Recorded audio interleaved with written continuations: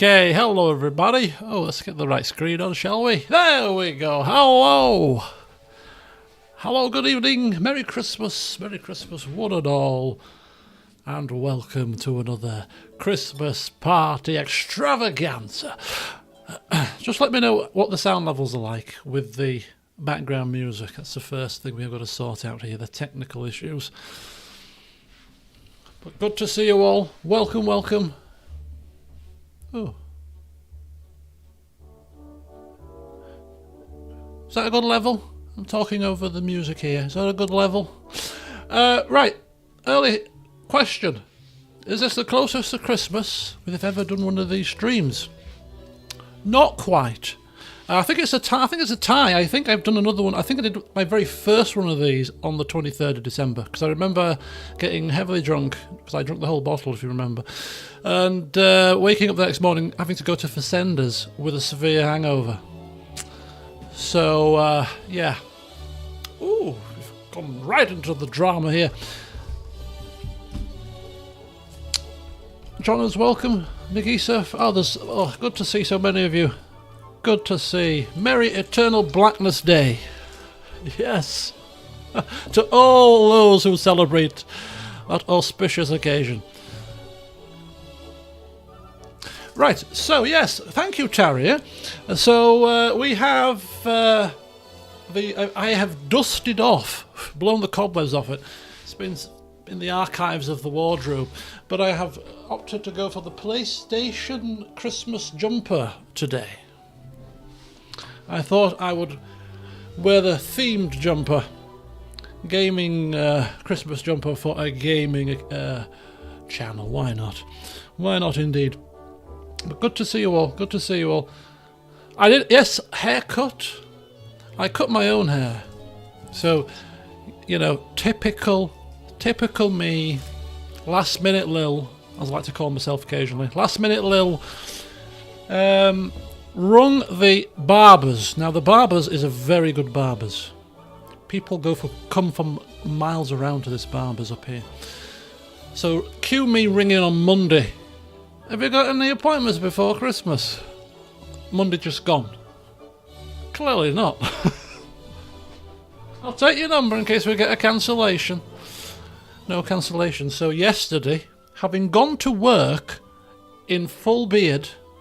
I mean, you saw me in some of the latest streams that have just passed. I wasn't looking my best. My hair was all over. My beard was growing out. I went to work like that. In the office. Anyway. I decided that yesterday was the day to get it all cut off. So I cut my own hair yesterday after work.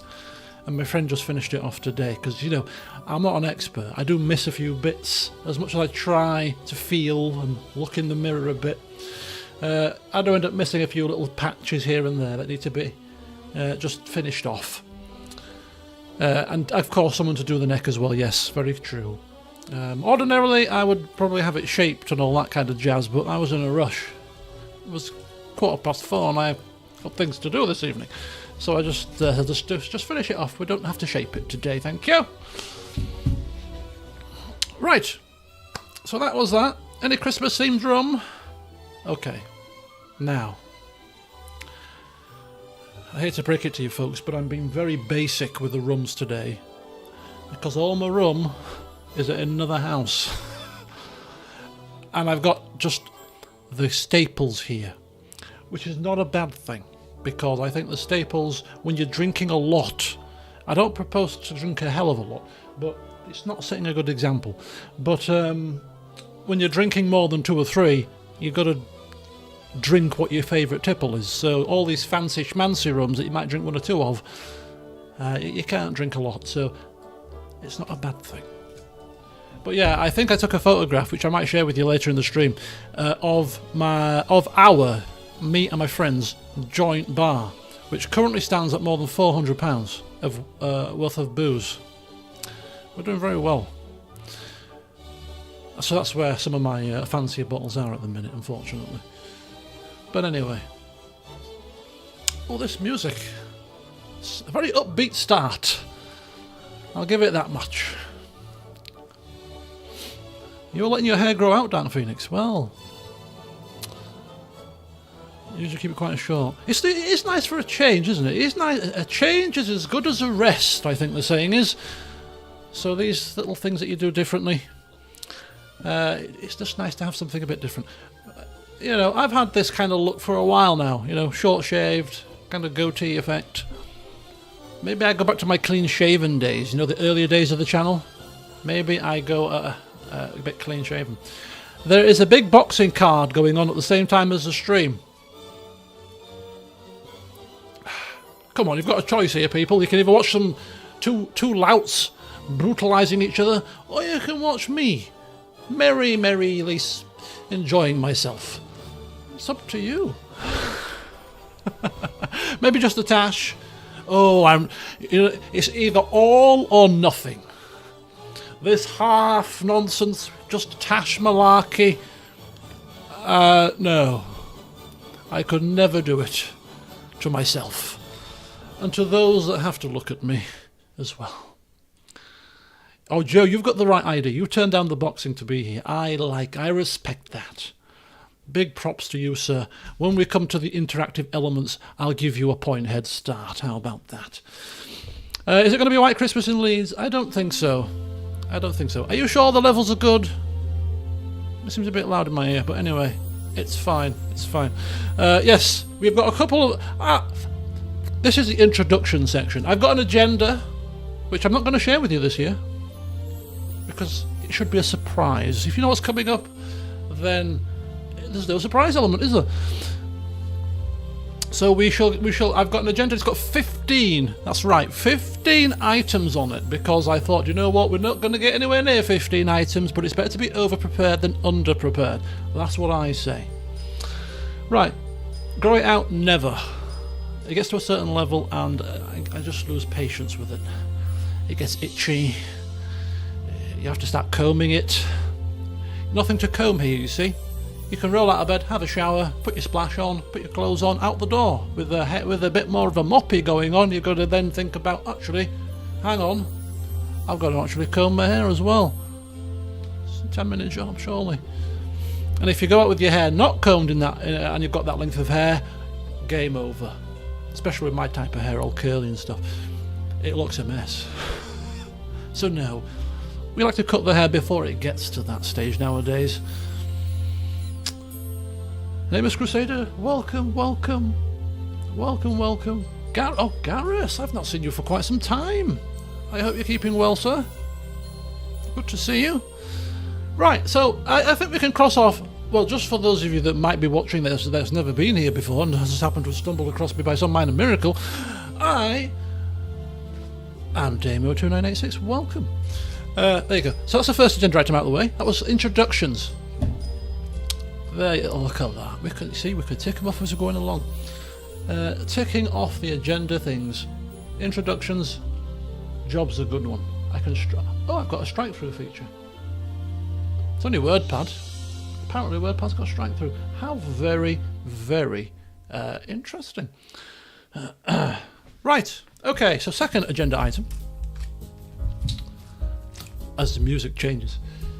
This is going to be a very swift and efficient stream. All my cuts and stuff. Oh, it's got this is a mix with the singing in. A bit off-putting, but it's royalty free, so. Okay. Next agenda piece. Before we get to anything else, we have a ritual to partake in.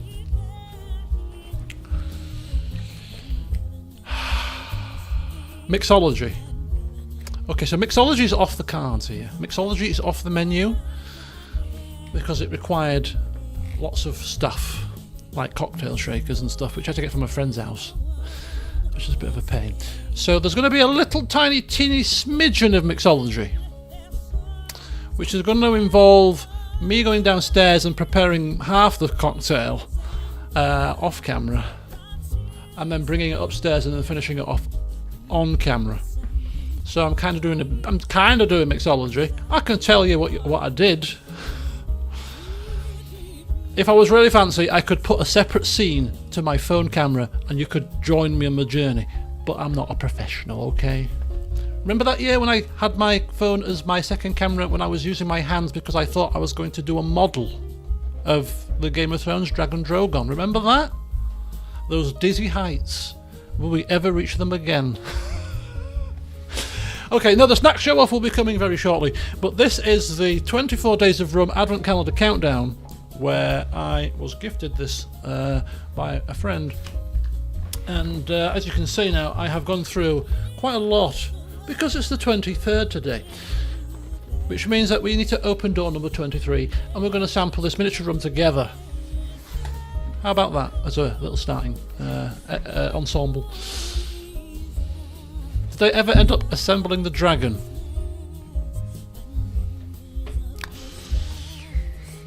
If I did, it'll be somewhere in this bedroom on display. I'll leave you to ponder whether I finished assembling the dragon. Flipping bottles and fire tricks. I shouldn't be telling you this because I'm not doing mixology today. And you'd be all like, you should have done that on camera. I kind of feel your vibe here, but I did make, because I was at my friend's house before I came to this stream. I went there about 2, I stayed there for about 2.5 hours, and we had cocktails. Because I, as I mentioned at some stream in the past maybe, that I've turned my hand to mixology. And it's a joyful thing. Very joyful. So today, I made a spiced daiquiri. Now, with pineapple grenade. Now I just put a comment in the Discord server about somebody that's drinking pineapple grenade whilst watching this stream, Oliver. I think it was you anyway. I had a pineapple grenade spiced daiquiri, which is pineapple grenade rum at 65% overproof, followed by sugar syrup, a squeeze of a whole lime, because we're making 2 here, Angostura bitters, and a bit of sugar syrup. Have I said that already? Sugar syrup, bitters, splash of water, lime, and the rum. Shake it together over ice in the cocktail shaker. You've got a little bit of a spiced daiquiri going on. 65%, yes. Yes. Pineapple grenade. It is an absolute beautiful rum with Coke. It's strong, so don't pour yourself a house double unless you're prepared for the kick, but it's deliciously sweet. Just only subtle hint of pineapple, and you get the burn. Oh, it's magnifique. That's magnifique. So I made that, and then I also made today espresso martini. Get me fresh coffee, Kahlua, vodka, sugar syrup, shaken over ice. My friend is a coffee fanatic. She loves coffee. When I say love coffee, she loves coffee. I've never seen anybody get so excited. I have never seen anybody get so excited about a cup of coffee in my life. Those people exist. They go mad for it, almost like addicts. I'm a coffee, but or maybe connoisseur is the correct word, because give her a poor coffee or a crap coffee, don't go there. Anyway, so espresso martini.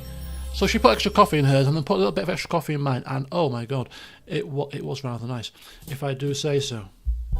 Right, so today's miniature rum.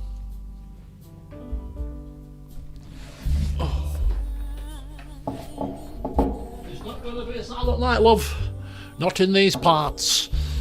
Right, so today's choice miniature sample is Ron Cartavio Solera, 12 years aged.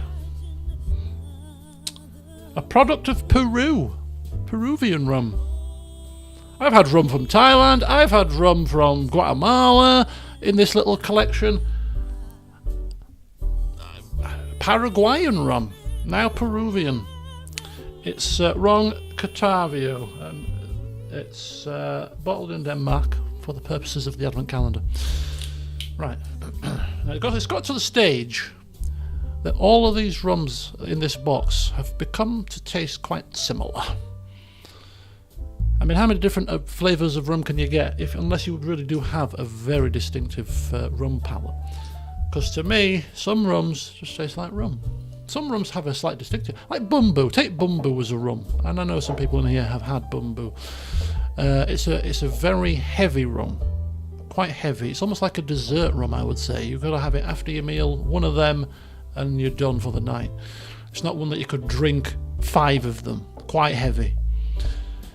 But it's got a very distinctive taste of banana.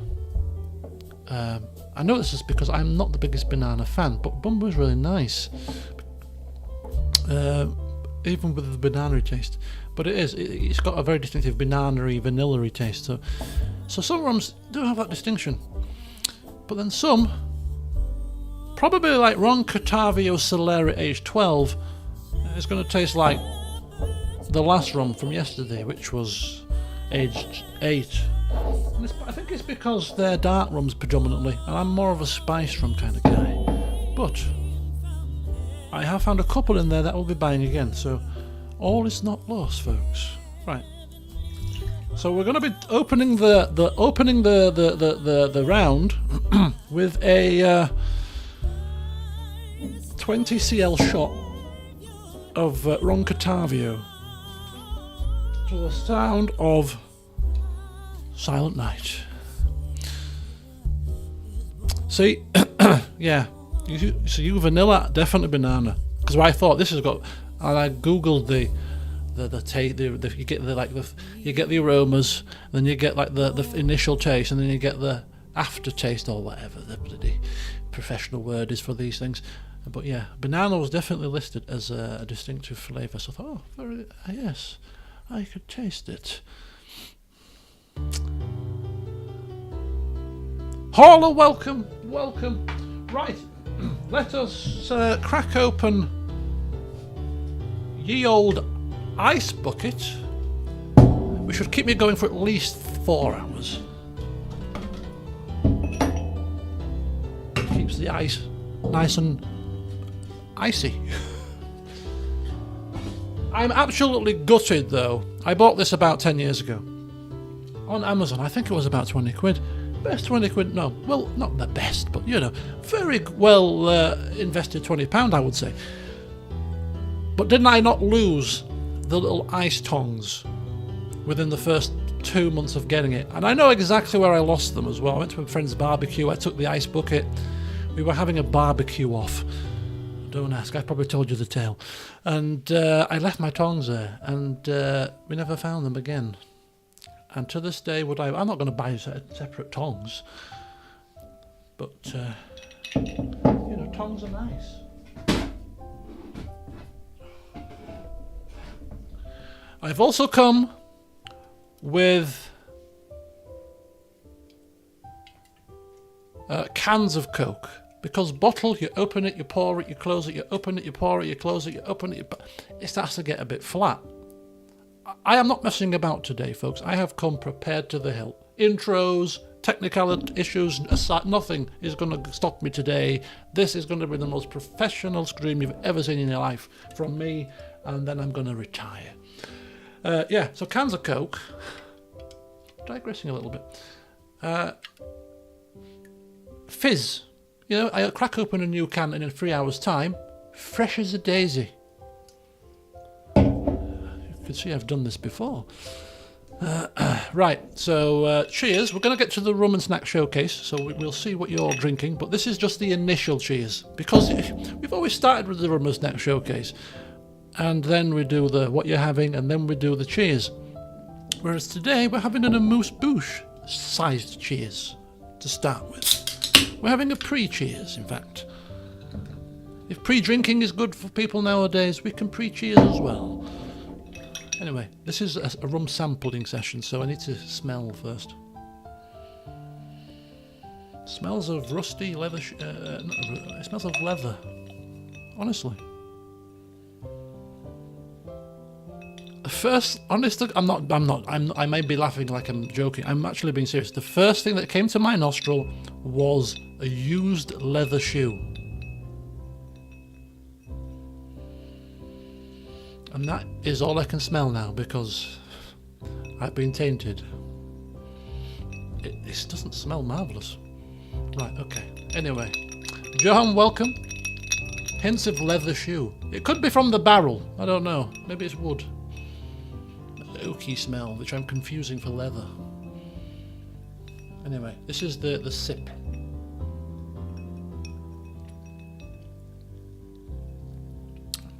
Okay. Quite. Ooh, yeah. Not sweet at all. Now, maybe because the water's swished around in it for a little while, possibly. But I didn't get an overpowering, overwhelming kind of at the back of the throat like some of the rums have given, you know, it takes your breath away a little bit. This is actually quite a front of the palate kind of rum. I don't know. I don't know how much are these guys paying me? Yeah, not actually overpowering at all. Now I'm just going to blob a bit of Coke in it. And then we're ready to get this show on the road. Lovely. Right, well, 2023 is been and it's almost gone. The past couple of years or so, for one reason or another, we can all say, have pretty much blurred into one, have blasted on by. 2023 really is the first year of some form of normality. And for whatever reason, it just feels like to me like it's gone into an absolute whirlwind. Really has. But anyway, we have, touch wood, almost made it, and may 2024 be another good year. I think. Okay, there's been a few ups and downs for me. Don't get me wrong. You know the recent major down, but on the whole, 2023 has been. I've been on 4 holidays. Had a whale of a time. For the most part, job's going well. Went back into a role at work that I really, really enjoy. So, you know, on the whole, I can't be overly dissatisfied with the year. But anyway, here's to 2023. And here is to a very Merry Christmas if you celebrate it. And if you don't, and you're off for any period of time, I hope you just have a peaceful and restful time. Enjoy it with family, friends, etc. And more importantly, thank you all for being here with me to share once again another virtual Christmas party stream. So, cheers everybody. Oh, I like this. I like this with Coke. Really nice. This is very good with Coke. Interesting. Oh, and the music too. Isn't it fabulous?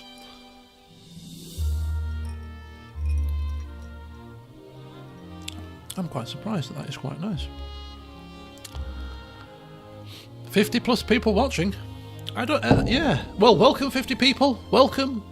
Welcome, welcome. So, rum and snack showcase. Agenda item number 3 of 15.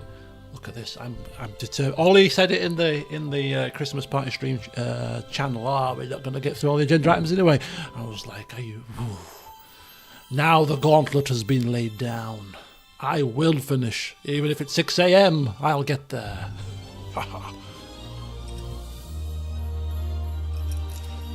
Right. Okay, so Ambrister. Oh, thanks for the streams. Pleasure. And thank you for watching. You're a regular, so it's much appreciated seeing you. My pleasure. Little chatty stream. I quite like these kind of streams. Just little chatty streams, community-based things. I did introduce a second one with the anniversary stream, but I mean, I suppose we could maybe squeeze one more in, just kind of more an unofficial one, I suppose. But yeah, it is nice, and that's why in these streams I tend not to like to play computer games. I know some get recommended on occasion, but it's like, no, let's just not play computer games today. Let's do something different. You know, I can flim-flam for hours, me. Talk for England. when I'm ready. A summer party stream. Now, summer party stream sounds good. I could get a paddling pool in here, splishy splashy, with all electrics, it'll be fabulous. But no, summer party stream would be cool. I could definitely do some mixology for the summer party stream. You know, the summer cocktails. It'd be lovely. It'd be lovely. Don't worry, Jet, we're going to be going until at least another 6 hours. You missing a few minutes is not going to make any difference. But Merry Christmas. Hello, Samantha, welcome. Birthday party stream. Oh, yeah, another one. Look at that. Oh, yeah. Yes, indeed. Right, no, we shall keep it to 2 for now. And maybe with one other smaller one in the year. We don't want to oversaturate these things. You know what I mean? Christmas is but once a year and all that. Makes it more exciting. Okay, so Taria, you're vacating in the UK. Extended family near Leeds. What are some sights in Leeds to see? Oh, Taria, don't you ask the tough questions. So it's good to be asking them now, actually, to be fair, rather than later in the stream. Because this is where I should be expected to say, oh, Leeds and the surrounding areas are a fabulous place. You can go here, you can go there, you can go here, you can go there. I recommend at least 5 different... I'm like, is there anything to see in this city?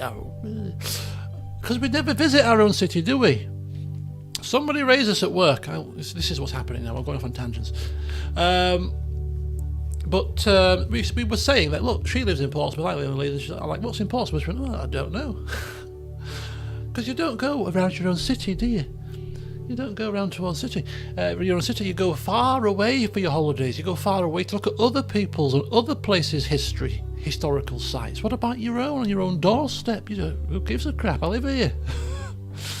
So, yeah, Harewood House is very nice.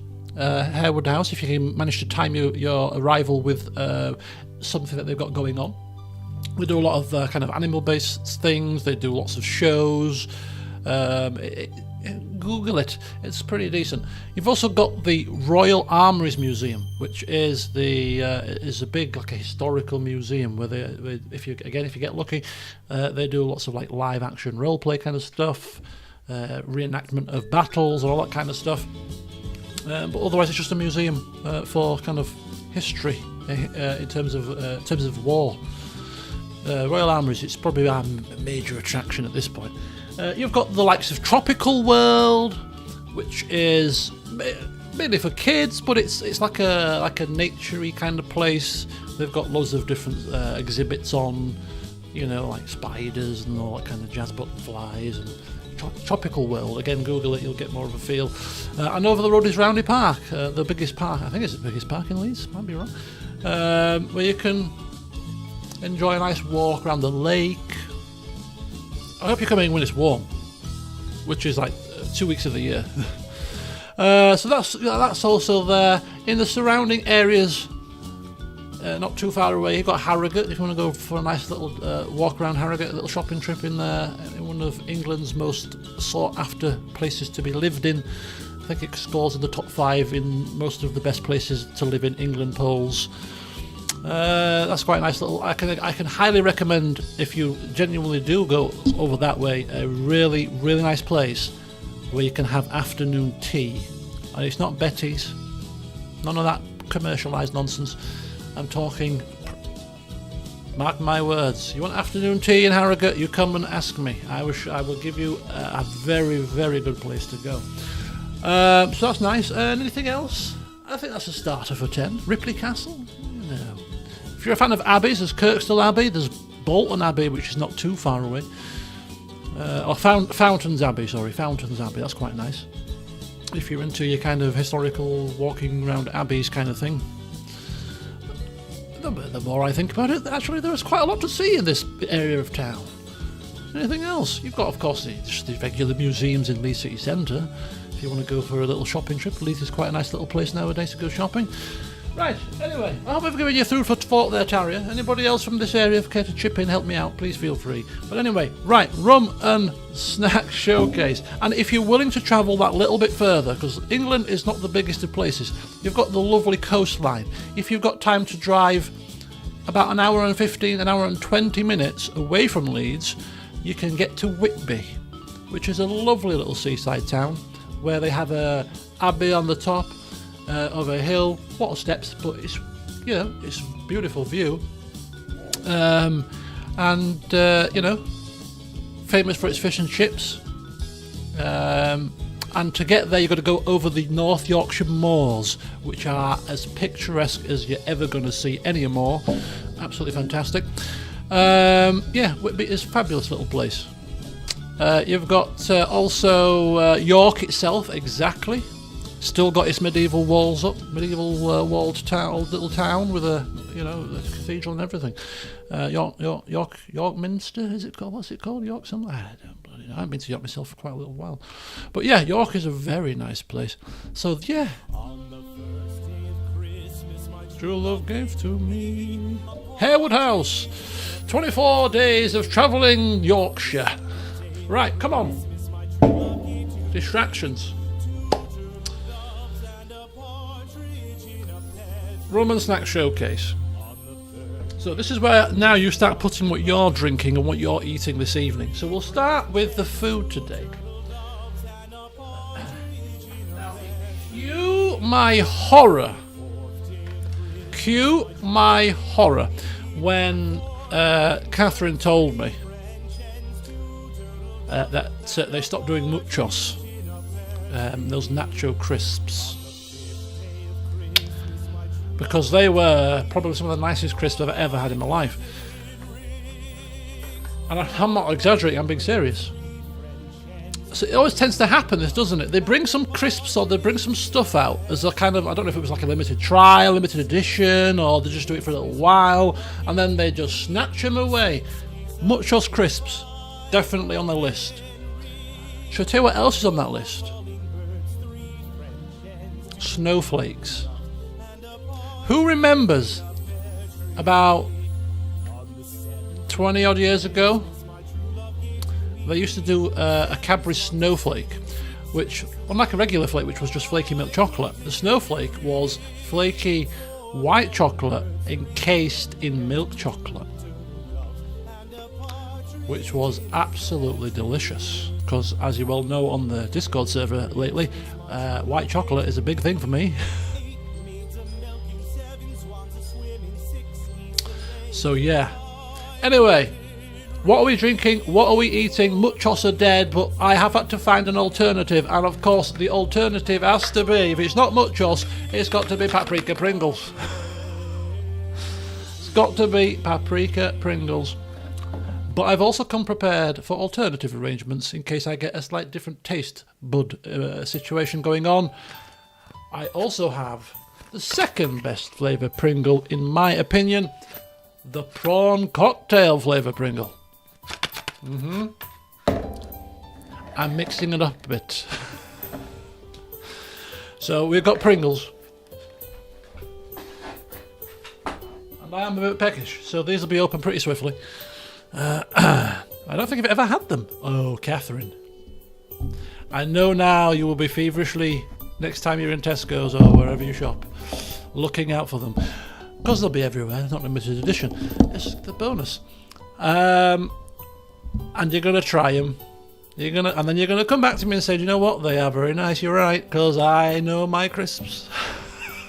As you know your crisps too, Catherine, I have come to gather.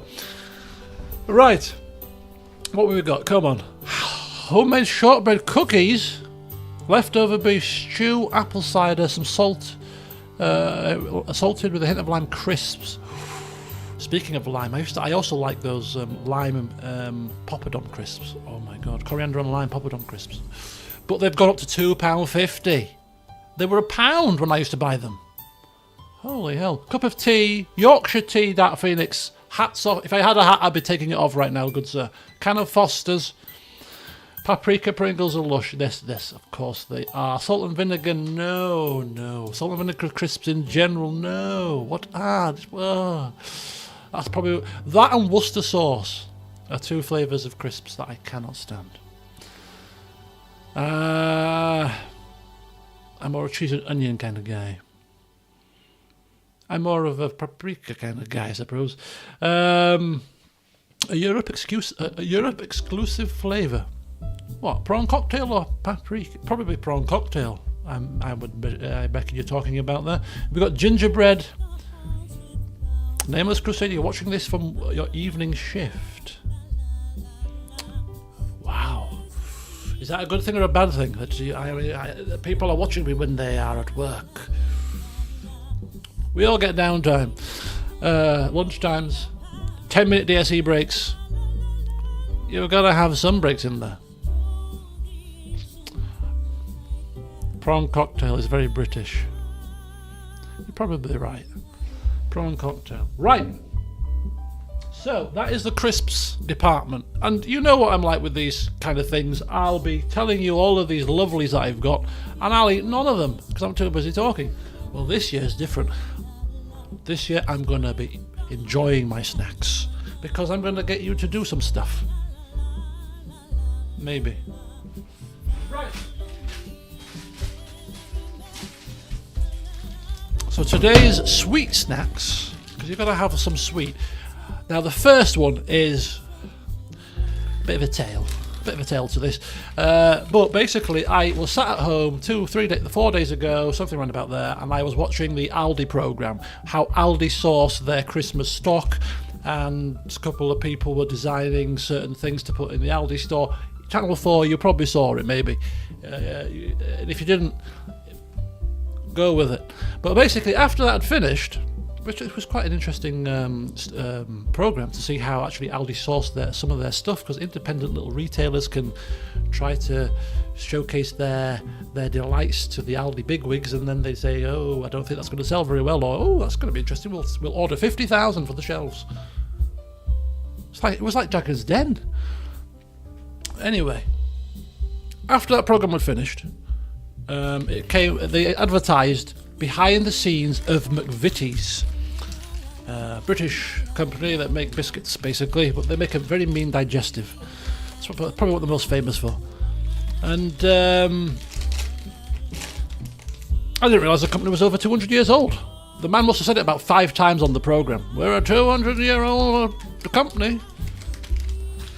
I think you've said it already, buddy. You get the picture, you're old, okay?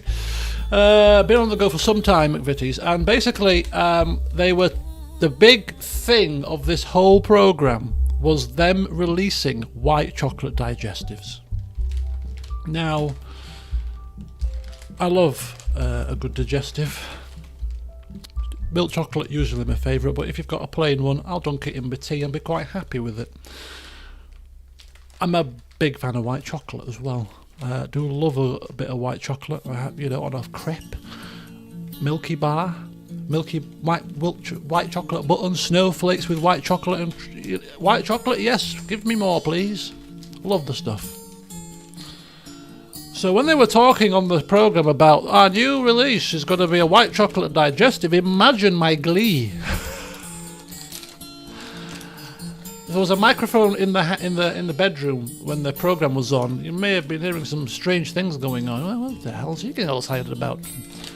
He's just watching a programme about biscuits. Yes. So anyway, I didn't realise that they were released like a month ago, but I thought they were just maybe just for Christmas. So I thought to myself as I was watching this programme, obviously I have to get these. And then I thought, well, maybe it'd be very difficult to get these. Because if people are watching this very same programme that I'm watching, and there was apparently a big TikTok-y kind of social media kind of viral thing going on at the time that completely escaped my gaze, I thought, I'm never going to get a packet of them. They'll be all sold out, surely. Anyway, they weren't. There's plenty of packets in the stores. And hence why the first snack that I have to showcase after that long and convoluted story is a white chocolate McVitie's digestive. I've had half the packet because they're bloody delicious. But they're on the menu. Homemade brownies. Now they sound good. Jaffa cakes are the most famous. I didn't know Jaffa cakes were from McVitie's, mainly because I don't eat Jaffa cakes because I don't like them. I didn't realise. Jaffa cakes could be... I might be with you on that one, actually.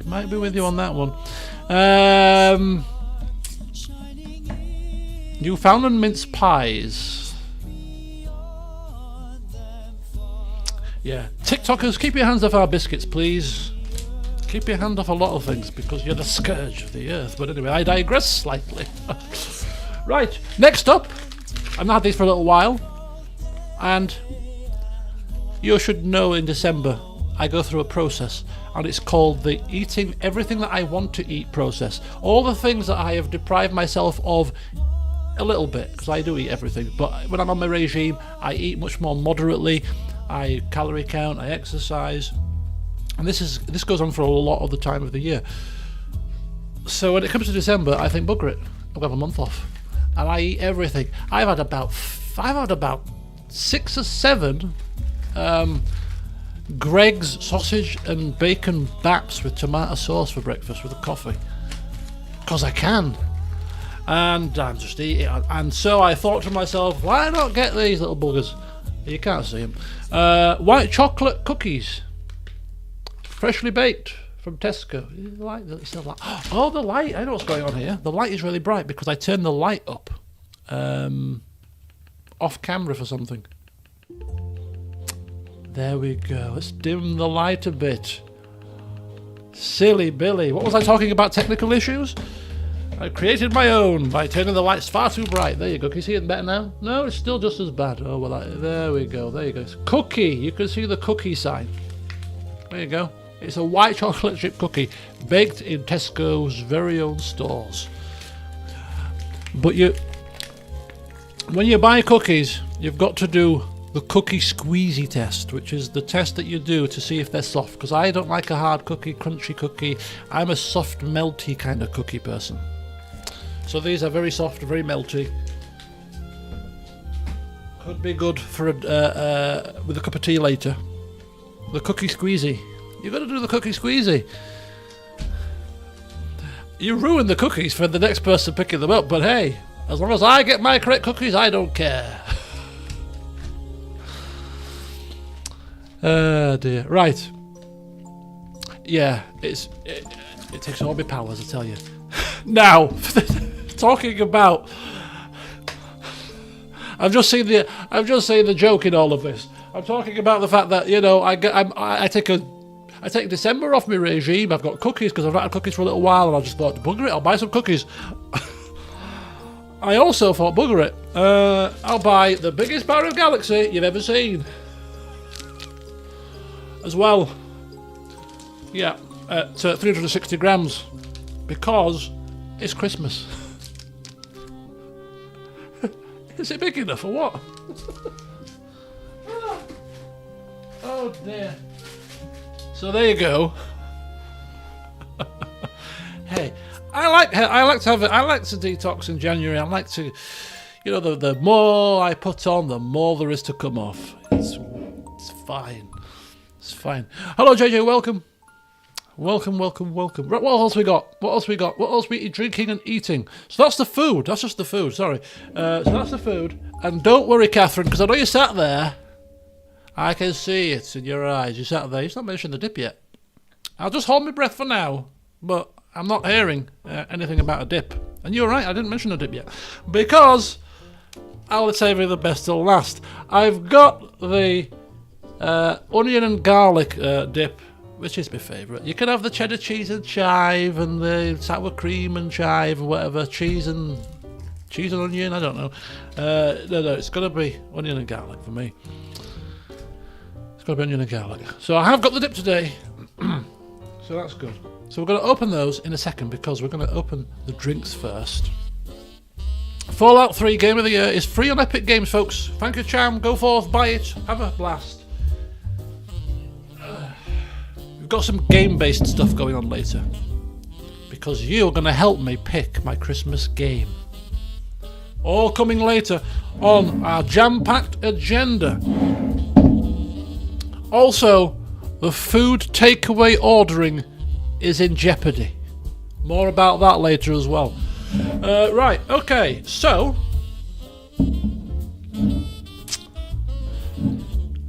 don't worry, I said it could be. Not definitely. You guys might have a say in it. Just don't get your knickers in a twist. Korean barbecue is in jeopardy. Right, sorry. First rum this evening is, of course, I've already said them, Kraken, good old Kraken rum. It's a good one. I just realised I've got no lime. I forgot to buy lime. Just when I was praising myself for being so well prepared today, I forgot the lime. Never mind. It's fine. We'll make do without. So we got the Kraken, and you noticed it is a completely and utterly full, unopened bottle.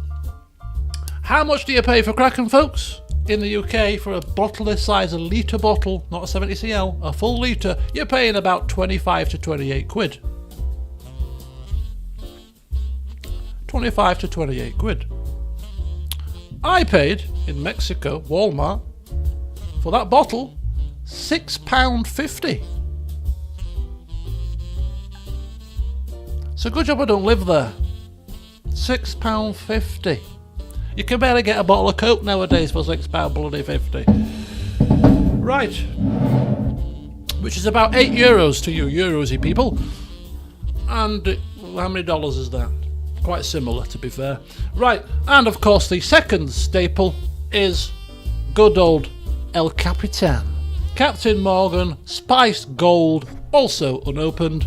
This bottle, there's a theme here, cost me £10 because it came from Gibraltar. So we've got Gibraltar Morgans at £10. We've got Mexican Kraken at £6.50. So your first task, folks, is which one am I opening first?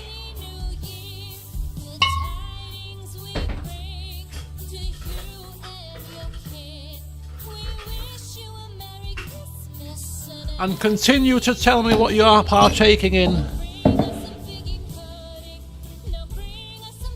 Captain Morgan with Coke is a staple. Kraken first. So we've got one for Captain Morgan, we've got one for Kraken. What are we having? Come on, how am I opening? A proper opening now, not a miniature version. The full version.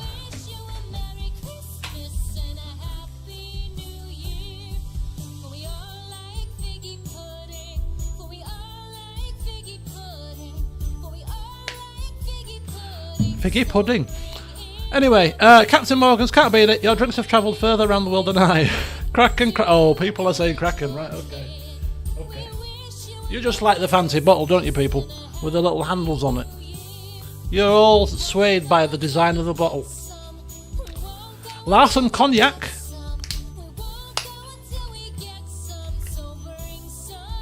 Right, now, let me showcase how this is happening here. This is the Mexican version of Kraken, which has some kind of a pouring device on it, which means you can't pour it in a glug, you pour it in a trickle. Look at this, just a little slither. You can't, I mean, I don't know, is it a safety device? I don't know. But basically, it's not a proper bottle. It's got a little stopper on it thing. Anyway, remove the device. You can't remove the device, I don't think. Look, don't have me break this bottle. It doesn't twist off. No, use a hammer. It's okay. The funny thing is, the Gibraltar Morgans has exactly the same device on it, so I don't know, is it a foreign thing? As in as a non-UK thing? Maybe the UK having their bottles wide open so you can glug it like a fish is maybe just us? I don't know.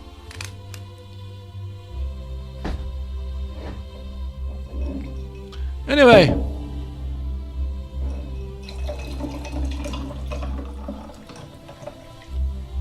Oh. Right, there we go.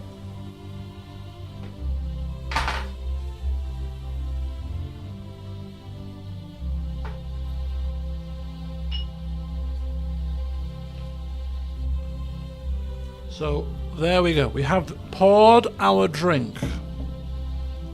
Dill pickle crisps.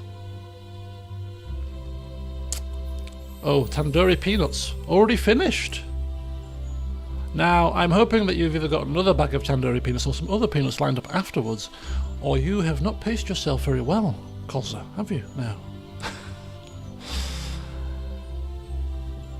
Okay, so anyway, this is the real cheers. Happy Christmas 2023. Chinese fried chicken. Oh, now, I am rather peckish. I had my lunch at 12:30, and it's now what? Almost 7 o'clock. So we might be getting to the food section a bit earlier than past streams. We'll see. Then again, if I get going, we might be still. But I am taking mental note of when I did take a mental note of when the place that I want to order potentially order the food from shuts. It shuts at 11. So we need to be ordering the food no later than 10. So it's your job to remind me if I have forgotten to eat by 10 p.m. We need to better start getting a move on. That's the one thing I ask you to do for now, okay? Right, anyway, cheers everybody. Let's get this show on the road as we move swiftly into the next agenda piece. Ooh. Ooh. Well, Kraken was a good choice. Delicious. Oh, when you've not had it for a little while, it does taste good. Absolutely. This has definitely got taste of. You can taste the vanilla in the Kraken, quite strong.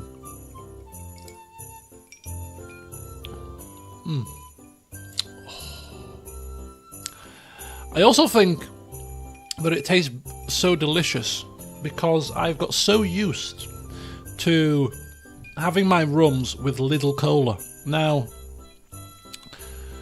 you may sit there in judgment, but unless you've had Lidl Cola, then you're in no position to judge, because Lidl Cola, Freeway Cola,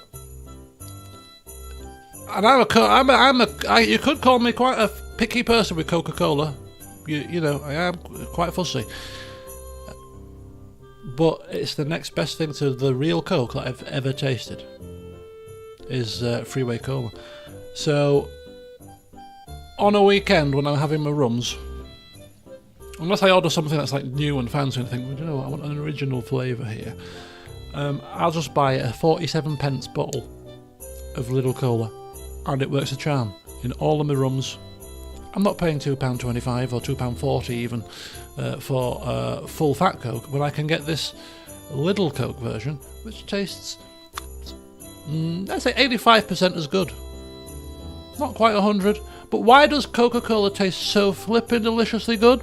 Because the real cola's got 26 grams of sugar in it per 100 mils or whatever it is, whereas the Lidl Cola's only got, I think, was about, what, 9? So that's where your flavour comes from the grotesque amount of sugar in it. But anyway, cheers, because today is full fat, real deal cola day. And that's why it's probably tasting doubly as good. Right, Mexican cola is... I've never had... Well, I've been to Mexico. I've just come back from Mexico. I don't know what cola they were serving me. I'll tell you one thing that is nice. Mayan coffee. Mexican Mayan coffee. I was determined that I was going to make that this Christmas. I've just realised and I've forgotten. I was going to get the ingredients to make that this Christmas. I've forgotten. You just reminded me. Thank you. Thank you for reminding me. Never mind. Right, what am I doing? Agenda. Right, okay, stand by. Miniature run sample we have done, and rum and snack showcase we have also done. So hopefully you're all tucked in nicely into your comfortable positions. You have your snacks of choice, your drinks of choice. Anybody else drinking any rum? We've got pineapple grenade on the menu. Oliver, thank you very much for partaking in that one. Anybody else got any other rums on the go? Anyway, the next agenda piece is just a way for me to be able to unwind with a drink or two before the party starts properly. And that is Flimflam Random Chat, which we've been kind of doing anyway. So we'll flimflam it for about another 15 minutes. We'll let our drinks settle. We'll have a few snacks we can have a bit of a chit chat, and then the next agenda piece will come forth, which will be, I'll let you know now, holiday and photograph showing. I don't take photographs on holiday, but I did take a few on this one. So I'll share my Mexico holiday snaps with you and give you a bit of a rundown, because I haven't told you about it because I was saving it for today. So I'll give you a review of how Mexico went, see if I can remember some of the shenanigans we got up to, and all that kind of jazz. So that'll be in about 15 minutes time. Look at that, I can stick to an agenda. You know, if I need to. Right, what have we got going on here? Rome Total War Alexander campaign. I don't think I ever played Alexander, you know. Played Barbarian Invasion. Don't recall playing Alexander. I've actually got the DLC. Can't recall playing it.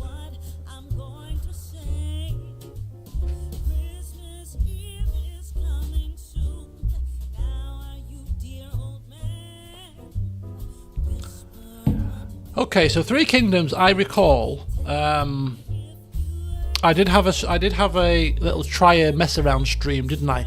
It was after one of the very last Plague Tale Requiem streams finished, and wasn't the King of the Black Mountain the character that I was going to play as?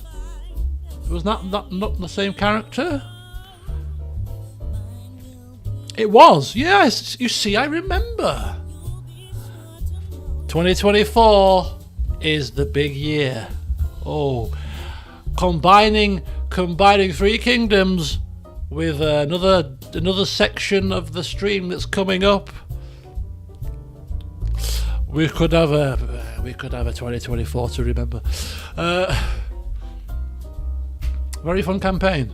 Nice. 2023 was the big year. It was a very big year. We started playing one of the best RPGs I've ever played in my entire life. What more do you want? Very big year. I have created the most fashionable character known to any of my characters ever. What's bigger than that? Come on, now it's all about perspective. That's what I say.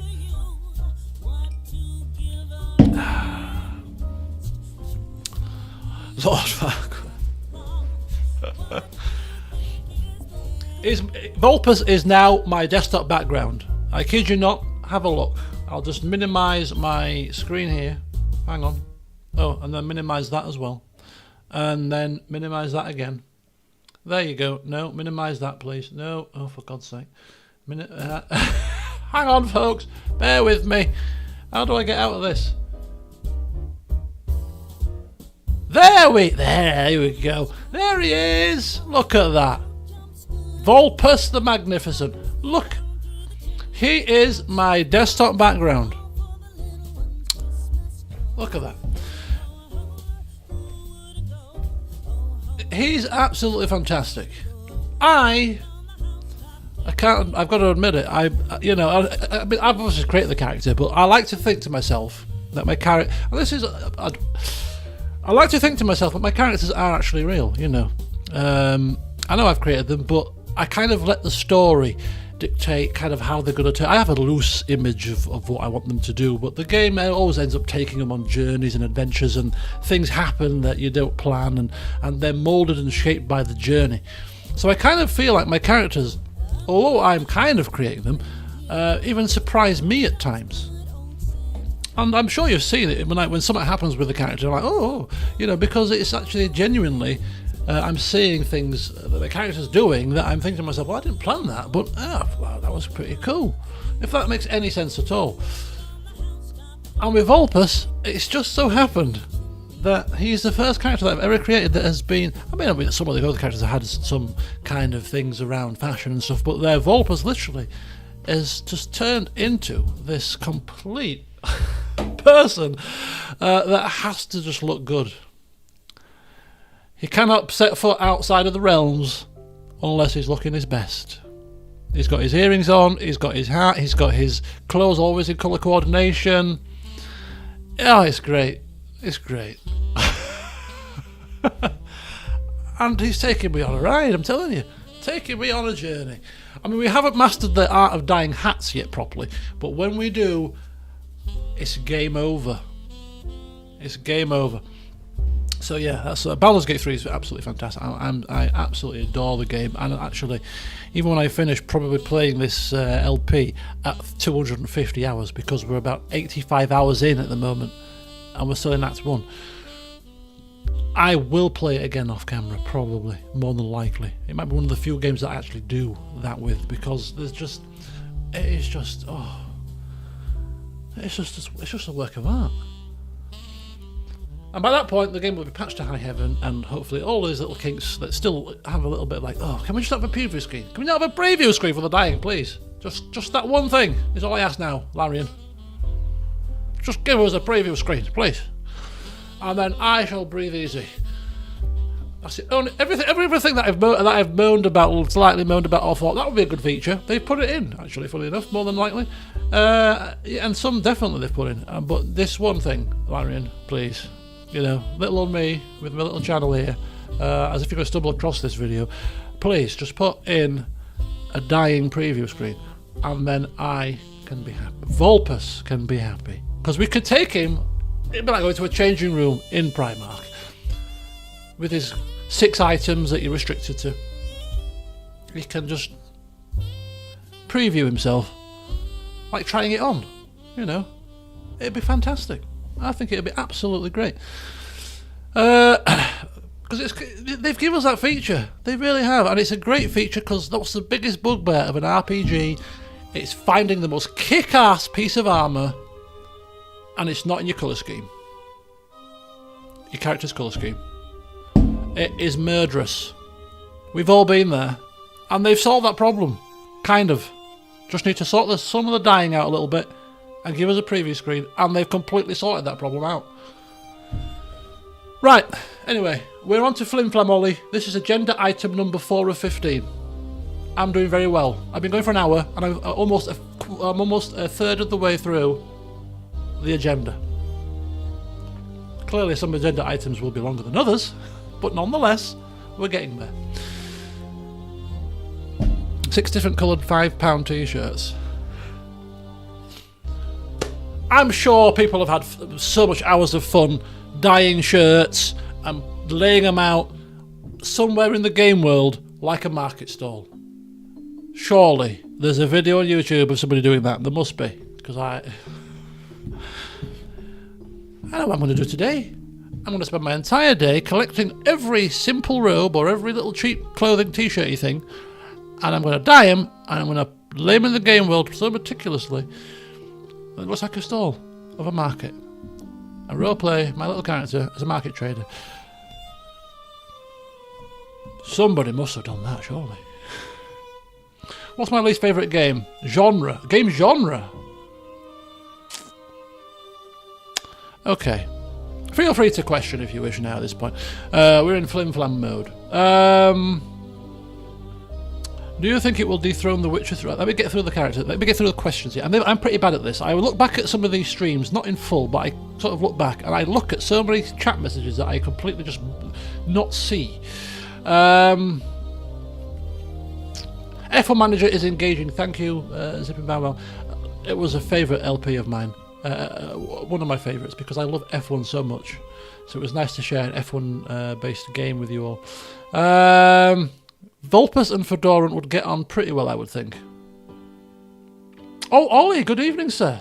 I didn't realise. You just slipped in and started talking about Vulpus being a narcissist, and I just thought you'd always been here. I just really just arrived. Welcome, welcome. It's amazing what happens when you pay attention here. Elquist was top notch. I liked Elquist as well. He was a good laugh, Elquist. He was a good fun. The competent slash... The incompetently... I like to describe him as the incompetently competent ruler. He was a turn. If it wasn't for Chandra, he would have not got anywhere near where he did. Chandra was the underrated character of that series. Oh, that way looking at your character sounds very fun. I only do it when I'm LPing, and this is why I'm still LPing so many years later. This is now going to be 14 years this April, and why do I still do it? It's because I would never enjoy my games as much if I wasn't sharing them with people. I know I've said it before, but I wouldn't. All these characters that I've created over the years wouldn't exist. It'd just be Joe Blogs, just doing the things that are the best things to do at that moment because I want to get to this level, and because that's how I used to play. Honestly, I don't appear to be a power gamer anymore, clearly, but yeah, the tendency to want things to go right at every turn, like forcing you to reload. All that I've been there, and having been here, that way of playing is not fun anymore. No. So it's good, and I think it keeps things fresh as well. It's because it makes the game more magical a little bit if you're allowing yourself to sometimes let the game take control of your character a little bit, because even you as the player become a passenger, become a viewer almost. Like, oh, what's going to happen next? What's the game going to do to shape my character next? It's quite fun. Anyway, sorry, just a slight tangent again. Horror or puzzles? Right, yes, my worst genre of game. Horror. It's got to rank up there. And not just because of the fact that I'm, quite easily jumpy and, the scares, and Mortuary Assistant was probably the worst game I've ever played for that. Oh, God, that was a nightmare. Hence why I had to play it in 2 bits, essentially. It's also because I just, the genre, the films, and I've seen horror films where they're not scary at all. This is like, oh, it's just not my cup of tea. Just not my cup of tea. But I still play them for your viewing pleasure occasionally, because why the hell not? Alan Wake I don't class as a horror per se. Survival horror I think is slightly different to like really proper horror games. Because like Resident Evil's, the very early ones were really good fun as a teenager with a PlayStation 1. It was having to get together with the family. I hope you enjoyed. This is what this time of year is about for me. Fedora is my favourite so far. The incompetent braggart was hilarious. Yes, Fedoran. Good grief. With his hats with feathers in. He loved it. At some stage, I may watch these LPs back myself. Maybe when I finish playing, when I hang up my LPing boots, I may watch back my own videos in full. Because I don't like to watch myself usually. 14. What's this? What we talking about now? Bob the 25th. I enjoy watching you at some games playing more than myself.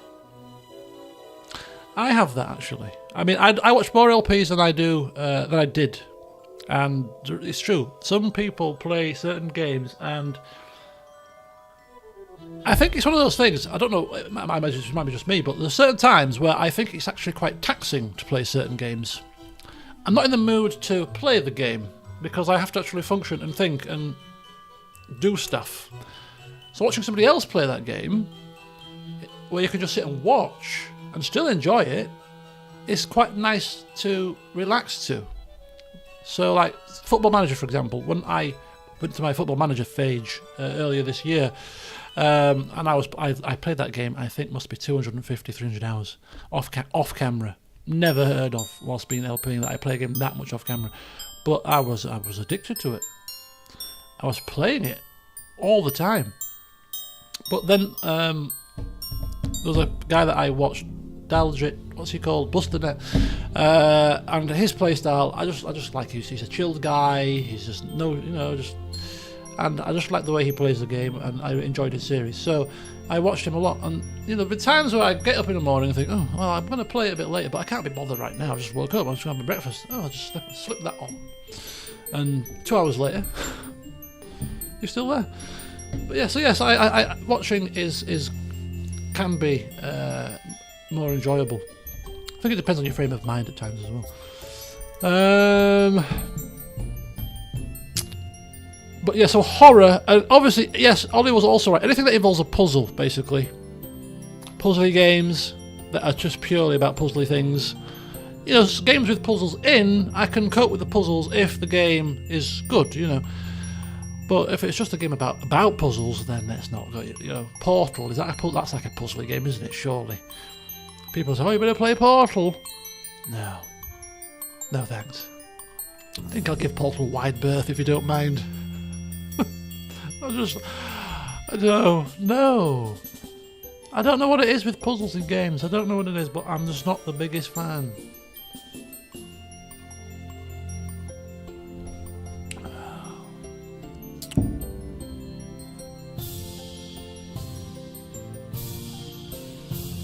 I'm watching some people play the old Resident Evil games with all the enemy spawns randomised. A room of 4 zombies. That's like an interesting concept. Favourite character for Liv is Mr. Morgan, Volpus and Cass. Oh, Cassandra Chef. Calamity Cass. Oh, I liked Calamity Cass as well. I like Calamity Cass. Oh. Happy Days. That was like last May, wasn't it? Was it last May when Mass Effect Remastered Edition-y thing came out? I enjoyed that series. I enjoyed that series very much. Mass Effect is a great series. Anyway, it's making me think I should play it again. Portal 2 is a masterpiece. Yeah, one that maybe I should watch somebody play it. Maybe that's the kind of game, talking about this kind of thing, that I should watch somebody else play. And maybe even shout the answers at people, because it's easier to sit and watch somebody play a game and pick up on what they're not doing than it is to pick up on what you're supposed to be doing when you're playing and talking and commentating and entertaining. Debatable. So, yeah, I might be able to actually say, oh, come on, buddy, that's the answer. Have you not seen it? Come on, what are you doing? I'll put myself in your shoes when you're shouting at the screen when I'm clearly blind and not seeing things properly.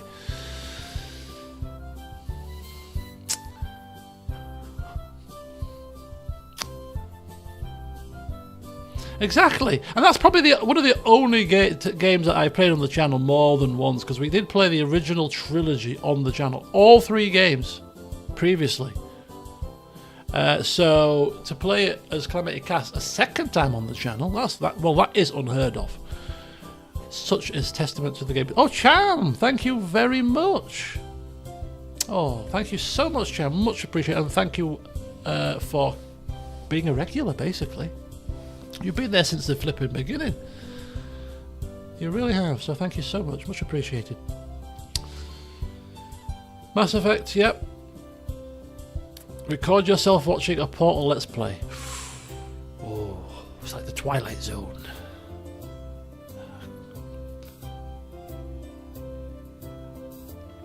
That went down very nicely. I think I'm going to have one more of them, and then we're going to try Morgan's.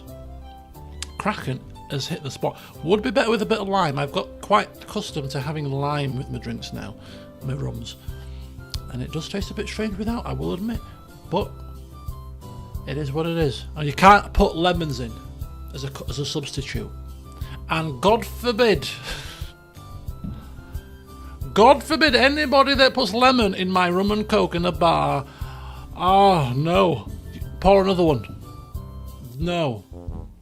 It drives me potty. Oh, if I see a wedge of lemon going anywhere near my rum and coke, somebody.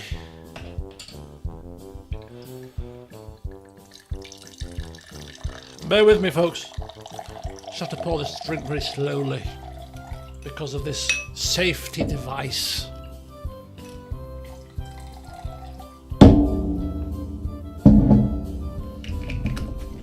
But don't worry, it was £6.50 this bottle, so I'll put up with all its foibles. Right, I think I might have to open another can of Coke with this one. Or maybe not, actually. I mean, it's not a full glass, admittedly, but we could use this as a sipper rather than a gulping kind of drink. it'll be stronger because there's less coke in it, you see.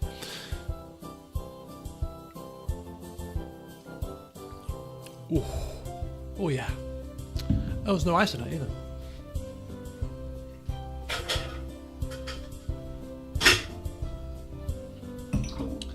Oh, well that's kind of bunched it up a bit. But it's nice and strong. Right, favourite tabletop games, RPGs and board games. Right.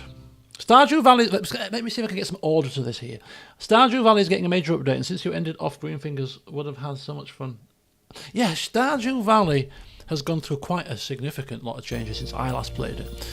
But it's that age-old problem for me, in that as great as that game was, and I did really enjoy that series and enjoyed that game, playing a game that I've already played is a big issue for me. It's difficult, and you know that I love The Witcher 3. It's my favourite game of all time. But can I play that game again? You know, could I ever play Skyrim again? I'd done the games to death. Now, Stardew Valley, nonetheless, I didn't do the game to death, but I've played it now.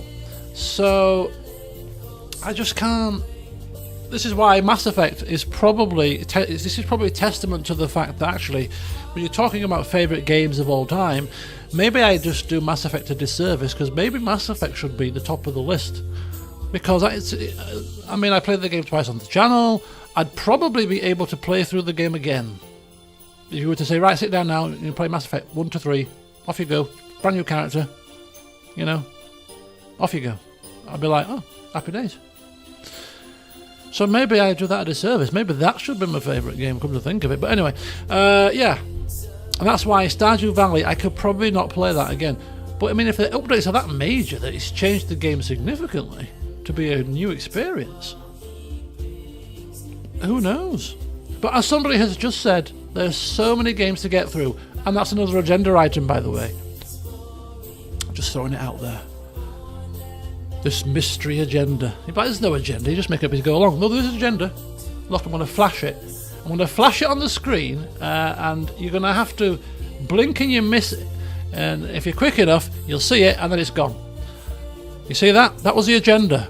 Now, for those of you that are very quick, you're going to try to clip that and freeze frame it and clip it. And I've got the agenda now, but if you cannot be bothered, then it's still a surprise.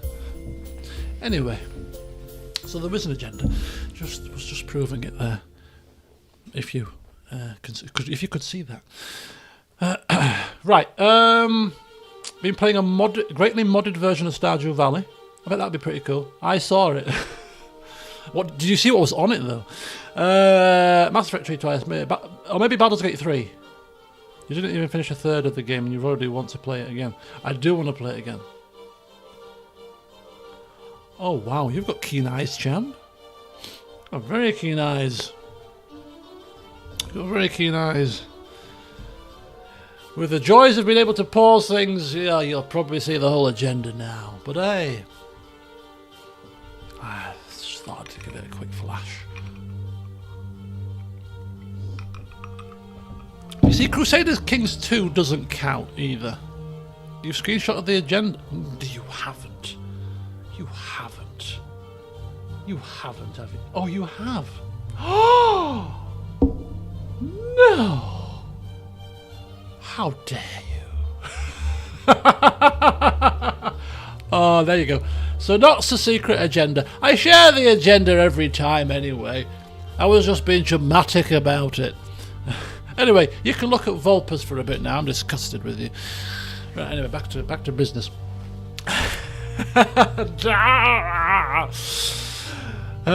Dear. Don't worry, I knew somebody was going to do that. That's why I flashed it up. You think I'm silly? Right, what we got? Nothing but bloody streamlined controls and keybinds. Interesting fact, right? There's going to be a lot that's going on in today's stream.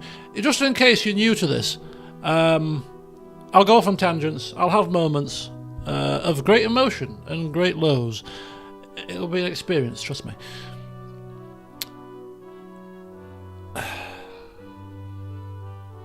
I was about to say something pivotal and quite revolutionary and quite reflective, and I've forgotten now. Damn it. What were we talking about? We were talking about screenshotting, and we were talking about... You've now pinned the agenda. You've pinned the agenda. Just so that people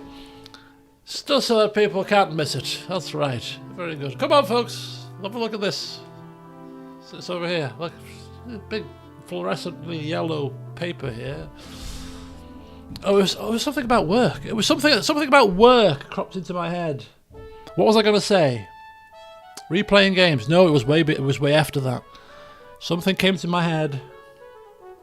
Something came to my head quite pivotal. Oh, it'll come back to me in about an hour. Remind me. Right, will I ever play CK3? Yes, I will. I will. At some point. I will play CK3 Accessible Mind Palace. Hang on. Let me just get my Darren Brown book out. How do I do this again? I'll just ask Alex Case. What's she called? Saga. I'll just ask Saga Anderson. Saga, how do you do that Mind Palace thing? If you get to CK3 at some point, you need to try the Elder Kings 2 mod. Oh, some mods came out for CK3, didn't they, this year? Or maybe back in the last year even. Which including the Game of Thrones one as well, I think I seem to recall. There was a big release of that. So that should be out as well.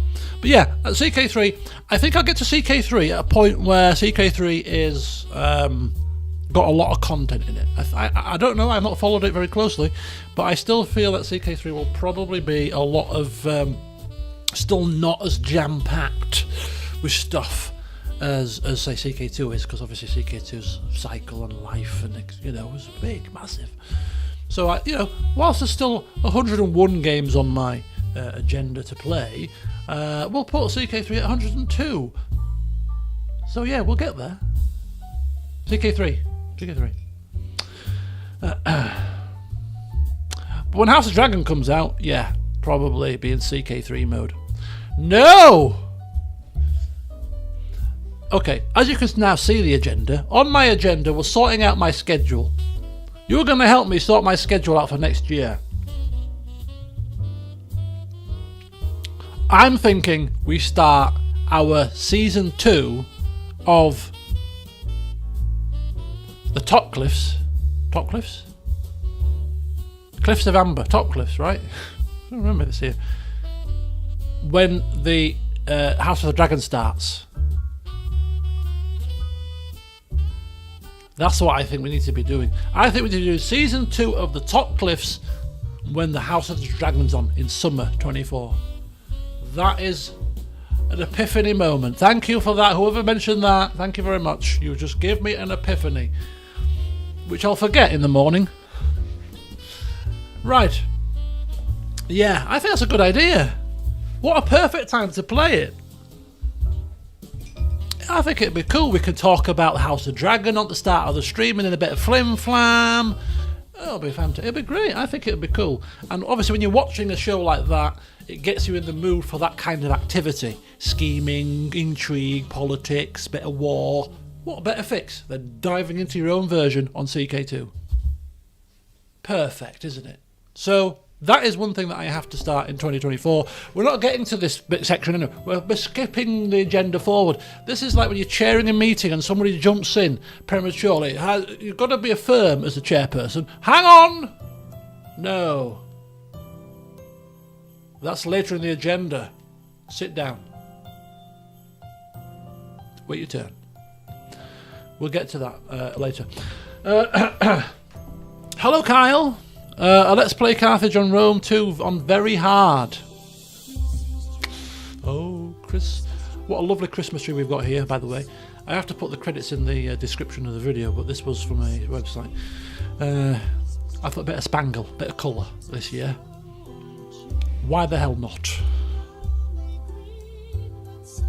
Anyway, I was supposed to be raising a glass, not just to you all for being here this fine Christmas Eve, but because Leeds United won 4-0 today against Ipswich. Now, for those of you that aren't aware of the situation, Leeds are battling for promotion at the moment. And I firmly believe that if Leeds don't get promoted this season, it's going to be getting significantly tougher as time goes on. So this is our best chance, I think, of getting promoted. So where we were 10 points behind Ipswich, who were in second. Now, Ipswich got promoted last season, and suddenly, out of the blue, they're flying high. Them and Leicester, record start to the season. 9 seasons out of 10, Leeds' points total right now would be enough for a top 2 place. This year, freakish. Ipswich and Leicester, freakish performances. Now, Ipswich, if we'd have lost that game, we'd have been 13 points behind them, with almost half the season gone. That is game over for me. I mean, come on. So it was a no holds barred, had to be victory to keep our promotion hopes alive. And didn't we just win? Not 1-0. No. Not 2-0. Nah. Not even 3. No. 4-0. 4-0. So hopefully that will have given not just us the victory, of course, but will have kicked Ipswich into a downward spiral of shock that they lose the next 3 games. That would be ideal. That's what we're hoping for. But anyway, so that's another thing that I was really excited about, because, you know, I don't talk about football that much, but I do like to follow Leeds' fortunes, you know. But they're a frustrating team to support. It's been a very up and down, mainly down time since 1998, when I first started watching football properly.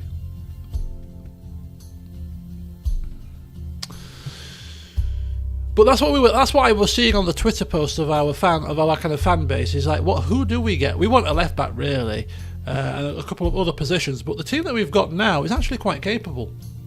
We've got quite a decent bit of squad depth as well for the division that we're in. So, and January is always notoriously difficult to manoeuvre the transfer market. It's very notorious, because it's just tricky. You know, you get a couple of players in, and if they upset the balance of the team and all that kind of stuff, it's not good. It's a minefield, you know.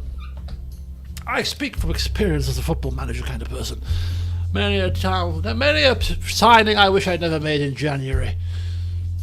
Unless you're Harry Redknapp, but then you're the Oracle. Yes. Newcastle lost 1-0. Oh, that's a shame. Do you know what? I don't mind. Look, I'm not one of these people that's like, I'm a Leeds United fan, so I hate Manchester United and I hate Liverpool with a passion. It's football, mate. It's football. It's not worth crying over, is it? It's not worth causing a scene over. It's not worth kicking people's heads in about. It's a game of football at the end of the day. So, good, fair play to every team, I say. I support everybody. No, but no, Newcastle is a team that actually, you know, proper old school side, northern team, you know, good atmosphere at the stadium, you know, proper fans, mainly from the city that they're supporting and not from, you know, other places. Quite a large percentage of people live there. Yeah. I mean, they've been bought up by billionaires now, like the rest of them. You know, your Man Cities and your Chelseas and all these big teams that people just decided to buy as a little plaything and put a load of money into and buy their way to glory. I mean, you know, not that I'm bitter or anything. I mean, apparently, Leeds have been fully bought out by the San Francisco 49ers, and well, that's not apparently, that's actually the case. But the woman that's the chairperson of the Senate, she's a billionaire, so it's not as if they're actually paupers either, to be honest. So, I mean, ultimately, I don't know. Is it pot kettle black, perhaps? I don't know. Maybe. Depends how much money they're going to put into us, doesn't it? But anyway, that's the trouble with football. It's all about the money. I prefer other sports, like the less money type sports, like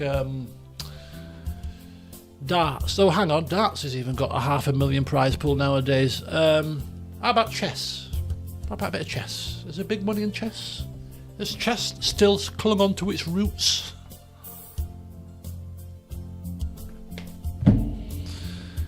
Dominoes. Can't beat a bit of dominoes. A bit of darts and doms in the local club. That was me on a Tuesday when I left the police for a little while. Darts and doms nights. I became one of those people. Do you know what? It's good fun though. Don't knock it until you've tried it. Right, Merry Christmas, Basketball Giant. Welcome to the team. Welcome to the show. Where currently we're talking about nothing but other than just random stuff because it's the Flimflam section, which has gone on for 40 minutes when I said it was going to go on for 15 because we had other things to do. Right, okay. Ever played poker? Hang on. Before we even get to the holiday section, which is the next agenda. Somebody, do you know what? I'm not even looking at my agenda anymore. You want to take control and start photoshopping and snapping my agenda, then you guys are going to tell me what I'm supposed to be doing next. What's after this flim-flam? Make yourself useful. Right, anyway. Whilst my team of able-bodied people... They are very, I don't mean that. That's the wrong thing to say. Ably, what's the word? They're very able people. Skillful people is probably a better thing to say. Tell me what I'm doing next. I shall answer that question. Poker. You want pictures? Holiday stories, flim-flam, yes, we'll go on for a few. No. We have to stick to the agenda. Today I have mentioned that the agenda will be stuck to. And it will be.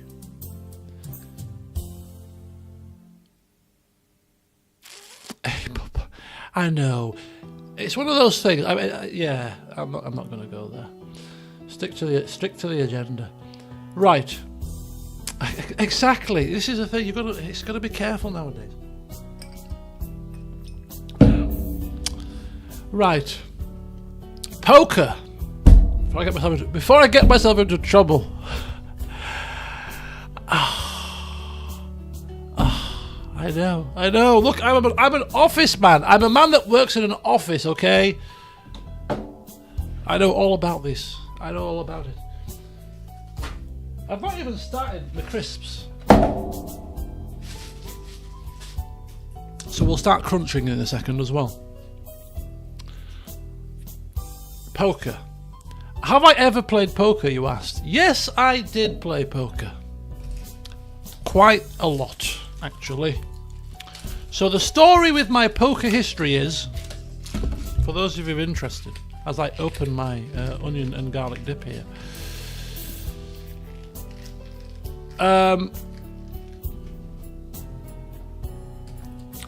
Back when I was a wee whippersnapper at age something or other, I think it must have been 2007, or maybe even, it was 2007, because I got my Xbox 360 in 2007. And whilst that was going on, I was playing PGR 3 and Rainbow Six Vegas and Ghost Recon and all that kind of jazz.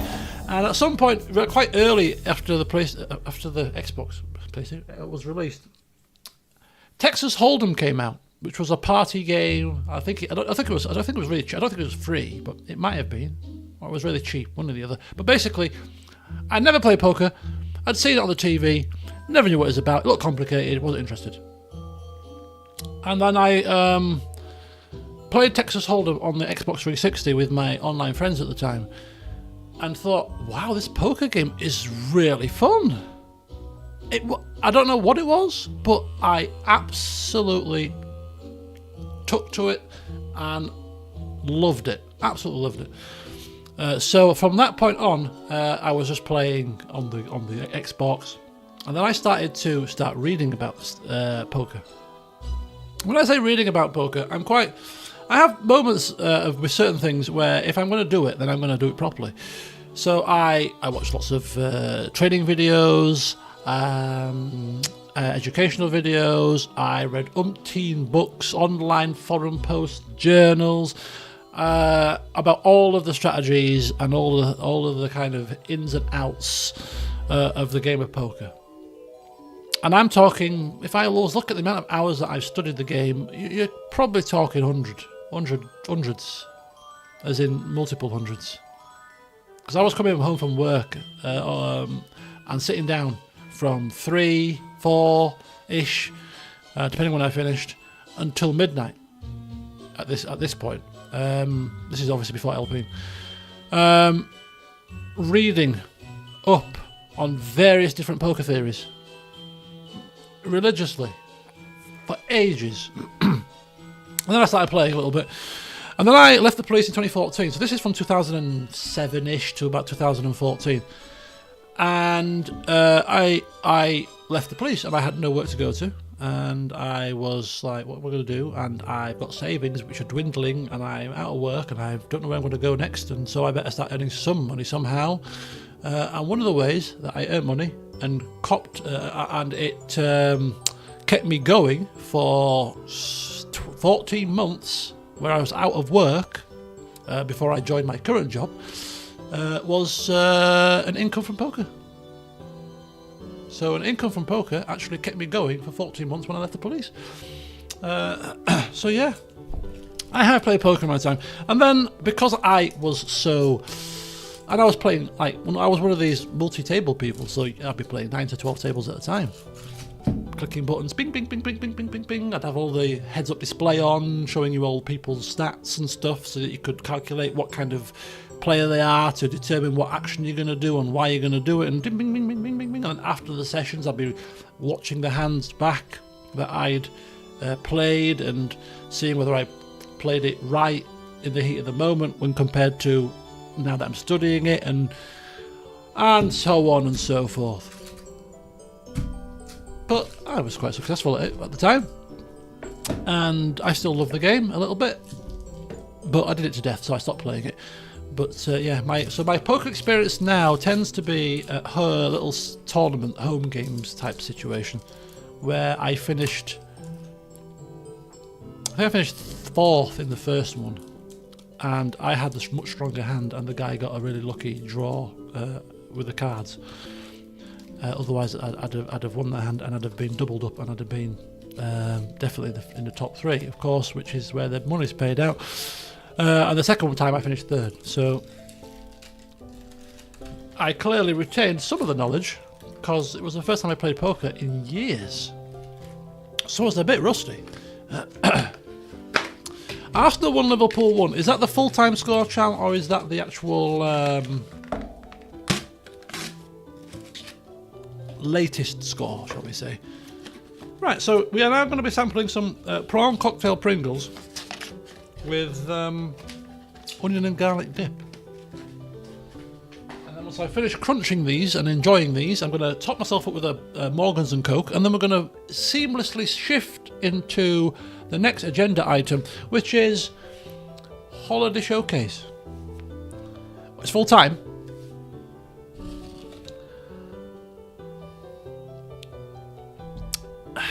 Gives Manchester City a chance to catch up, doesn't it? Because I don't care who wins the league, as long as it's not Man City. That's my mantra. Aston Villa, Liverpool, Arsenal, whoever. I don't care. Even Man United at this point. I don't care. Anybody other than Man City. Thank you very much.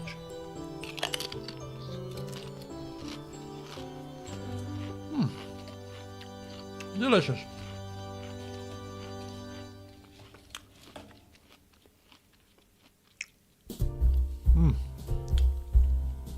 So, Catherine, if you're still there watching,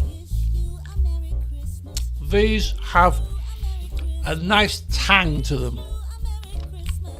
A nice tang. You know, that's just like a little bit of... just gets you a little bit. But delicious.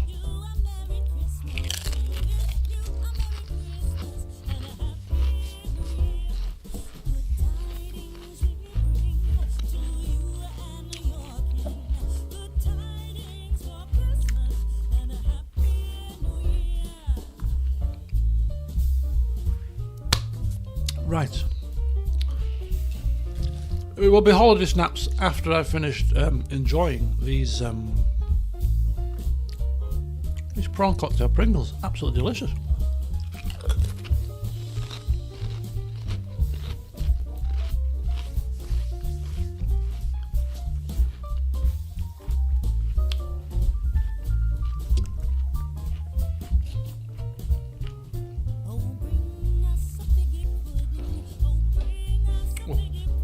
Do excuse me, people, but I have to enjoy these crisps. They're going to keep me going for another hour or two at least. And then we'll get to the food bit. Oh, the agenda was quite fluid as well, so as much as I'm asking you what's next on the agenda, if I don't like what you tell me, I could always change it, so just be aware of that as well.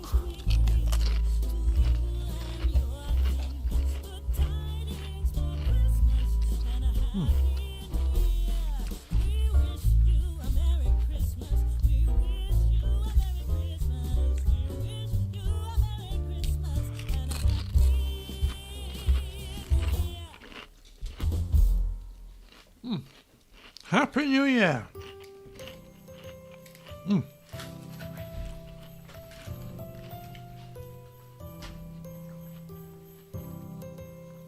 As a little pick-me-up, that handful of Pringles, prawn cocktail with a bit of onion garlic dip, hit the spot nicely.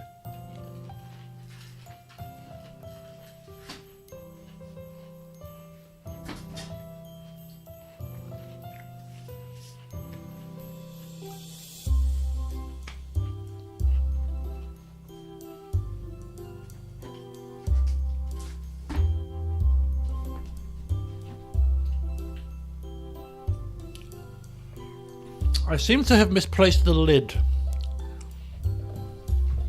It's fine, we won't worry about such trivial matters.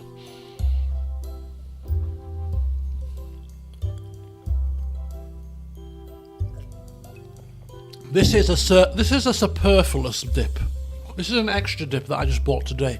We have the main dip selection safely secured in the fridge, sealed. This bit part version, if we lose it because it's been left out of the fridge and uncovered, it's not a problem. We've got a backup plan downstairs. Now, I love crisps,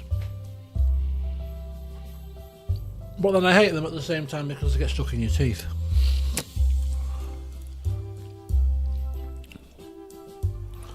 So I'm going to finish my drink. I'm going to go to the bathroom because I've got a sudden urge to need to go. And then we're going to do Holiday Showdown. Holiday, what's it called on the agenda? Somebody remind me. Holiday Talk Through Photo Showcase. We're just going to look at holiday pictures. I've turned into one of those people that enforces my holiday pictures on you. You go to somebody's house, your friend's house or something. I've just come back from holiday, and it's just like, did you have a nice time? Yeah, I did. I've just got these 422 photos to show you. Oh, how lovely. Shall I put the kettle on? Oh, fucking hell. Yeah. You'll be pleased to know it's only about 20. Because I'm not a photo-y kind of person, outside of LPing, when I insist on taking many a screenshot.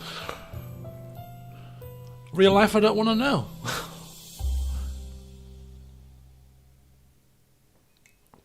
But I did have a really good holiday. So I thought I'd share it with you. And it was Cham that gave me the idea, because he was talking about a review about cruises, and I thought, well, I've only been on one cruise this year, and I can't really remember previous cruises, but I've not told you about my holiday, so I'll give you a review about my holiday.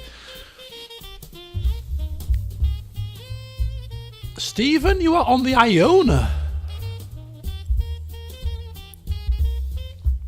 Right, I'm going to dip to the bathroom, and then I'm coming back, and yeah. So you remembered my review from when I was on the Iona last November. You see. That's okay. I'll be back. We have to discuss this. We'll discuss this further.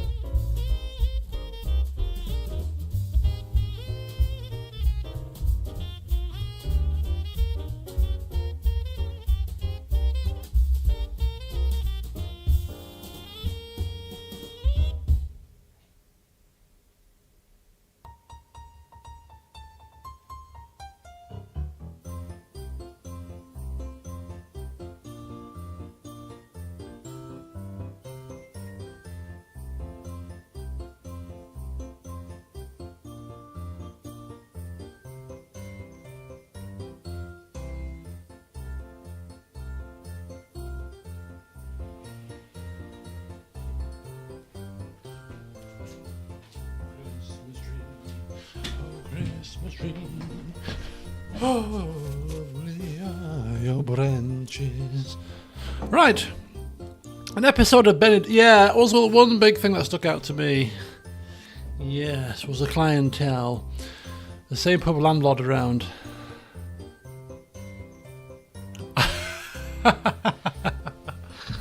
Oh dear.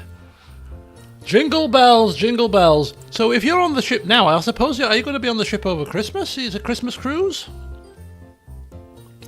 Oh, my sombrero, yes. So my idea with the sombrero was to basically have that as the centerpiece, but also put pictures around it from the holiday. So it's almost like a centerpiece, but there's other stuff. Because having a random sombrero stuck on your wall is just a bit random, isn't it? Like, what you got a sombrero there for? Just thought I'd take it up. It needs to have something coming off it, so I'm going to put pictures around it when I get around to it in the new year. Maybe you can help me pick the best pictures to put around it in the next agenda item. How about that? Rhiannon. Oh. So when I say that I prefer the American ships, which is that's a bit silly thing to say because American ships go out of the UK too, so obviously those kind of ships are full of UK people as well. But yeah, I'm one of these people. I don't know, maybe it's just me. I don't think it's just me.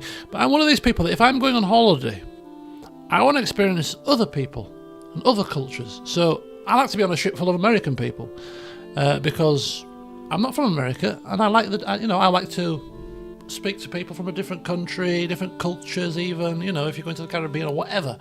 I don't want to be on a holiday full of British people because I get British people every day at home, and that's no disrespect. Or I'm a British person myself, but if you get what I mean, I kind of want to experience other things on holiday.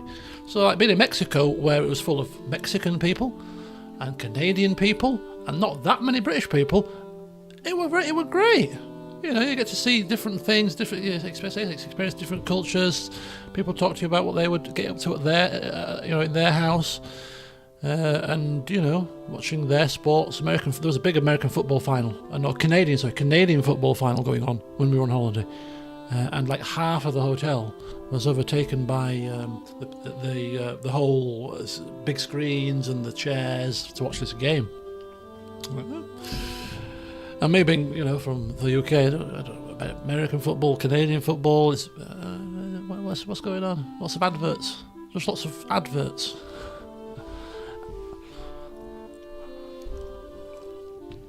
Princess are our favourite company by far. Royal Caribbean was a good one for us until our cruise in June, when they decided that they wanted to put everything up by at least 25%. And given that we are the measly pound right now, where the dollar is only about 122, my measly pound doesn't stretch very far with your dollar prices. So this is very expensive. Yes, so P&O it is. I was of the same ilk, to be honest with you. I like my pennies to stretch reasonably, and if I think I'm being ripped off, then I'm not a big fan. And there was a lot of ripping off going on last June, or this June just gone. On the Royal Caribbean. A lot of ripping off happening. Anyway, Grey Cup, I don't know what it was called. I don't know. I'm even trying to remember the name of the team that the guys were supporting predominantly. Vancouver team, I don't know. Vancouver seems to spring maybe not. Minnesota? Is that America? Showing my poor geography knowledge here. I think it was Vancouver. Winnipeg! That was them. That's it. Winnipeg. Yeah, that was it. Yeah, Winnipeg. That's the one. I was close. So the team that the other people weren't supporting won. No wonder it went quiet. Oh. No wonder I didn't hear any celebrations. It makes sense now. Bloody hell. Anyway, right, okay, so now it's time for the next agenda item, which is holiday review and picture showcase. Now, picture showcase for me if I was to showcase the pictures that the people that came on the holiday with us took, this would be 322 photographs worth of showcasing. And I am sparing you that showcase and giving you the showcase for just 20 pictures or so, which I took. You can see the difference in approaches when it comes to the photography realm. Friend's brother-in-law, about 500 photographs he took on, and he was only there for 7 days. I will add. I was there for 14. I took about 30. And I thought I was doing well, because I don't take many pictures on holiday. Anyway, got Sleepy Angels. Where is me thing? I need to find my pictures. Holiday snaps, that'll do it. Right, I have to move my camera a little bit. But this is me. Hang on. That's me. Now, I don't usually take selfies because I'm not a selfie kind of person, but one day I thought, you know what, I'll join the selfie brigade and see if I can take a decent picture of myself. So there you go, look at that. There's me. How do I move this? How have I moved this screen? Is this screen like really small? What's happening to this? Hang on, let me get this screen the right size here. There we go. Oh, for God's sake. Right, so for picture... Folks, talk amongst yourselves. I've got an issue here. Right, we're doing picture showcase here. So I shall pop myself in the corner and then pop you guys back up again. There we go. There we go. Right, okay, so that's we'll hang on that picture because I thought that was a good picture. I am not photogenic at all. I hate taking pictures myself. I hate being in pictures. If you look at my camera on my phone, it's got 90% of pictures of other things and other people, not me. But I sat there on holiday and thought to myself, you know what? I'm going to try this selfie nonsense. And I took quite a few and thought, oh, I quite like that one. That's me. There is another one, which was not that one, where you can see my whole body, including my feet, my legs, because you never see them, do you? You see this. You see this. Shoulder and head, usually. Don't get anything else. But I thought I'd spare you that for now and give you just the top half, which is what you used to see. I didn't want to lay too much on you too fast. But anyway, whilst you're looking at that... No, you're not looking at that. Okay, that was me looking... Oh no. Yeah, I'll give you that backdrop. For those that are just coming late to the show, there's me, day 2 of holiday, enjoying it, feeling good about myself, and taking a selfie. Looking good, and then we get to this. That's as much as you're seeing of me looking selfie mode, because I've got a little bit of an issue with taking pictures of myself. But there we go. Right. That's you on a dating app. That could be a good dating app picture, actually. I didn't think of it like that. Liv, you're a genius. A new agenda item, Ollie, added to the list. Tinder profile brushing up. You can help me get a date. Don't be silly. Right. No, that was me in November.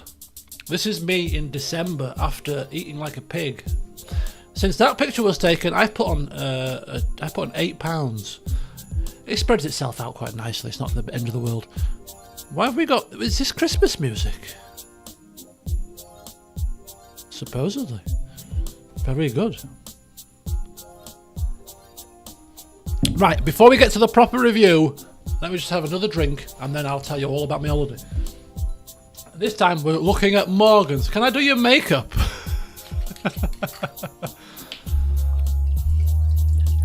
You're saying I need makeup? Yep, look at that. It's another bloody pory liddy thing. EU, America, they restrict your pouring. UK, have it all. Do you think it's time for a cookie? No. Ollie will say, you can't have a cookie until you finish this next agenda item because you're already behind. Cookies when you achieve success.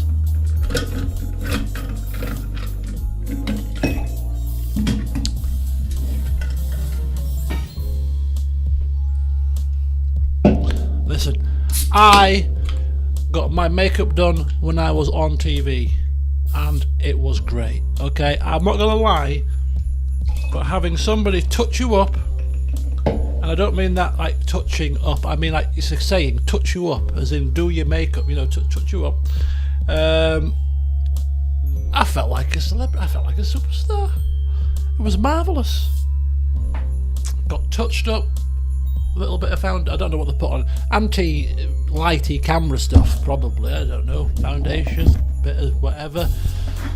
But what really pleased me was when I sat down in the chair to get my makeup done and she said, oh, you don't need a lot of touching up, do you? Now, I don't know if anybody has had the pleasure of being on TV here, but if you have, is that a compliment or not? Because I thought it was a compliment. I don't need much doing over here. Just a bit of a touch here, touch there. Means you don't have shiny skin. Ah, is that a good thing? Not oily, you see. No oily skin here. I think that's a compliment, surely. Anyway, she just put a little bitty batty on, and I was away.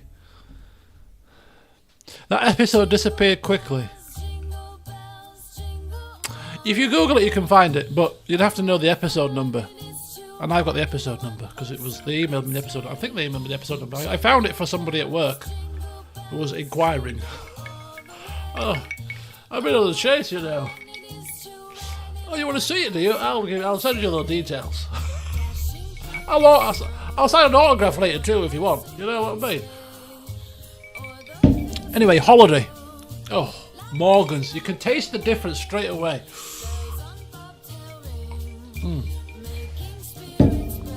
Oh, delicious.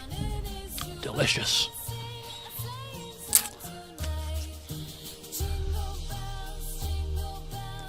I had it recorded. My mum had it recorded on the Sky Plus box, and it's been wiped. Somehow, she doesn't know how it's happened, but it's gone. She was horrified. Hence why I had to find it online. But I found it. I found it. Maybe we should have had a watch along of the episode. No, don't be silly. If I'd have won any money, I'd clearly not as an unlucky loser. No. Right, anyway, yes, it vanished. It vanished from my Sky Plus box, honestly. Right, Mexico. Where do I start? From the beginning, probably. With jingle bells blaring in my ears. Hang on. Shut up. Go back to orchestra, please. Thank you. Hello, Vulpus. Don't mind me, Vulpus. I'm a bit busy here showing my pictures. I will get back to you soon. Right. I did get some tricky questions, and I don't know if you... they told you, obviously, to be aware of social media, you know, and they give you support lines that if people kick off and start abusing you online, you can contact us, because some people are quite passionate about the show. You know, they're kind of like, it's almost like a cult status. So, you know, if a particular contestant does something that people view as that's not the right thing to do, they can be bombarded, you know, by people. So yeah, we were given the warning. I'm like, oh bloody hell, don't want to upset the populace here. But yeah, so it was quite a serious thing. But the reason why I'm saying that is because actually when I googled myself to see what people were saying on Twitter about the episode, we were in the news. We were in the Daily Mail. We were in the Sun, because people were really kicking off about how easy the Chasers' questions was on the final round compared to our questions, and people were saying it was a fix. I was like, yeah, we were robbed. Clearly, we were robbed. I agree with everything they're saying. But yeah, it was in the Daily Mail. I was in the Daily Mail. So like, yeah, not just on TV, people. I was in the papers. Get that? Who can say that? Eh? I tell you. Right, holiday showcase. It's distracting me. Okay, stop it. Mexico. So here's a story. I love cruising. I've been cruising since 2008, and one, maybe two, latterly mainly two a year. And I've been with I've been with Princess, I've been with P&O, been with Royal Caribbean, been with Celebrity. They're the lines that I tend to like to go with, and the service on a cruise was maybe nowadays. It's gone down after COVID, as a lot of things have. Was immaculate. Absolutely immaculate. The food quality, out of this world. Food around the clock. If you buy the pool, they come and serve you drinks at your bedside. You've got to wait a little while, but they serve you. You don't have to move to the bar to get your drink. Room, done twice a day. They turn your beds over in the morning after you've gone out for your breakfast. You come back to a clean room. Fantastic. And in an evening too. You go out of your room in an evening for your dinner, your evening festivities. You come back, your bed's made up. You've got a little towel animal on your bed. Maybe even a bit of chocolate on your pillow. It's lovely. And then after the old COVID, things went a bit downhill. They stopped doing twice a day in your rooms. Just once now. Royal Caribbean took lobster off the menu. I've ranted about this already, so I won't bore you again. But, these little cost-cutting measures. And so cruising for me has just gone down a couple of notches. The little things that used to happen that made that little extra difference have just been stripped away in place of pay us this and you can have that. Pay this surcharge and you can have your lobster. It used to be free, but hey, not anymore. And it just wrangled a little bit in July. It just wrangled a little bit. So, anyway, we were going to go on a cruise round about November, just gone. But my mate was turning 50. Anyway, she wanted to go to Mexico. So we had booked for Mexico. Long story short, she didn't end up going because she was unwell. But anyway, we went.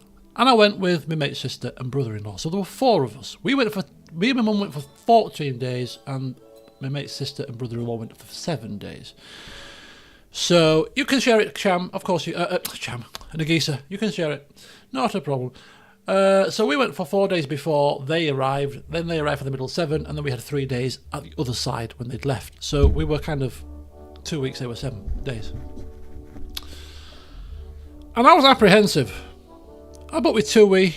Normally we book through a private travel agent that we've got, but they couldn't match TUI's price. It was only £80 difference, but £80 is £80. So I went with TUI. Now, I was a bit apprehensive because I've not done a hotel holiday all-inclusive for 2 weeks since I started cruising in 2008. So I'm used to that kind of cruise quality. And I was concerned, is a hotel going to give me that kind of same fine dining, nice food experience, the service with a smile, drinks brought to you around the pool, all that kind of stuff? Will it happen? Well, to ensure that I tried to make sure that it did happen, I booked a 5-star hotel because it was very reasonably priced. And for the price that we pay for a cruise, this was all inclusive, so it included your drinks. It was a no-brainer to pay less money than we would have paid for a cruise. So for a 5-star hotel, we're in. Now, this 5-star hotel was called the Bahia, if you want to Google it, the Bahia Principe Cien Can in Riviera Maya in Mexico. And what drew me to this was the reviews are pretty good as well, of course, which was the first thing that drew me. The second thing that drew me was it's adults only. No kids screeching and running around and putting their hands in the buffet and screaming by the pool. Perfect. Sorry to kids out there. Or parents, in fact, even. But it happens. And if you've got a kid that's well behaved, then I take my virtual hat off to you. But on holiday, you tend to get the kids that aren't well behaved. ruining the damn holiday for you with their squawking. Bless them. I used to be a teacher. I speak from experience. But it was adults only. And the final thing that drew me to it was the fact that it was also part of a chain of hotels, and there was another 3 in the area that weren't too far away, so you could share the facilities. So having been used to a cruise where you get off on different stops every day, and you get a little bit of variety in your locations, you never wake up in the same place twice, be able to share the facilities of other hotels, you get different vibes, different scenes, quite a good bit of variety. See you later, Stephen. Enjoy the rest of your cruise, mate. I look forward to hearing about it when you come back. So that's what drew me to it. Anyway, we booked it, we packed it, and to quote Peter Kay, we did one. And lo and behold, the first drama wasn't a drama. I wasn't a strict teacher. Look at me. Come on. Do you see strictness in me? I was Mr. Johnson. The happy-go-lucky teacher that was very animated and had the kids drawn in because I was just crazy. But yeah, honestly, that's another story that I can tell you about my teacher training days. I don't think I've ever told you about my teacher training days, actually, but that's a story for another time. We've passed the Flimflam section, unfortunately, but yeah, maybe you could bring that up in the Q&A section. Remember to bring it up. How was your time teaching, by the way? Oh, I'll tell you. So we booked this hotel. The first drama, not really a drama, but Tui emailed me 2 days before the flight and said, entertainment on the plane is down. You're going to get no entertainment. But don't worry, you can get 30 quid compensation. Okay, fine. It's a 10-hour flight. It's not 24 hours. It's not 18 hours. It's 10 hours. If I want to, I can download stuff to my phone. Alternatively, I can just chill. Now, I'm the kind of person, and we exist out there, I'm sure some of you will be the same, that I can sit with no entertainment, with no book, and think and reflect. And before I know it, an hour's gone. I could just sit in my own little bubble, my own little world, thinking about stuff, thinking about the future, thinking about what I might want to try, do with my life, with my job, with a whole host of things. And before I know it, an hour's gone. I can just pass the time just really easily like that, and I'm sure other people are quite the same. So I was not bothered by that. So yeah, I thought, you know what, 30 quid compo. I don't need your entertainment where the films, there's same old films on there.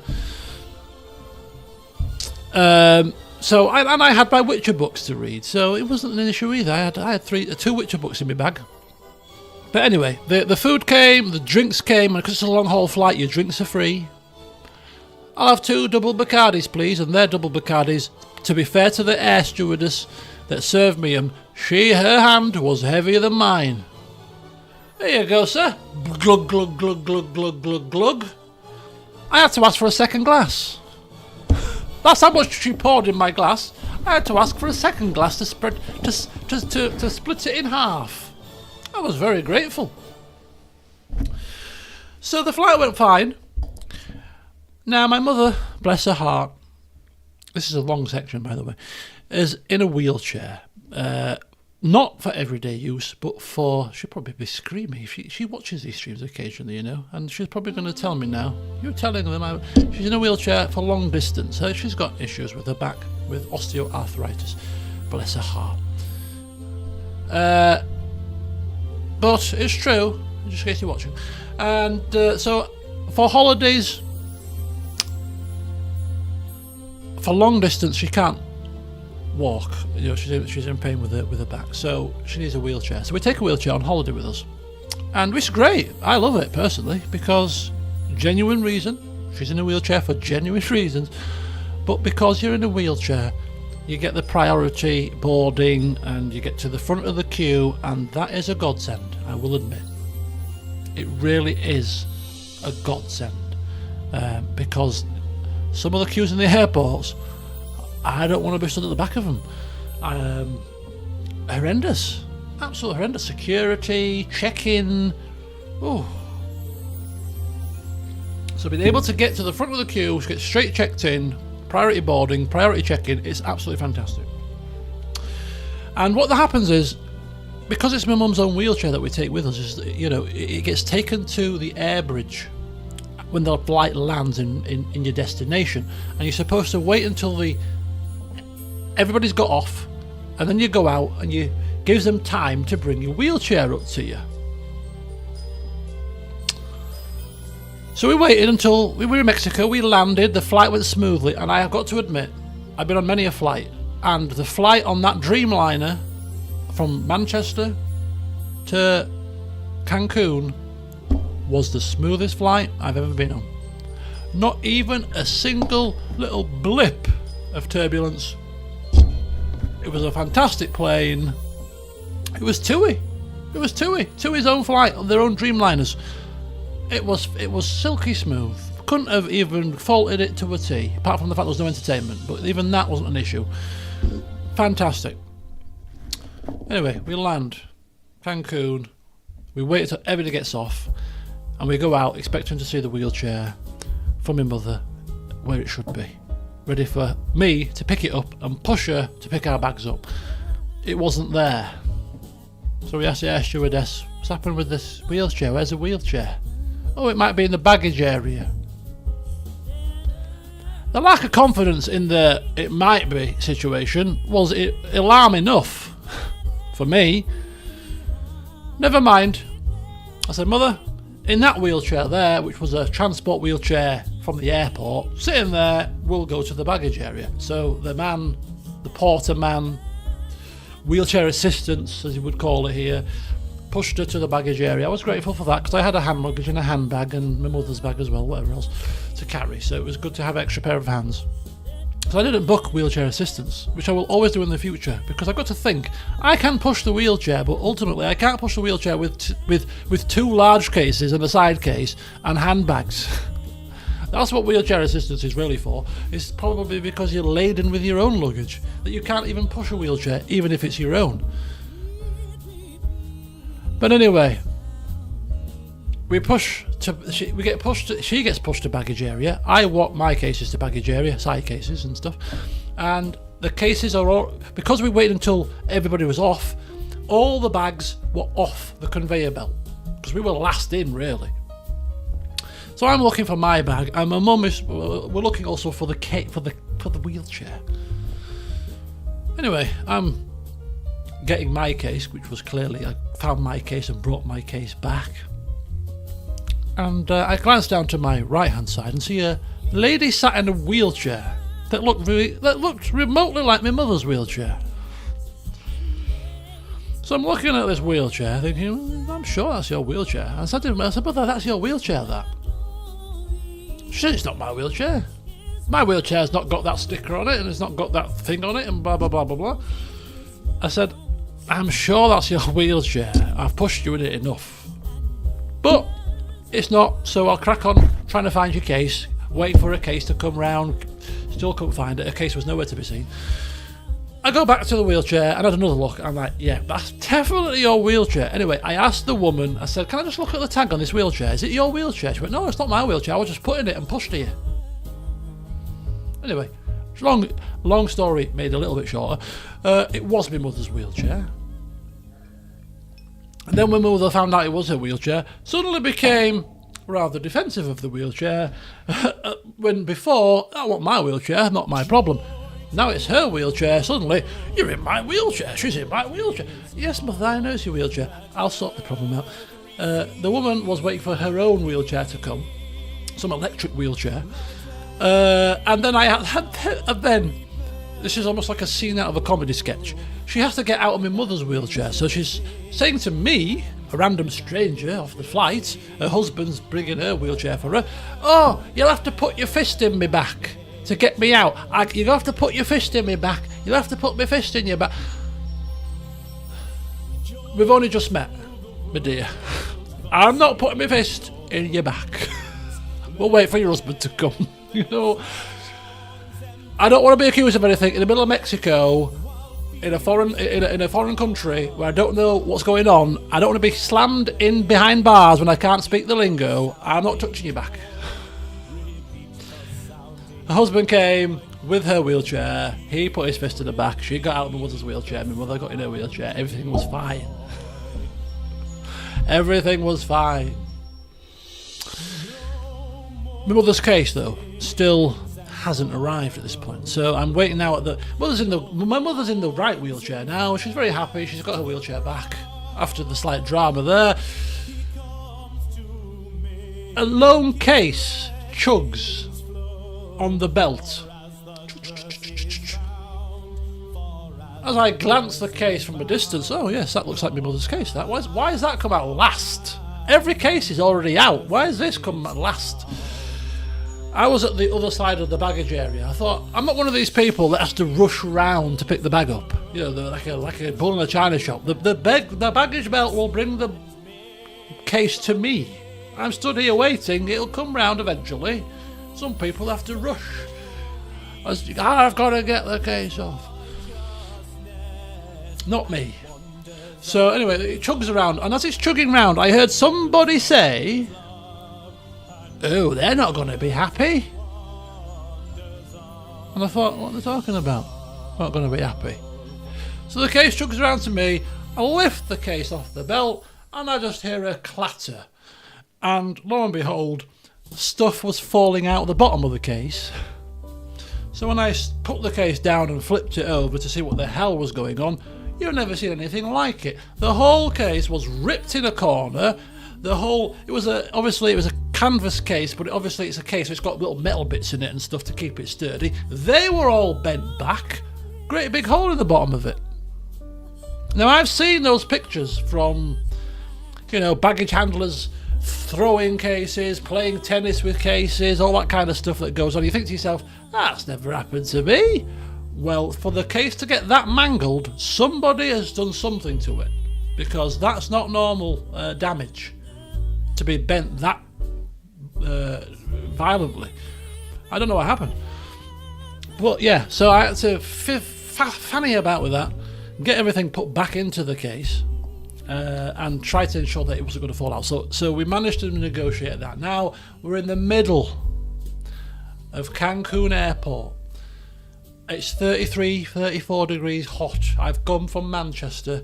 I'm in my coat and a fleece jumper. I'm dressed for England. I'm not dressed for this. So I'm sweating. I'm getting a bit stressed. My mother's case is knackered. We've got 2 large cases, a hand luggage, a bag, mother's bag, and a wheelchair. And not a single soul, other than crowds of people queuing for customs, could be seen that would be remotely able to help me at this situation. Not a single trolley where you could put the cases on, so that even my mother could push the cases on the trolley while I push her in some kind of sick little mini train that happens when we do that. She's pushing the trolley of the cases, I'm pushing her. It's a little train that we've got going on. Effective. Nothing. So then I'm running around the airport, literally, trying to find somebody to help me, because I can't push everything through customs here on my own. I need help. I'm hot. So I called a woman, and she couldn't speak much English, but I'm trying to explain, I need help with the cases. Please, somebody, wheelchair assistance. She takes me to another guy. I explain, wheelchair, help, because you shout because clearly you're going to be understood better if you're shouting, aren't you? Anyway, the guy said in his broken English, "Oh, I'll help you. I thought, thank God, somebody's going to help me, because if you're not, somebody's going to have to. I can't do it. Physically not possible. Anyway, so we push through customs. We get the situation sorted with the case, and we get to the TUI man, and doesn't look very bothered by our dramas, and he puts us points us towards a bus, which wasn't the right bus to start with, so we had to get onto a different bus, but that's a different matter. And then we get on the bus, drive an hour down the straightest road you've ever seen. An hour and 20 minutes driving straight down this road, not a single turn off, just the straightest road known to man. And then we get to our hotel, I'm going to go for the toilet break, and I'm going to come back, finish this first day story, and then I'm going to show you some pictures, and then we shall move on with the agenda. Get yourself a top up, another snack, and we'll be back in 2 minutes.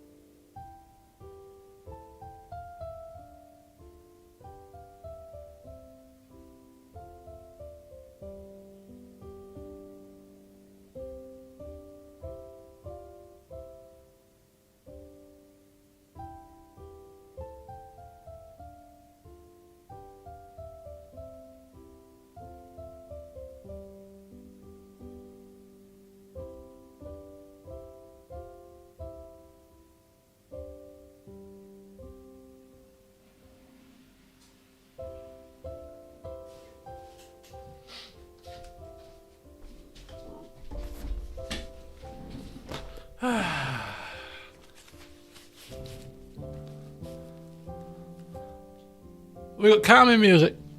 Okay, so where was I? Yes, straightest road. We arrived at the hotel. So it's a 5-star hotel. From the outside, fantastic. Looks very nice. But you know, you tend to arrive on these holidays in the dark.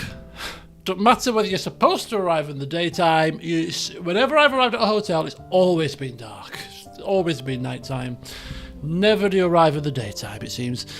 So you can't really see the hotel. You can't see too much because it's dark. See, you know, but it looked nice enough.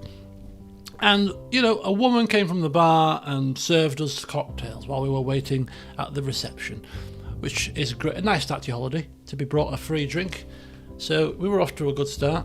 But you've been on the plane, you've been on a bus for an hour and 15 minutes, you're sticky, you're warm, you just want to go to bed and sleep and wake up in the morning and just enjoy your first day, really, don't you? So, you know, a bit grouchy. But anyway, we get to the desk and we get a room on the second floor. It's not a problem, second floor, not an issue. You know, we'd booked a junior superior suite, which sounds fancy. But you'll see the room very shortly. It's not as it sounds. It's not like a European 5-star one to suggest, but it was nice enough. But yeah, junior superior suite. And I think because, well, I'll get to the punchline in a minute. So I go back to thank you. Bearing in mind it took about 20 minutes to wait for the people in front of us to get their keys and stuff and then where next, and they weren't exactly efficiently quick. I will say that much. The reception could do with a bit more efficiency, if you ask me. Just a slight observation. But anyway, eventually we got our room, second floor, junior superior suite. Happy days. I get me card, get me wristband. Mum gets her wristband. We go to the little golf cart thing to be taken by the porter with our cases to the room. We give him the room key. He looks at the room number and says, "You're on the second floor. Is she okay in a wheelchair?" I said, "Yes." I said, "She can use an elevator." There's no elevators here. Excuse me? Okay, right, okay, fine. Back to the reception then, because my mother can't walk to the second floor, so we're going to have to change the room now, and I just stood there for 20 minutes, but now we'll have to change. Back to the front desk. Another 15 minutes later. "Oh, we've got your first question, after I told her and explained the situation to her, that you've given me a second floor room, I've got an individual in a wheelchair, can't get to the second floor, we're going to have a ground floor room because you've got no elevators. What, you know, oh." She goes and speaks with the manager, comes back out. Will you take a downgrade? Now, I'm not a snob, but I've paid for a holiday here for 2 weeks. Not a day or 2 days where, yeah, great, whatever. 2 weeks I'm here, love. This is going to be my home away from home. I don't mean to be rude, but I'm not taking a downgrade because you don't have elevators. Anyway, long story short, we get put right here, as you can see. This is the view from our terrace.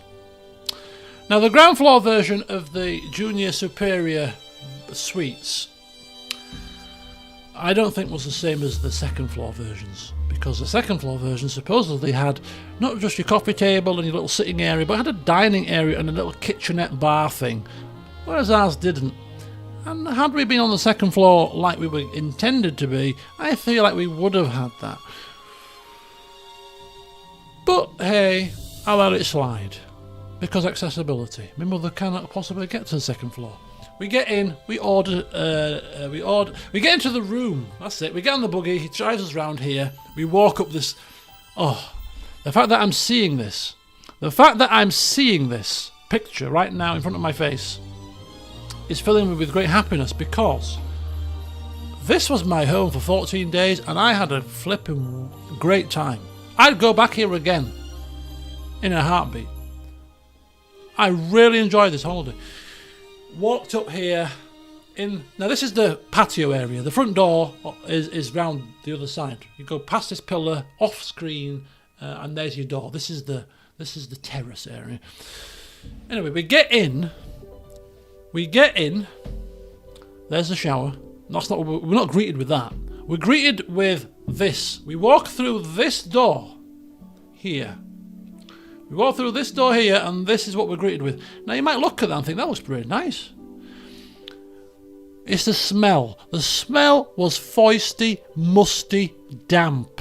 Like this room had not been used for at least a month. Right musty smell. So it's dark, we've had a long journey, we've had the issue with the case. We get into this musty room, which was the ground floor. We were supposed to be on the second floor. I am still not convinced we've been given the right class of room. First night, not good. Not good. We ordered room service. Room service was 24 hours free. Have what you want.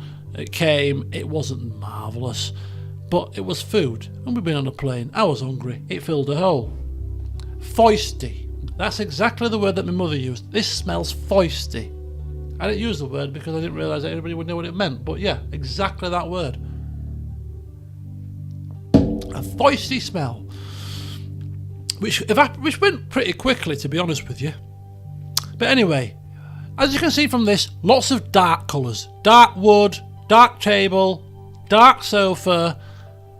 Not great lighting in the night. Not spotlights. Just quite dim lights, so it was a dark room as well. But, do you know what? It's simple, it's effective. How long do you spend in your room on holiday, unless you're ill? You're at the pool, you're at the beach, you're out shopping, you're out in the bars, you're eating. You're never in the flipping room, other than in the night time, get showered and out. So I'm not bothered. I'm not a big room person. So this was perfectly fine. Sitting area and bed area. Oh, my mother's in that picture. I didn't realise. I thought that was a picture without my mother in it. She's behind there, chilling out on the king-size bed. There's the bathroom. As you can see, I love a shower that's walk-in shower. Wet room shower. You can splash about. You can splash all over. Not have to worry about dampening things, getting it on the carpet, getting it out of the bath. You can go splash around. I love a shower like this. For me, shower head could have been higher. One thing I've noticed about Mexican people is they're quite small. A lot of Mexican people, average height must be 5'6", 7. They were all very small. Me, towering above everybody. So this shower could have been a bit taller, and also the head, for me, could have been a bit bigger. I like a rain shower, if I'm being picky, you know. So that's the slight gripes with it, but temperature perfect, space within it lovely. Even the body wash they gave you I took my own, but even that was serviceable. Honey and something or other. Quite nice. Quite nice. So that was the bathroom. That's the terrace view. That's the room, and that's the bed. Huge bed, comfy bed, very comfy bed. Lots of little room, and we've got blinds and everything. Second day, we see the whole hotel, and happy days. You know, blue skies, warm weather. We've had our first breakfast, which was amazingly good. We're in holiday mode now. For me, most holidays, first night is never great. You're tired, you've just come on a flight, you've never seen the best in anything. First day, bright sunshine, you're on holiday. You finally feel like you're on holiday. That's when the holiday starts for me. And it started very well here. There's the view of the main pool. This is the party pool.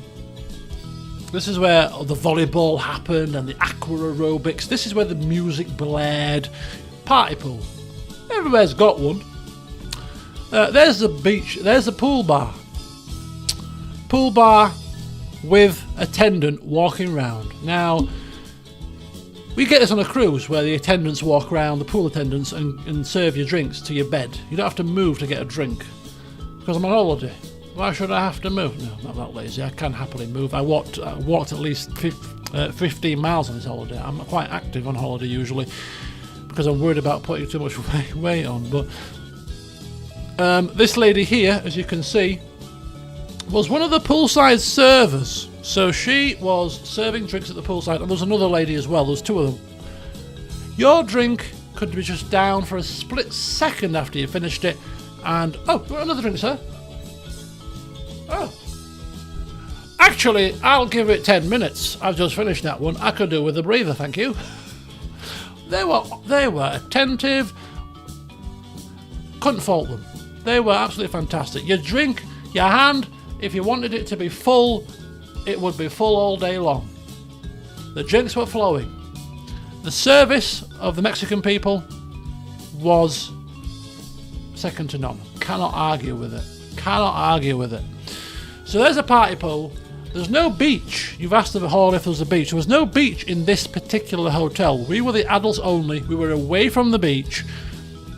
But as part of the Bahia Principe group, we had access to the other three hotels, where the other three hotels had a beach each.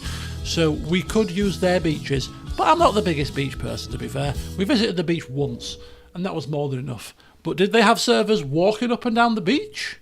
Would you like a drink, sir? Oh, you've got servers on the beach. I'll have a drink, please. I'll have a rum and coke. Absolutely fantastic. People in southern Mexico tend to be shorter than those in the northern. They're mainly Maya, and they tend to be shorter than Mestizo and European-blooded Mexicans.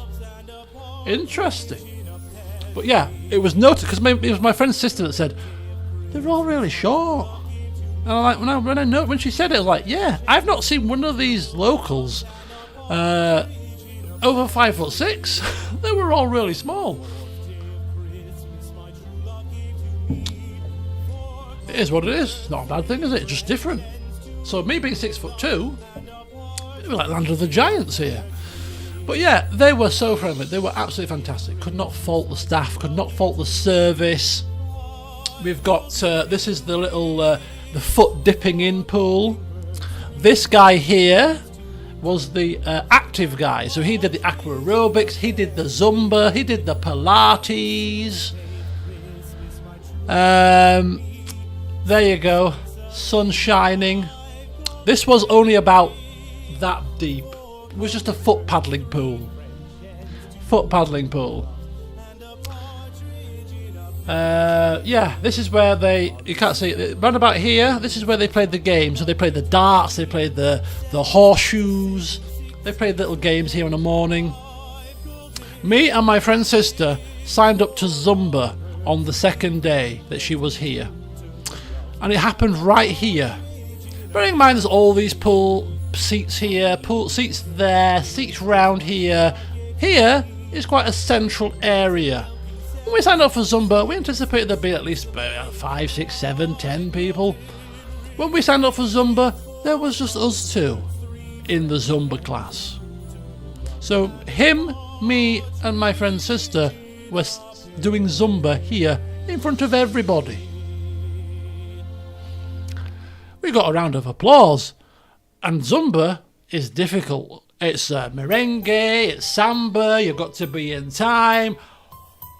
I've seen people doing Zumba and think to myself, it's a bit of Zumba. Doing Zumba is not easy.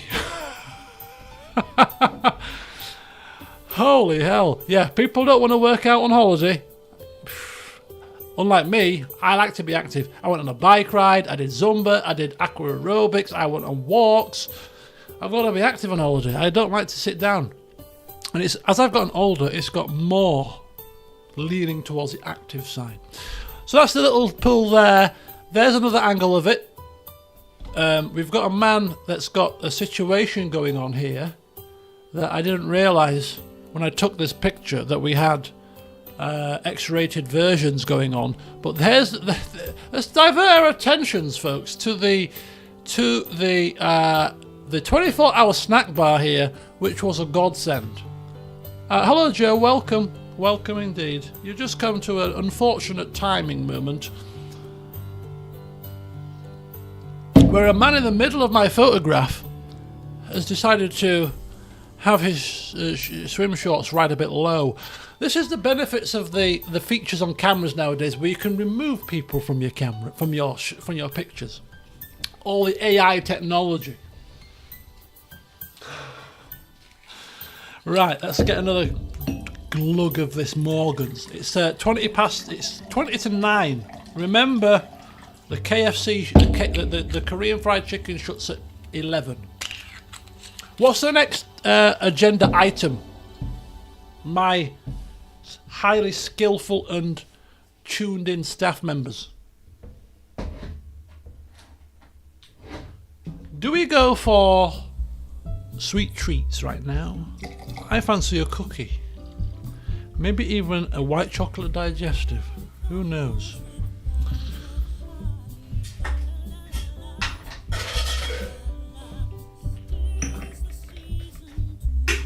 It's a season to be jolly. I love this time of year. I love it. Do you know what? The Christmas party stream is a favourite of mine. It really is. I absolutely adore Christmas time. The announcement is next. Discord for... Oh, announcement. Okay, cool. We'll do the announcement, and then I think we'll have to do food ordering after that. So wherever that comes into the equation, we'll order the food, or we'll sort the food out, maybe, and then we'll get to... I think maybe the next agenda item after that is Jackbox, right? We'll start getting some a bit... We'll get you guys involved before you all fall asleep with me droning on. So anyway, that was the another view. This is the snack bar. This is the snack bar going on here. Lovely snack bar. They had a menu in the daytime, but they also had a buffet style as well. So the buffet was here, the sweets were here, there was the hot dogs and the breads, there was the desserts. Hello King Lebu, welcome. We'll get to the food stuff in a minute. I don't want to spoil a surprise for you. Food will be ordered shortly, don't worry.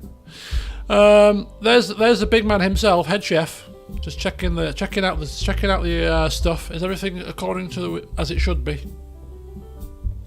But anyway, we arrive. Fantastic hotel, 5-star. Everything is as I could wish it to be. Your drinks, you never ran out of a drink. It was always in your hand by the pool. Happy days. The room was spacious. The foisty smell went, and then at that point it was perfectly fine. Round about day 3, my mother got a phone call. I was out reading my book by the pool. Mother, I come back. Mother says, I just had a phone call. So who from? Yeah. Well, all I do is ring us. Is it reception? What's happened? Have we done something wrong? Anyway, yeah, the the butler rang. Now, those of you that don't know my mother very well, she can be prone to a joke or two. She's a bit of a joker. I thought she was taking the mickey. Butler? Who's butler? Whose butler are you talking about? We had not got a bloody butler, even a laugh. Anyway, apparently, yeah, we did. You want your coffee bringing to you in the morning, nice and piping hot? Not a problem. You want your clothes ironing? We can sort that for you. You want to book into the a la carte restaurants and don't want to worry about the hassle of having to book them? We can sort that. Give us the time, we'll book you in.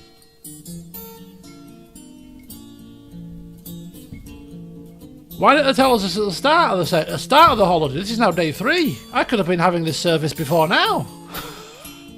But look, I don't need my clothes ironing, thank you very much. It's just shorts and t-shirts usually. It's fine. I'm not a big morning coffee person. I like to be up for at least half an hour to 45 minutes before I have my coffee and my breakfast, so you don't have to worry about that. The one service that you can do for me though is you can, this was the service on offer, you can bring me my scented aromatherapy oils on a night time. Cinnamon and apple aromatherapy candly thing. So every evening our butler bought us a nice little aromatherapy candle, so that when we came in after the food and the drinks and the entertainment, to a nice cinnamony smell. Foistiness long in the past. Yeah, bloody butler service. So that was cool. But yeah, as I said, the food was. This was one of my biggest concerns. Was the food going to be as good as a cruise? Was the food going to live up to the expectations of a cruise? Delicious. The food was delicious. Because you've got the 4 hotels, you've got a choice of 11 a la carte restaurants. 11. In addition to the extensive buffet that you've got on offer. The food was glorious, as best I can describe it as, because I didn't have a single grumble about the food. Yes, there were days that were better than others, but the food, my favourite meal, I kid you not. Now, those of you that know me for long enough know that I'm not the biggest steaky person, beefy person. My favourite meat is lamb. Love lamb. Distinct lack of lamb in Mexico, it seemed. But that didn't bother me because everything else was absolutely delicious.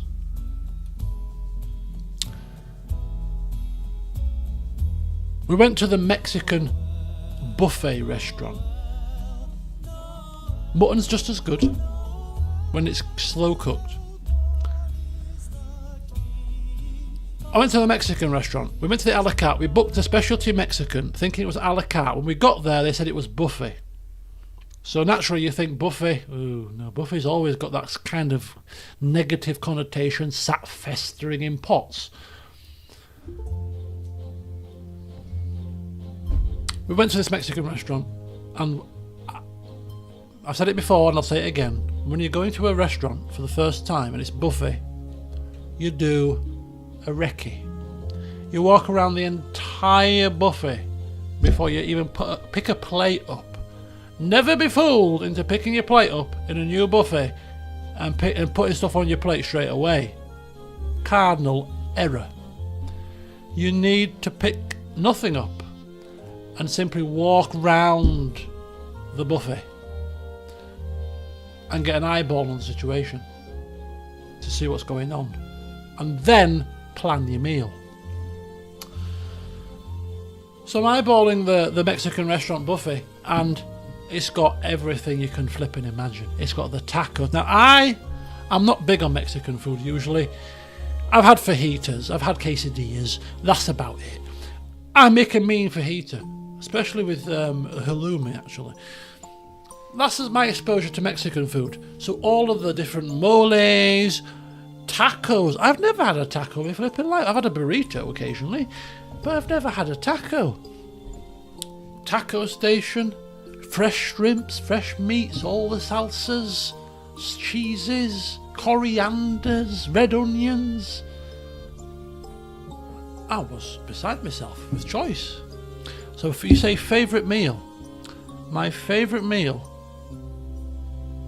considering that I don't like beef as much as other meats, was a piece of steak done on the grill in the Mexican restaurant. I've had a few pieces of steak in my time, usually chewy. You know, you're chewing through it like a bit of shoe leather if it's cooked overcooked. Sometimes, even if it's not overcooked, it's still got a bit of chew to it. You're cutting it with your fork, you're cutting a little bit at a time.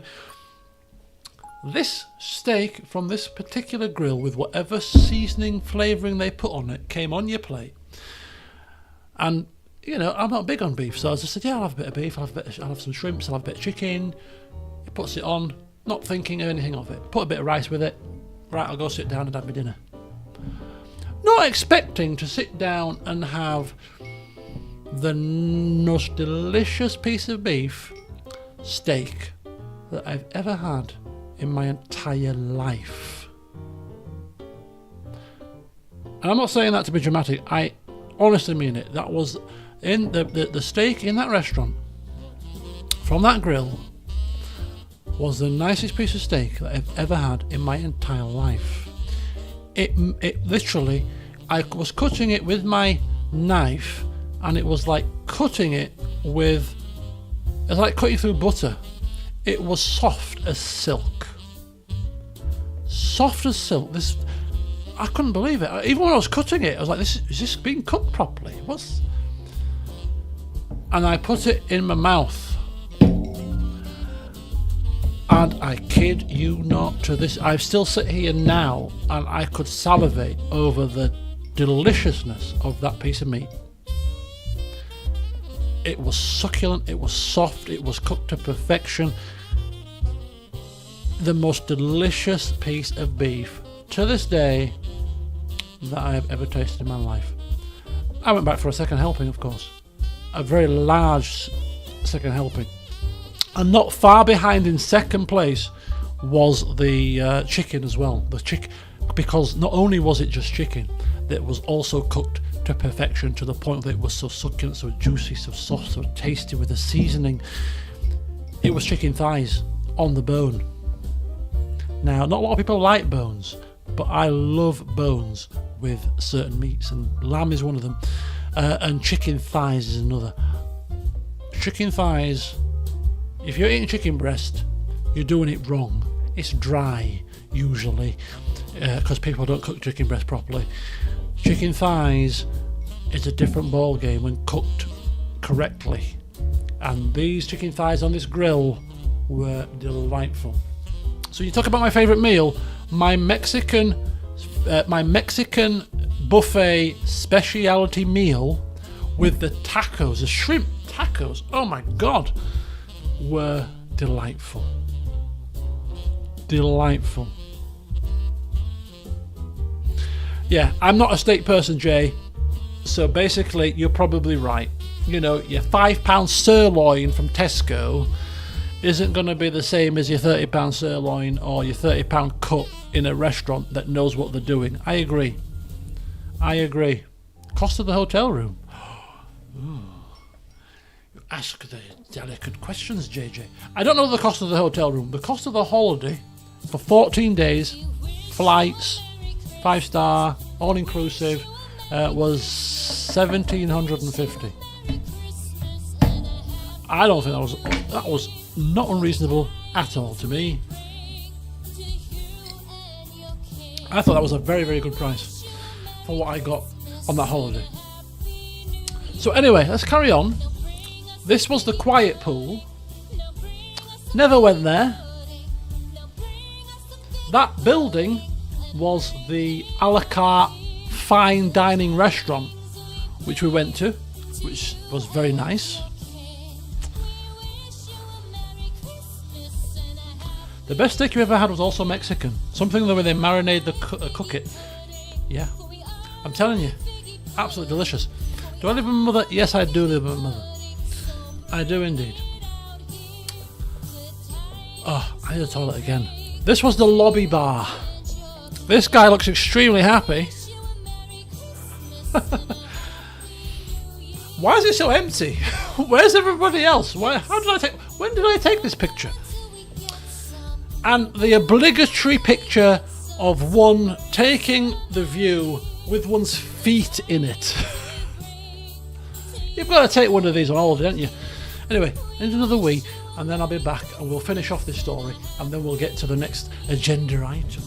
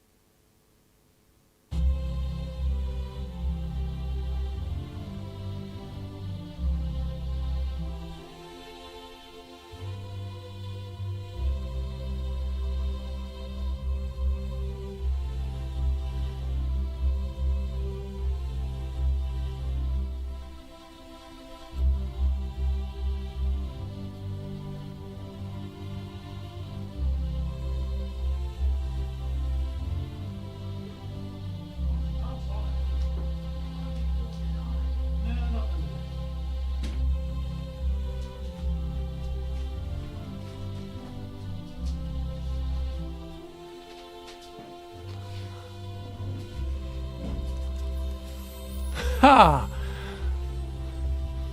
That should be behind a paywall.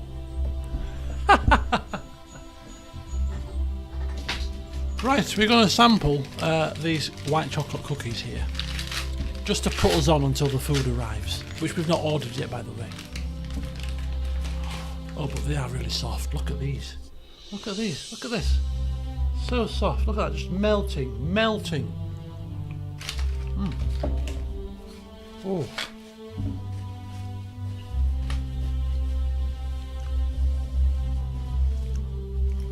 Delicious.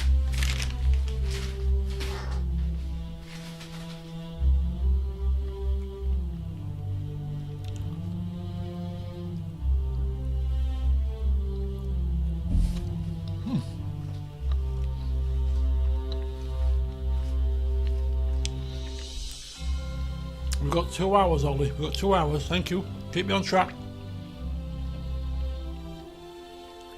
Just got to finish this first. It's delicious.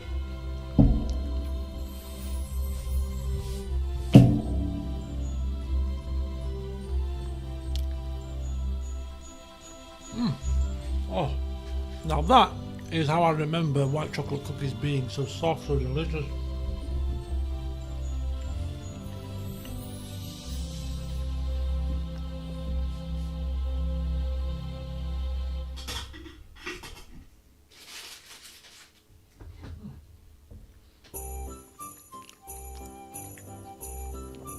Right, so we're here, we're on holiday. Hotel is living up to expectations, exceeding expectations, you could argue. Wildlife. So the Riviera Maya area, where the hotels are, is actually a rainforest area. And therefore, you get a fair bit of wildlife, including, which we never got to see, unfortunately, because I would have been quite happy to see them, crocodiles and snakes. Didn't get any of them. We've got plenty of these little buggers. Iguanas.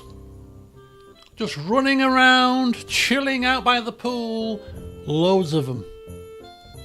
Now, as somebody that doesn't mind lizards, not a problem to me. Might freak a few people out though. But I got a snap of this particular little fella. Oh, love the sun, don't we all? No, we don't actually, do we? I do personally, but yeah, they do. They were just chilling. There was one that was sat in a certain position, and I went inside, potted about. I must have been about an hour. Came back out, it was still sat there, or she, still sat there, same position. I'm like, have you not moved in the past hour? Little iguanas. There's another one. Little iguana friend. Quite camouflaged in the trees there. Quite camouflaged. I think lizards are cute as well. I've never had a problem with lizards. I've never had a problem with snakes. I've had a snake around my neck and stuff. I'm not bothered about these kind of creatures. Insects, however, different kettle of fish. Different kettle of animal. Rat lizards. No! Is that what it means? Now, so this is where we get to the part where I talk about the fact that actually where we were located was an absolutely fantastic area, because it was a gated community in some respects. You had the 4 hotels that were all kind of close to each other ish, and you had this 27-hole PGA golf course on the doorstep with these fantastic views.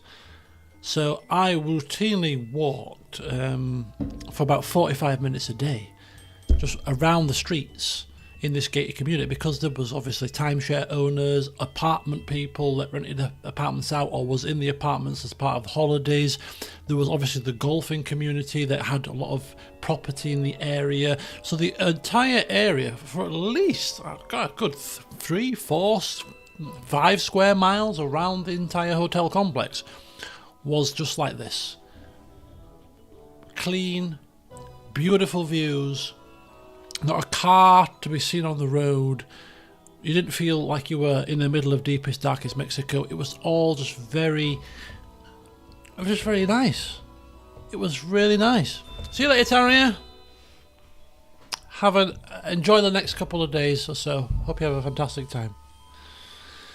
So yeah, this was the view down one of the holes of the golf course on my morning walk. Beautiful. Look at the sun. I can feel the 30-degree heat right now. There you go. There's another one. I mean, this is your view on a morning. You get up in the morning, you have your breakfast, which obviously is made for you. Your favourite macchiato, chocolate mochaccino coffee in the morning. Your buffet breakfast, which could consist of anything, depending on what mood you're in. You know, could it be crepes? Could it be waffles? Could it be a toast, French toast, cooked breakfast, Mexican breakfast? Depends what I fancy. And then you get yourself ready after you've had your breakfast, and then you go for your 45-minute power walk in the morning. And this is your view. No work to worry about. Sun shining. Bliss. That was somebody's apartment and another lizard friend. You know, open your doors. Could have lizards attacking you. Another lizard friend there. Now these little creatures were called coaties. Coati, I think. Coaties. They're from the raccoon family. They're not actual raccoons, but they're of the raccoon family. Now, these things, I saw one like maybe the second night and thought it was a cat. I thought I'd seen a cat initially. It was just scampering down the path. I thought, oh, it's a cat there. The night that this happened, I was reading a book in the snack restaurant, and these creatures had no problem walking into the snack bar with people sat down eating. Not a care in the world. They were reaching up on their back legs as if to take food from the table. Oh, yeah, brazen little things, aren't they? I thought they were quite cute. A woman in there, when one of these creatures approached her table while she was sat there with her mates, screamed the place down. literally screamed as it approached her. I'm like, it's a little raccoony thing. It's cute. What's wrong with you? What are you screeching for? I mean, I didn't actually contemplate at the time that these things could carry rabies, but I mean, they looked very placid at the time. So that's coaties. There were big signs saying don't feed them. But yeah, obviously people will still feed them, won't they? So they obviously know that that's the place to go if you want a bit of grub. Go to the local snack bar and you'll get some food. But saying that, this was the third night, I think. I never saw them do that for the rest of the holiday. Because I thought if they're going to do it on the third night, they're going to do it every night. But I never saw it again. So I don't know why they felt so brave that particular night. But the rest of the nights, they weren't to be seen. But they were cool. No, I didn't see any coyotes. There's another one. Get a bit of a different perspective of it. But yeah, looked like raccoons a little bit. But they were coyotes. There it is. Skulking. So as you can see, I'm sat there. And that's literally less than 2 meters away from me, just slipping past. Little Speedy Gonzales. So we didn't have a beach on our pool, but this was the beach for our hotel. We didn't have a beach in our hotel, sorry. This is the beach for our hotel, but it was in a different hotel. But this was our beach, if that makes sense. Our beach, but located at a different hotel. It was a pretty grey day that day. It was still warm, but it was a bit grey. One thing I love about Caribbean holidays, put your feet in that water and it's warm. I mean, it's not like bath water, don't get me wrong, but when I put my feet in Tenerife's water or Spain's water or God forbid UK's water, it could be the height of summer and you're taking your feet out quickly because, it's a bit cold, that, isn't it? It's a bit nippy. This sea, nah. You put your feet in, it's lovely. Lovely and warm. Lovely and warm it is. I didn't go in the sea, I just put my feet in it to say that I've been in it. It was the Caribbean Sea, it's the Caribbean side. So that was that. It was a bit of a breezy day, hence why the red flag was out. Not really supposed to be in the sea at this particular time. It was a bit rough. There, more wildlife, a little bit of birds. We can click on this button, I think, and get a bit of motion to it. Can we get a bit of motion? Or does it not work? No, it only works on the phone. It's one of those pictures where I don't know how it happens, because some pictures you take and it's fine, and other pictures you take it and there's like a 1 second bit of movement before the picture freezes. What is that? I don't know. I'm not savvy with technology. But yeah, these were a list of birds. These were birds that were just greeting us at the beach. That was another lizard. Got quite close to that one. I mean, it was slightly zoomed in. Live photo, it could be. That was zoomed in, that one. But that's another lizard friend. That was near the pool bar. This was our breakfast entertainment. Yeah, it was like half a second before the picture and half a second after. Yes, yes, it's exactly it. This was our entertainment in not every morning, thankfully, but some mornings the harp player would come, play the harp, and it was quite funny because he'd play his little set, and other people are more concerned with eating their food than listening to the harpist. So he'd finish his little tune, and nobody would be clapping, and then he'd start clapping, as if to say, "Come on, folks, come on! I've just played you a tune here," and everybody would start clapping, and then he'd laugh, and then he'd carry on playing again. But yeah, it was nice to have a bit of a harp. Better than the mariachi band that banged and crashed their way through 9 o'clock one morning. Really? Not the time for this boom boom boom malarkey. It's 9 o'clock in the morning. Anyway, right, there's a story behind this. So this is my mother's new case. Remember I told you about the case that damaged? Well, Tui bless their heart, said they would reimburse us if we bought a case from Walmart, because out of the goodness of their heart, that's the goodness of your heart, I come on your holiday, and after coming on your holiday, my case is damaged. Of course you're going to reimburse us. I didn't take that stance, but they offered. It's a good job they did.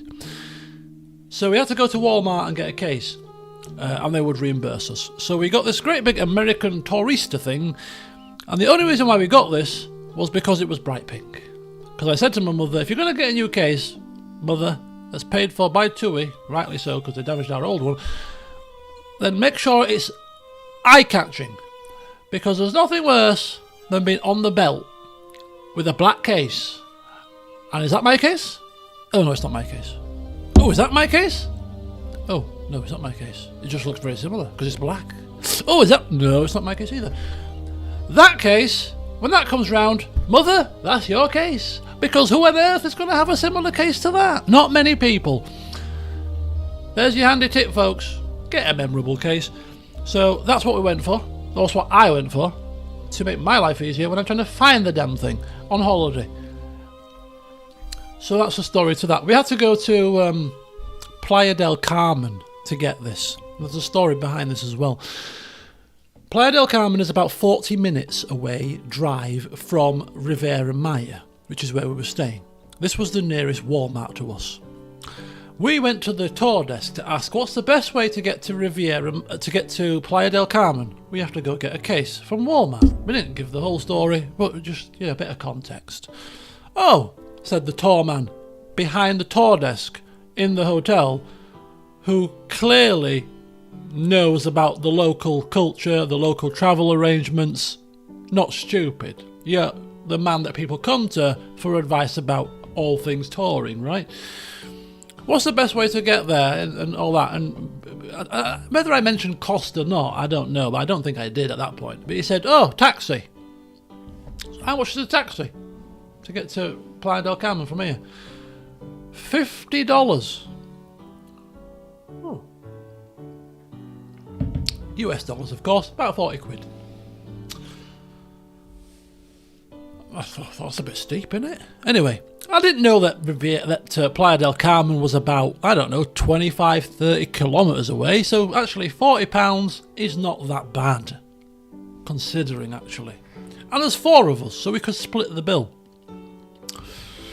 But little old Yorkshire man me, I'm not happy with £40. Surely I can find something a bit cheaper. I'll ask one of the entertainment staff, because they will tell us if there's anything more serviceable than a taxi. This tour man, is my head, could have been in cahoots with the taxi people and taken a cut of the profits from him referring us to the taxis, as they laugh at us for paying 40 quid. So I went to the entertainment guy that I got on really well with. I said, we want to go to Playa del Carmen, buy a case, blah blah blah. What's the best way to get there? What's the cheapest way to get there? I might have even used the word cheap at this point, just to make sure that he knew that I was trying to be cheap here. And he said, oh yeah, I've been recommended a taxi, I said. He said, oh no, don't get a taxi, don't be silly. Get a Collectivo. Now, I said, what? He says, oh, it's like a shuttle bus thing. Literally, you get the free trolley, aka a little golf buggy thing, from our hotel to the local hacienda, which is like a party place for the 4 hotels. And from there, you can get to the side of the road, the straightest road known to man, and you can just flag down any minibus and pay your fare, and they will just take you wherever you're going. Just flag it down. No bus stops required. I said, oh, it's an interesting, handy feature. I said, how much? How much is the Collectivo? He says, oh, it's from here to Playa del Carmen, it's about 40 pesos, the Mexican currency. Now, a quick calculation in my head, which didn't require much calculation, was that 20 pesos was £1. So me, in shock horror, blurted out, £2? Looks at me a bit confused. I said, 40 pesos? He said, yeah, 40 pesos. I said, oh. Well, we're getting the Collectivo, aren't we, then, to Playa del Carmen for £2, or a taxi for 40. I don't know what I'm taking. Anyway, so we got the minibus to the Hacienda, and we got the Collectivo. Now, the Collectivo that we got first of all from our Hacienda place to Playa del Carmen was fine because it was full of tourists. It must have been, I don't know if it was a particular stop, whether we got lucky, but we got in, and we got to Playa del Carmen. We went to Walmart, got some other stuff. Happy days. Now, I like a massage on holiday. The massage in the hotel was $100 for an hour. And I know that's a bit extortionate. I'm not stupid. I've had many a massage before now. So when we were in Walmart, I googled in Playa del Carmen massage places near here. Oh, get the name, people. Magic Hands. Magic Hands. Oh, interesting name for a massage parlour. It's got good reviews on Google, about 4.6, 4.7 reviews. I thought, oh, it's reputable. Over 100 people have reviewed it. I mean, still don't know what Magic Hands offers. Could have good reviews for a reason, couldn't it? But I WhatsApp messaged them. But they weren't available for an appointment that particular day. So we arranged, me and my mate's sister, happy reviews, yeah, to go back the next day for a massage. So we got on the Collectivo again. It's in the name, yeah, clearly. No, it didn't happen. No, what am I saying clearly? It didn't happen. No. So we got in the Collectivo a second day to go back, just me and my friend's sister. We left my mother and her husband behind back at the hotel. So we were free. No wheelchairs to push, no fusses to be had. Got on the Collectivo, paid another £2, and we were en route to our massage. Now, as we got on, there was a man with a mask on his face. Now, I mean, I don't know, it could have looked menacing. He just had a mask on. But my friend's sister kept nudging me. He's got a mask on. Look, you can't even see his face, can you? Now me, I'm not the kind of person to poke a shark in the face, so I'm just not looking at him. You know, I don't want to look at anybody that was remotely dangerous when I'm in the middle of a minibus here that's rickety and in the middle of nowhere on the straightest road known to man. I'm just going to sit here and just look at the floor. So we got there safe and sound. We had our massage. Not $100, but $20.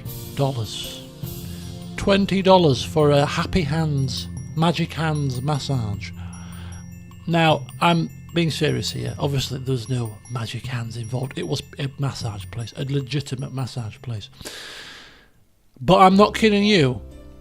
And I've had many a massage in my time. For $20, it was the most amazing massage that I'd ever had in my life. That woman worked wonders with my thighs, with my calves, with my back. $20. I was thinking every time. This is not me. This is me being serious. You know, sports massages, people have them for legitimate reasons. You know, you've got knots, you're pounding the football field, you need that relief in your muscles. I've groaned in massages in pain because they've been too hard. I've never moaned in a massage because it's been that pleasurable in terms of the feeling of getting into the right spots in the muscle. It was fantastic. For $20, I'd pay it every day of the week.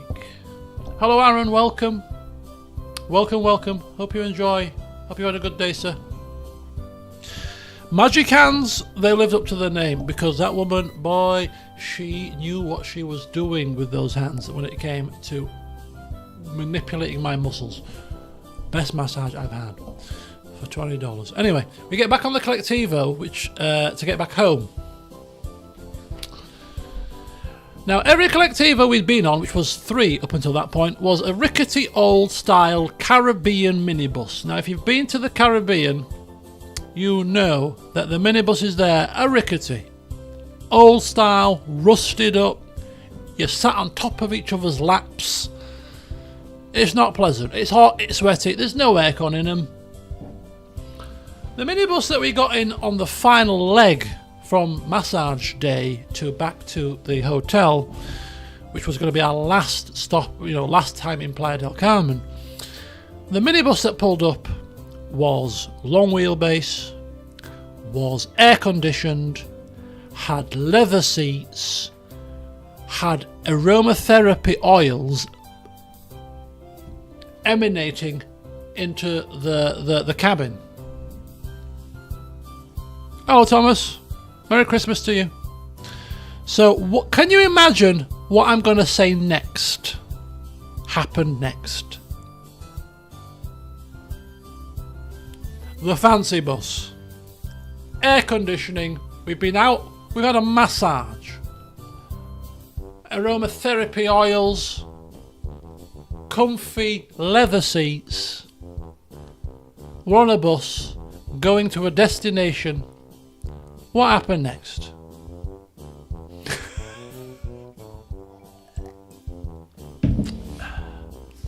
As I splash my glasses. We fell asleep. Exactly. We fell asleep. Not just me, but my friend and sister. We both fell asleep because it was so comfy. I mean, there was a man on there. No, that's not the same. No. There, everybody on that hotel, everybody on that bus was fine. It was dandy. Some hotel workers were on there.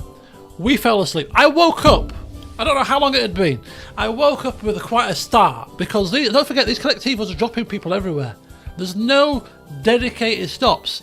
You're rolling along this straight road, and there's somebody in the back of the saying, whatever they're saying in Mexican or Spanish rather. You're looking around. What's happening? What's going on? And she's just telling the driver next stop or whatever. Driver pulls her off random side of the road. Woman gives her money. Off she gets. Driver carries on. It's the most strangest experience because we're used to over here in the UK, bus stops at set places. Set fares and all this kind of stuff. Not this, just get on when you want, get off when you want kind of malarkey. Anyway, so I'm waking up and I'm thinking to myself, as we're driving down this straight road, I've only been on this road 3 or 4 times at this point. I'm not an expert on it. But I'm looking around. My mate's still snoring next to me. And I'm thinking, I'm sure I don't recognise any of this signs or any of this area. I think we've missed our stop. And then I see a sign to Tulum. Now, Tulum is the town that was past our hotel. And Tulum was like about 30 kilometres from our hotel. So when I see a sign for Tulum that says 10 kilometres, at that point I'm like, oh, we've definitely missed our stop. So we get off. I shout at the driver, stop! I can't speak Spanish. Stop! And he's like looking back at me. I said, Vaya Principe. He went, no, Vaya Principe. As he pointing behind him, I know we've missed a stop. How you can speak to people that do not know what I'm saying. He does not know what I'm saying. I don't know what he's saying, but through signs and body language, we managed to assess the situation to the point where he pulled over. I paid my money, 30 pesos. I think it might have been 60 pesos because we'd gone past our stop. I had to pay £3 for the pleasure of missing my stop. We got off and we ran across the freeway, the 5-lane freeway, within an inch of our lives. No pedestrian crossings here. Ran across the 2 lanes of traffic to 2 sides of the freeway and just flagged down another Colectivo going the other way. Vaya Principe. Saw the panic in our face. Oh yeah, that'll be 20 pesos, another £1. We get in, and sat behind us was the King of Bling, not Volpers, but the man that had every finger covered with a tattoo and a skull ring. Now, my friend, sister, she was like nudging me again. I'm like, no. The first guy in a mask was bad enough. This guy in tattoos and skull rings, do not even dare glance in his direction. Don't. We sit there quietly. I'm directly behind the driver. He's bumbling down this freeway, and I was never so glad to get off. It's the first time I felt a bit unsafe in the entire holiday. But hey, at £2 a pop, what do you expect? So we get off. We get back to the hotel safe and sound. But that was quite an interesting little journey. Magic hands, fantastic. Now, we had a la carte bookings. Remember the bar, what do you call them? The butler service. Could have booked our restaurants. She rung me on day 3. When did I book painstakingly the 5 or 6 a la carte restaurants? I booked them on day 2 because they were filling up quickly. It's no good telling me, butler, you could have done this for me on day 3 when I've booked them all. Bit gutting, but anyway, I booked the a la carte restaurants. The first a la carte restaurant was a seafood restaurant. This is a shrimp croquette, which was delicious, but a bit small. It's very small. One mouthful, it was gone. Delicious, but where's the next 2 at least? Now, I love seafood, hence why we're in the seafood restaurant. Lobster, I love lobster. Sweet tasting with the garlic butter or the lemon butter or just the plain drawn butter with a bit of mash. Delicious. Love a bit of lobster. And I see a sign, lobster, a tenner, effectively. So I sit down and I said, right, how much is a lobster? I want a lobster, £10. Show me the lobster. How much? He said, never been asked this before. What weight of lobster do you want? I said, what weight? Excuse me? What weight of lobster? I said, I don't bloody know. You can have £8, £9. I was like, just the smallest one will do. That'll do. I've got starters, I've got other courses to come. I don't want to be greedy. Anyway, he says that'll be that size is $50. I said, excuse me? That says $10 outside. He says, yes, $10 per pound. $10 per pound. I said, oh. Could have made that a bit clearer, couldn't you? But I've asked for it now, and I don't want to seem like a cheapskate, and I'm on holiday, so I ordered it. I thought, it's fine, I'm on holiday. I might as well have lobster once. So I had lobster. That was my lobster dish. He asked if you wanted it boiled or I wanted it char grilled. I wanted it char grilled. Bit of flavour with the Mexican spicy rice, with the little mashed potato croquettes, with the salad, with the dressing on, with the 2 different styles of butter, one just plain, one with garlic, the lemon and the lime juice and the gherkins at the side. $50? I was happy with that. For $50, I was happy with that. That was delicious. That was filling. That was worth $50. When it came out, everybody in the restaurant's looking at it. Ooh, what's that? Ooh, look at that. Oh, I felt like royalty. That, one of the best dishes I've had. Hands down, was delicious. You'll get to the picture a bit later in the slideshow. Imagine my horror a little bit later in the holiday when we went to the buffet restaurant on Saturday. Don't worry, we're getting there. when I found out that they do a seafood buffet in the restaurant buffet that's free. Crab claws, shrimps, mussels, clams, the whole langoustines in a pan grilling that looked like lobster tails. They were that big. The langoustines were that big. I said to my mother, I said, Mother, don't tell me that I've paid $50. You've seen it here. Lovely meal. But that I paid $50 for lobster if they're going to give it to me for free in the buffet. Don't tell me. There was no lobster to be seen. So I'm there, sat at my table, cracking my crab claws with my knife, making a mess, because there's no easy way and no elegant way to eat crab claws. You've got to smash them open. You've got to suck the white meat out of them. It's not elegant, but it's delicious. And did I not see a plate as I'm eating my crab and my langoustines and whatever else I put on my plate?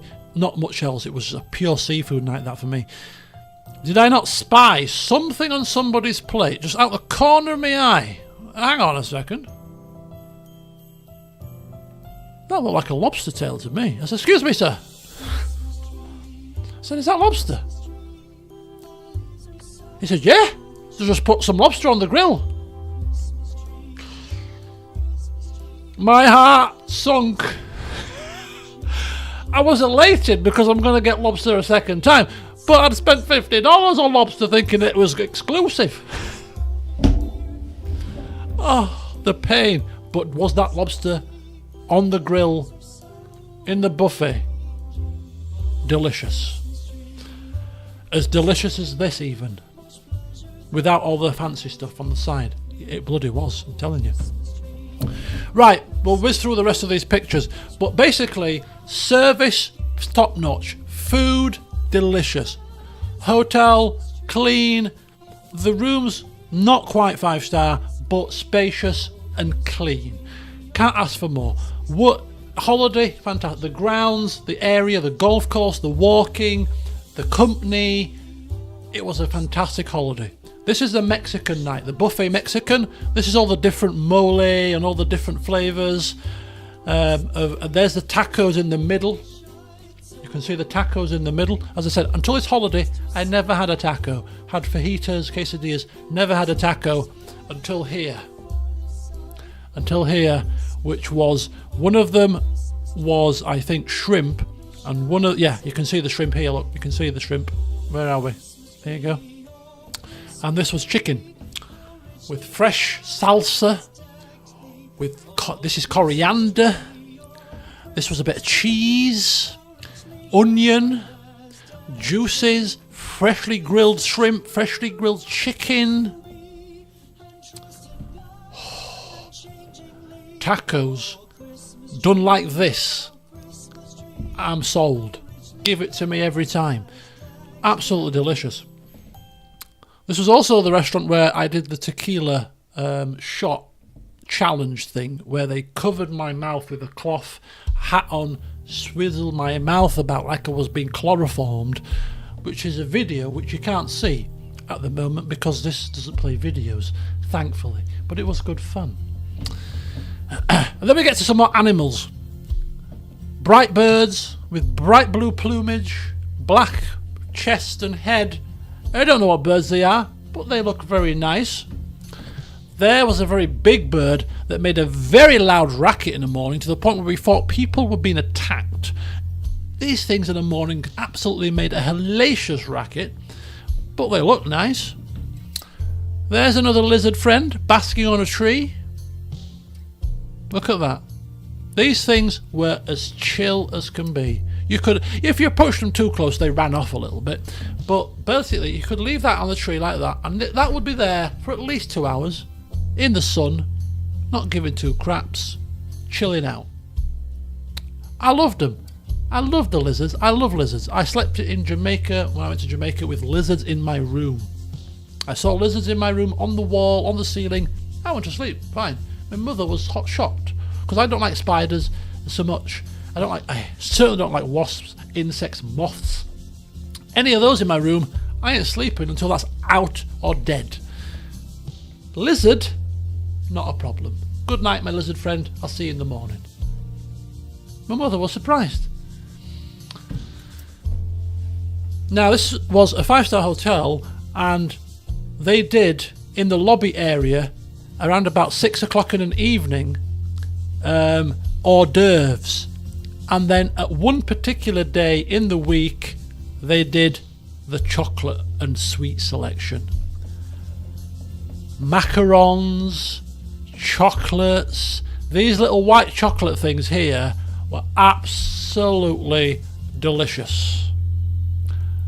Absolutely delicious. Chocolate crumbs. This was white chocolate and strawberry square. I remember them like it was yesterday because they were absolutely gorgeous. Chocolate quality. These little hearts were white chocolate with this yellow thing. It didn't taste of anything other than white chocolate to me. Some of them had praline in. Some of them had a little bit of like buttercream in. They were lovely. Coming out after you've had a long day, you're coming out to pre-dinner drinks at around about 6ish, to see this laid out before you.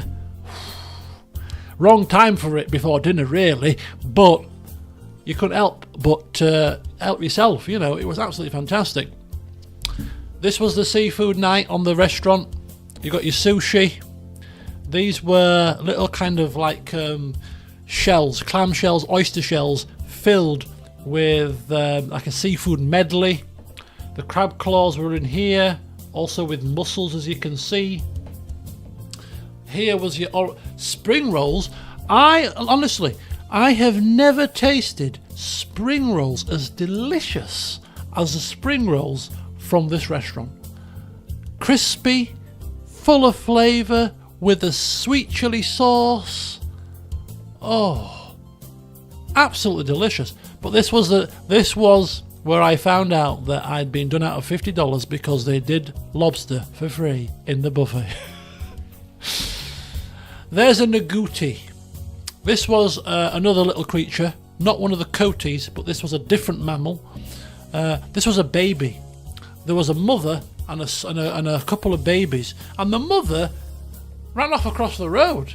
This baby was at least a good 15-20 metres away from the mother. I'm thinking, has the mother just abandoned you? But yeah, little naguti. They have no tails, but it's a little strange creature. And that is the end of my pictures. Not many, but my mate took a picture of the spider.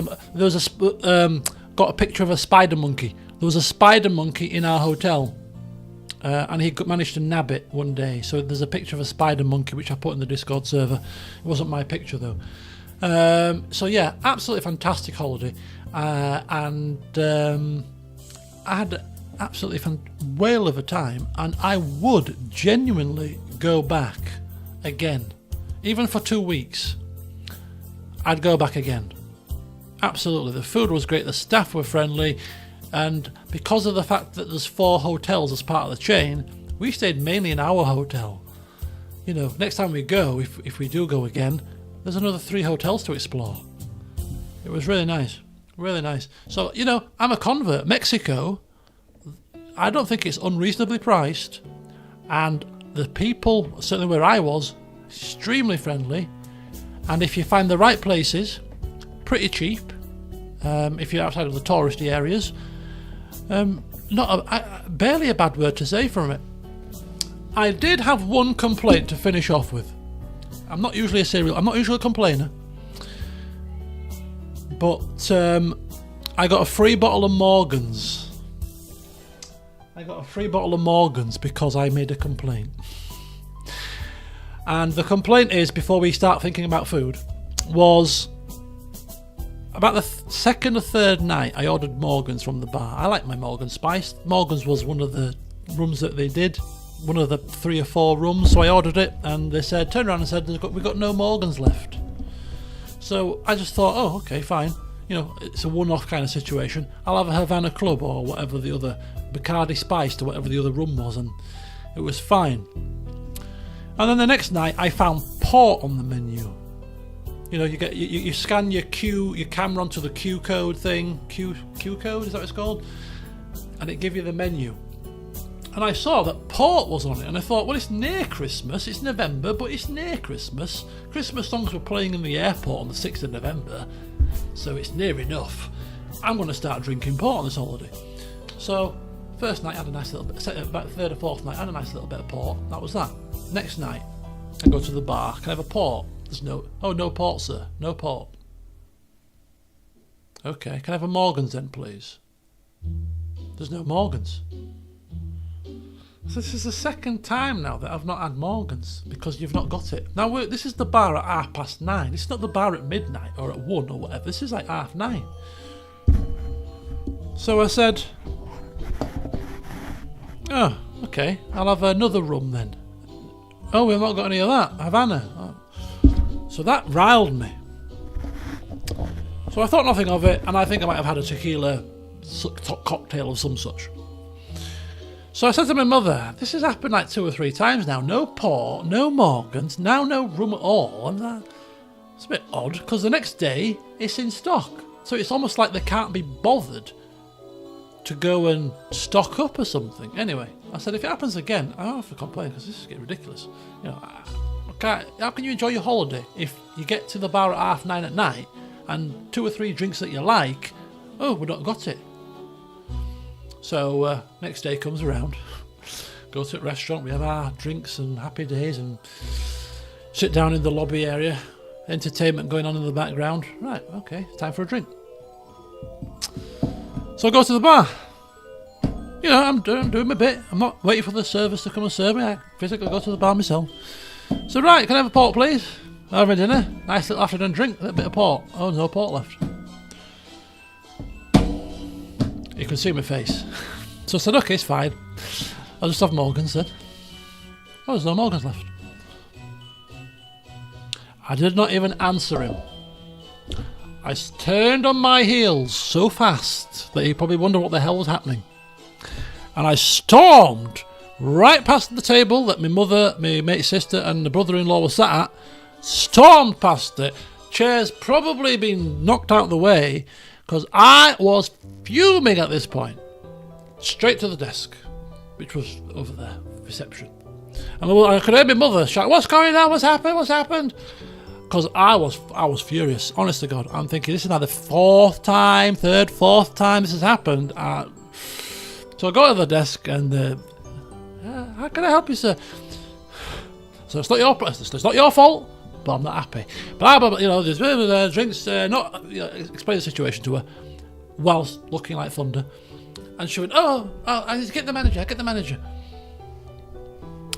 And in the went, a manager came out, and the manager was actually the head of the butler service, because we had a bit of a laugh and a joke about the butler service a couple of days before, because we didn't realise we had a butler, and she was there. Anyway, so I kind of knew this woman when she came out. I said, Camille.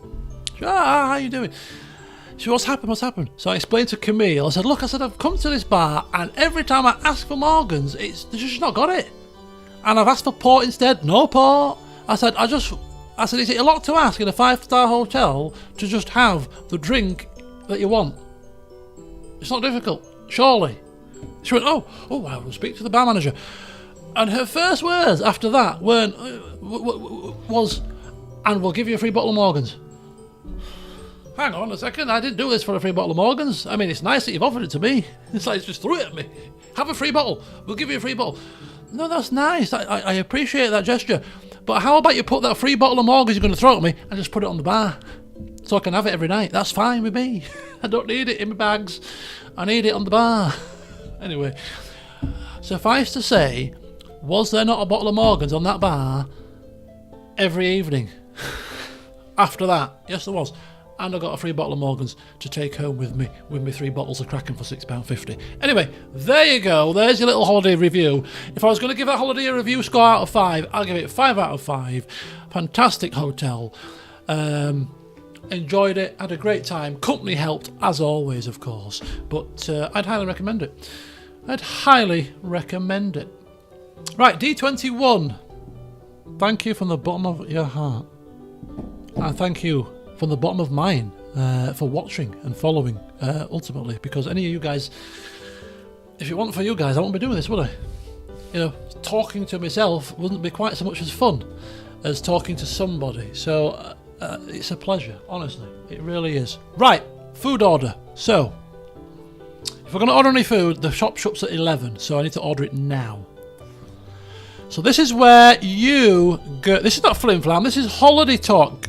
Ollie, what's after holiday talk? What's on the agenda after holiday talk? Tell me.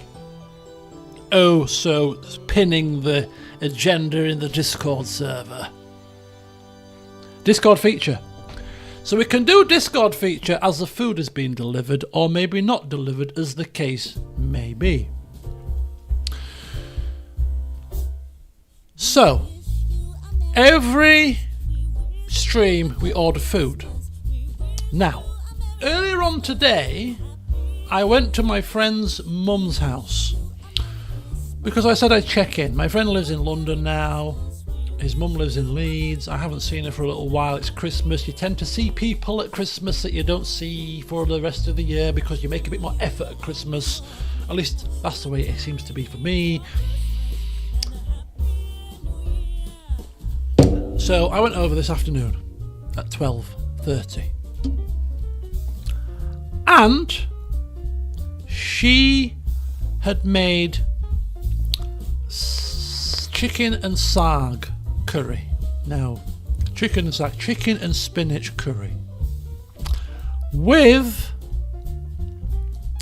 some, you might as well call them chapatis, but they're not. They're parotte, which is slightly thicker and than a chapati. It's like a butter in it, and it's kind of, it's a bit heavier. But nonetheless, just pretend it's a chapati for those of you that are not in the know. And she made enough, not just for lunch, but for evening meal. So downstairs, I've got a homemade chicken and spinach curry and these flatbread things, which would be more than enough meal for me to have right now. That is the first option, because I don't really want to waste it. I could eat it tomorrow for lunch. Alternatively, we could order food, because I'm not beyond the realms of doing that. So the choice that you're going to make, folks, because I'm happy either way, is should I eat the food that's been cooked for me, chicken and spinach curry with the flatbreads and a bit of the onion garlic dip that's just by the side of me, or do I order Korean fried chicken? And that's your vote. Ollie, I'm going to put you on the spot here. Can you put a poll in here somehow? Don't be talking about it. We're going to do an official poll here. This is a big decision. Can't we have a straw poll in here? And we're not going to eat both because I'm not greedy. Don't have to shout it out. Don't have to shout it out. And you can't vote for both. There's none of this sitting on the fence nonsense. You can have both. No, I'm not. I can't eat both. I've got a shrunken stomach. I haven't. I could probably eat both, but we're not doing that. We're going to eat one or the other. Just one or the other. Don't worry. If I don't eat it tonight, Catherine, it's not going to go to waste because I'll have it for lunch tomorrow. It's not going to go to waste. I wouldn't dream of wasting the food, and especially when somebody's taken the time to cook it for me specially, because nobody else in that house, and she lives with 4 or 5 lodgers, could eat that because they're vegetarian. So she's made this especially for me. She's made this especially for me, which is quite a big thing, isn't it? Because I've not seen her for a long time, but I used to be over there every day. Remember when I used to say, oh, I'm sorry, I explained to you in streams gone by where I've gone down to my mate's house and I'd have routinely 2 meals. I'd see her every day, like a second mother to me, in fact. So anyway, we're waiting for the poll to come up. I've put Ollie on the spot, bless him. He's working feverishly to bring a straw poll to you all. So between now and then, I have to determine what's next on the agenda. I know what's next on the agenda, and I think I should get to that now before I lose my train of thought and get any more drinks in me where I can't actually articulate properly. Ooh, hang on. Click on the straw poll. I'm going to click on it as well. I'm going to cast my vote, because why can't I vote as well? Right, what are we doing? So it's chicken and spinach curry with flatbread or KFC chicken. Cast your vote and let's see what the results are saying. Oh, we've had 12 votes so far. Oh, KFC chicken is... Oh, you are all nasty people. But that means that I get lunch tomorrow, doesn't it? Okay. We're going to give it until at least 25 votes have been in. I don't know how many people are watching the stream right now. I don't have figures up, but let's have a look. We've got 52 people. 55 of you. Wow, that's pretty decent. Hello, 55 people. I hope you're having a good time. Merry Christmas to you all. Please do vote in the poll as to what I'm going to be eating in the next hour. It's crucial. Please do vote. Got 22. We need 3 more votes before this becomes a legal document. Come on, 3 of you. Get pressing your buttons, please. Come on now. Don't sit there on the fence. Come on, there's 55 of you. Probably half of you are asleep, because it's been story time. 23 votes. Come on, 2 more. There we go. I'll give it another 30 seconds for the last people just to get round to pressing it, but it's like it's KFC chicken. Okay, it's fine. I'll eat curry tomorrow. Do you know what, Cham? You eat a lot of curries, right? You can be with me on this one when I say that there's nothing nicer for breakfast than a good curry, and especially with the flatbreads as well. That will be a delicious breakfast. That will be a delicious breakfast, I think. Anyway, let me get to the food ordering. Curry is disgusting. Liv, you can't say that. Curry is delicious. Honestly, I'm the biggest curry fan. Onion curry with chapati, maybe some dal. Saag. Chicken saag is more than enough curry for me, thank you. Oh, delicious. I'm getting my iron from the curry, I'm getting my green leaf from the curry, I'm getting my protein from the chicken, and I'm getting a boatload of butter and a bit of carb from the breads. It's a balanced meal.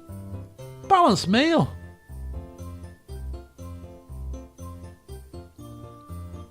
Curries are too expensive. Never had a Indian. Never had a curry. Never had a curry, Nagisa. Really? Wow. Just got an Uber Eats notification for KFC. Don't start me off on the phone situation. Phones listen to you. They are prata, yes they are. Yes. 50% saturated fat. That's why they're so delicious. Right, it looks like from the poll that we're going to be eating the Korean fried chicken, which is perfect because the shop shuts at 11. And it's now 21:48. We had 29 votes, so I think more than 50% voting there, so that's pretty decent. Well done. Thank you all. I'll order the food and then we shall start with the announcement of the Discord server new feature, which I'm really excited about. Right. They listen to you. They do. These things listen. These things listen. Demo, do you have Tinder on your desktop? Yes, I do. I'm a desktop kind of person. Do you know the apps that you get on the phone? You know I've got Snapchat on there as well. I'm not a big phone person. So if I can get any of these apps on my desktop so I don't have to stare at a phone screen, you know, if I'm looking at pictures of people, I don't want to see a little tiny picture of them on a phone screen. I want to zoom them in and see what I'm getting. Right, let me get my screen back on here. That doesn't involve incriminating apps. And get myself ordering some KFC. Korean fried chicken. Now, I've already plumped for the restaurant of choice. I've already researched the restaurant. Oh, somebody has thanked me for a Christmas present, but I'm a bit busy, so I'll message them later. Say you're very welcome. It's not a problem, you know what I mean? Right. So I have to find. I'm doing it on my phone, so there's no slips of doxing going on, and all that kind of jazz that happened in previous streams gone by. Right. So I'm going to type in here where we're getting delivered to, and I'm going to type in Korean. This is a time where you want a voucher. How many times on Uber Eats do you get vouchers for like promo codes, and then when you really want a promo code, it's never there? Like now, a promo code for 50% off would go down quite nicely. Do I have one? Do I hellers like? I'll zoom myself in. Right, let's have a look at this. Tinder and Snapchat. You dog. Look, social media. Ways to connect with like-minded people. That's what I say. Social stimulation is the key. One cannot be behind a computer screen for all one's life, you know. What have we got? How much is Kraken Black Cherry and Madagascar Vanilla Black Spice Rum? I've seen the Black Cherry and I've seen the coffee. I think they're around about the same price. I've never seen the vanilla though. That sounds delicious. That sounds delicious. Right, Korean fried chicken. I need to find the right one. This is the right one. So I've already decided what I'm having. This is slightly different to what we usually do, where I give you options to pick a type of meal and then we pick the restaurant and all that kind of jazz. I'm worried about the time because we're already over and the place is shutting in an hour. So I did my prep beforehand because I want to make sure that I'm getting at least a decent quality. So I went with an eatery that seems to be relatively decent. So basically what I'm going to go for is the deluxe burger meal. So it's like a bit like KFC. It's a box meal thing. So with this, you get the choice of a burger.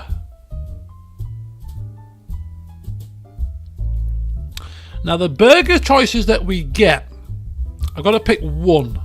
You've got to pick one. We get the CKSB Crunchy Korean Slaw Burger. Now, let me see if I can get this menu up on the board for you guys.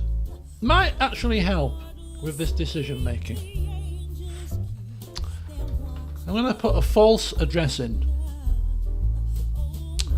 if you don't mind, just to Korean fried chicken. Let's have a wee peek here. K-Town, no, there we go. Let's change the address. LS14AP, which is my work address. Which is, I don't mind giving to you guys. Unless you're going to come and stalk me at work, that is. Right, in fact, there you go. I'm currently residing in the Doubletree at Hilton, Granary Wharf. Come see me. Perfect. Right. So this is the burger menu. Let me shrink myself down so you can see what's happening here. There we go. Okay. So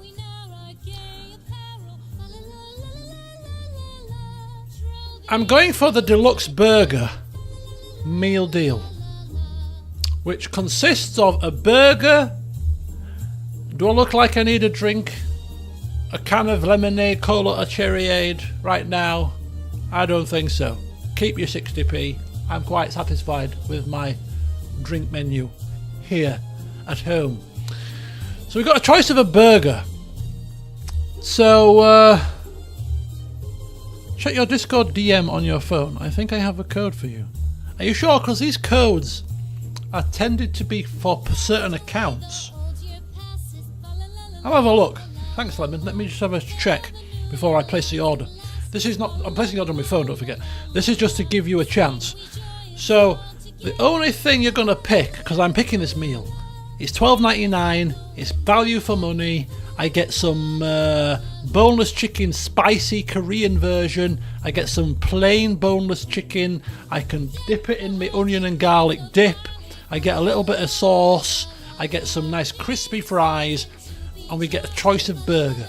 So, quite a good bargain, this little deal. So you're going to have to pick the burger for me. So we can have KSB Crunchy Korean Slaw Burger. So these are the burgers that we can pick. We can pick the Samjang Chicken Burger. Now the Samjang Chicken Burger is 2 crunchy chicken fillets marinated in gochujang sauce. Means nothing to me. Hot Korean mayo, pickled cucumber, onion salad and melted cheese. Does sound rather delicious, doesn't it? That's the first choice of burger. The second choice of burger is the K-Katsu burger, which is a katsu burger, unassuming, but it's got katsu chicken, karaishi mayo, tonkatsu sauce, mirin drizzle, and Korean leaf kimchi salad. That's that. Ollie, I hope you're taking notes for the poll here. KSB Crunchy Korean Slaw Burger is just crispy spicy fillet burgers with Samjang mayo, Korean slaw and cheese. Listen, one must always be on one's toes round here, for these things always play out in a haphazard nature. It is the way it is. And we've got the Seoul Burger, which is crunchy sizzler fillet, hot Korean barbecue sauce, mayo, salad, halloumi cheese and pineapple. Now, was that an option as the box meal or not? I think it was. Seoul Burger. Yes, it was. So, picking a choice of burger on the poll when Ollie has, like a boss, knocked it together at last minute notice. We've got the SCB Samjang, we've got the K-Katsu, we've got the CKSB Slaw Burger, and we've got the Seoul Burger. I have my favourite choice, which I will vote for. I will not influence you. When the poll comes up, I'll wait for 25 votes, so don't be sat there gawping and hoping for the best. Put your fingers to use, get in and vote for the burger that I shall be having. I may still have room after this for the curry. We'll play it by ear. This is not a feast, this is a box meal. Anyway, I'm going to pour myself another drink while Ollie's cobbling together so skillfully the poll, and then we're going to have a talk about the Discord server and a new feature. Whilst you're all present and able-bodied to be able to understand what's happening here, which is clearly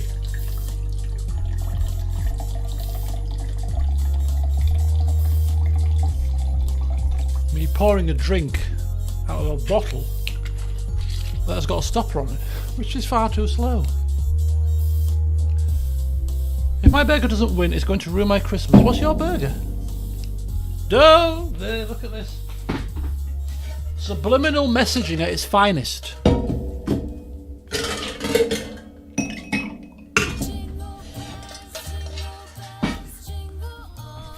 I've only ever had KFC, as in Korean fried chicken, once in my life, and it was delicious. And it wasn't a stream. Maybe last Christmas? Or the Christmas before, maybe even. But it was delicious. So I'm having another Morgan's.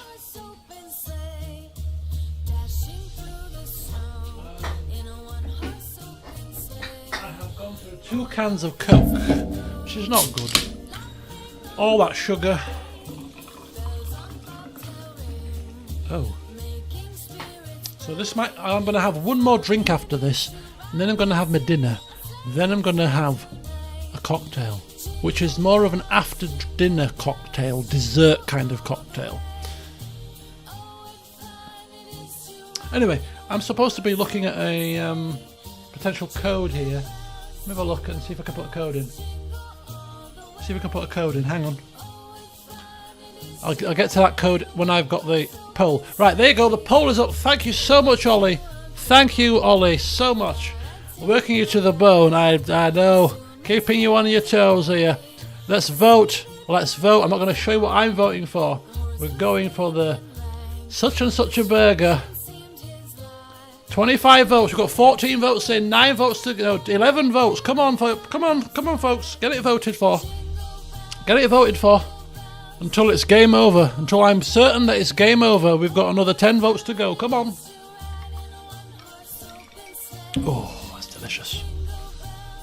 Jingle Bells is playing. Oh, people were happy to vote for the KFC, and then now not so happy to pick the meal. Come on. 6 more of you. It's close, actually. Katsu Burger's catching up. Samjang Chicken Burger's in the lead.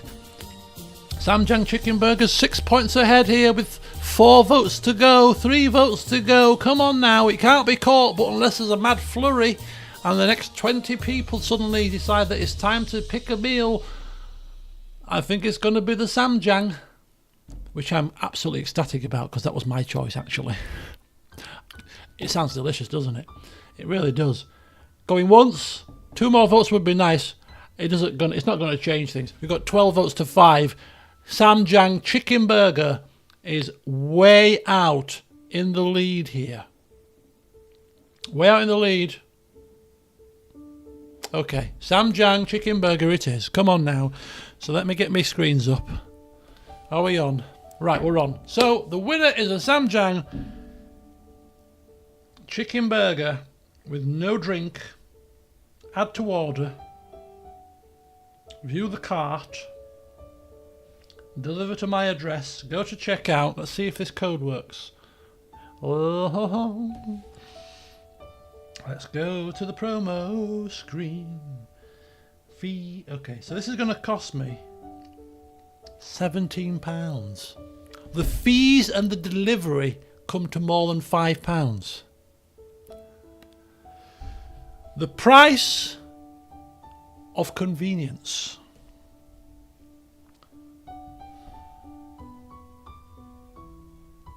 Right, that's oh.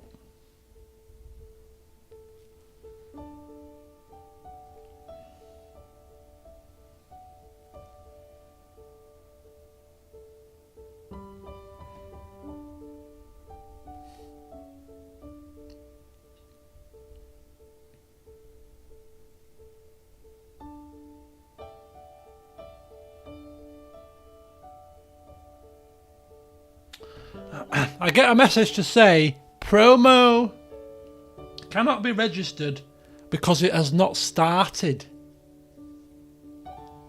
What does that mean? Well, obviously it means it's not started. Is there a start date to any of this stuff?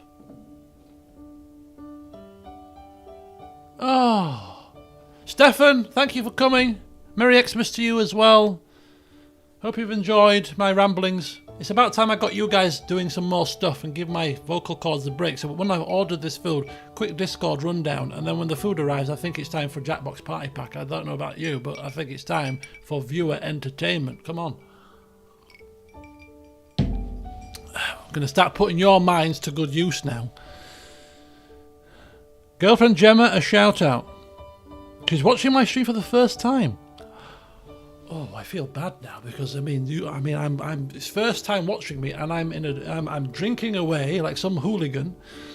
Sat here in a PlayStation Christmas jumper. What the hell does she think? But welcome, Gemma. Hope you're enjoying yourself. Good to see that you're here watching, and I wish you a Merry Christmas. The food hasn't been ordered. the promo code hasn't worked, so I shall pay full price. £17.58. But hey, this could be delicious. This could be delicious. We're hoping. It's coming from a ways away, so when it arrives, I'm going to have to stick it in the microwave, I think. Get it nice and hot. Because I don't know about you guys, but I like my food piping. Not lukewarm, not mild. Bit, it's a bit tepid. I like it hot. Okay. Estimated arrival, 10:50. I can work with 10:50. You could have told me in advance. Ollie, I could have told you in advance, but that would have meant that I had the foresight to ascertain that I was going to do polls. And that didn't strike me until I decided that I was going to talk about polls, which was right now, in the heat of the moment. But you've done a sterling job, because the polls have gone up, they have done their job, they have picked for us results that we wanted to see. Not a complaint from me at all. Not a single complaint. If you can't have mods that can react to things in an instant, who's to say that some chaotic person would not blast through this chat, effing and blinding, that requires dealing with? You've got to be on the ball and block them and stop them and cut them out. That's all it's like. Call it a test, and you've passed with flying colours, I might say. Right, dinner is on the way, 10:50. So we're going to now go to the next section, which is Discord Showcase. Courtesy. Do I get a raise? Of course you do. We'll give you an auspicious Discord title. How's that? We'll put a little crown on your head, on your little, on your title. We'll ask King Lemon to sort it, because I'm not the most technically advanced when it comes to these things. But I had a moment of inspiration less than a week ago. Right. So, trip down memory lane whilst we're waiting for food. Way back in 2010, I played Medieval 2 Total War and thought at the time it would be a good idea to have viewer engagement. And hence, the interactive roleplay LP was born. And to this day, I'm still almost certain that I probably was one of the first, if not the first, to engage in such interactivity in an LP. Only 13 years ago.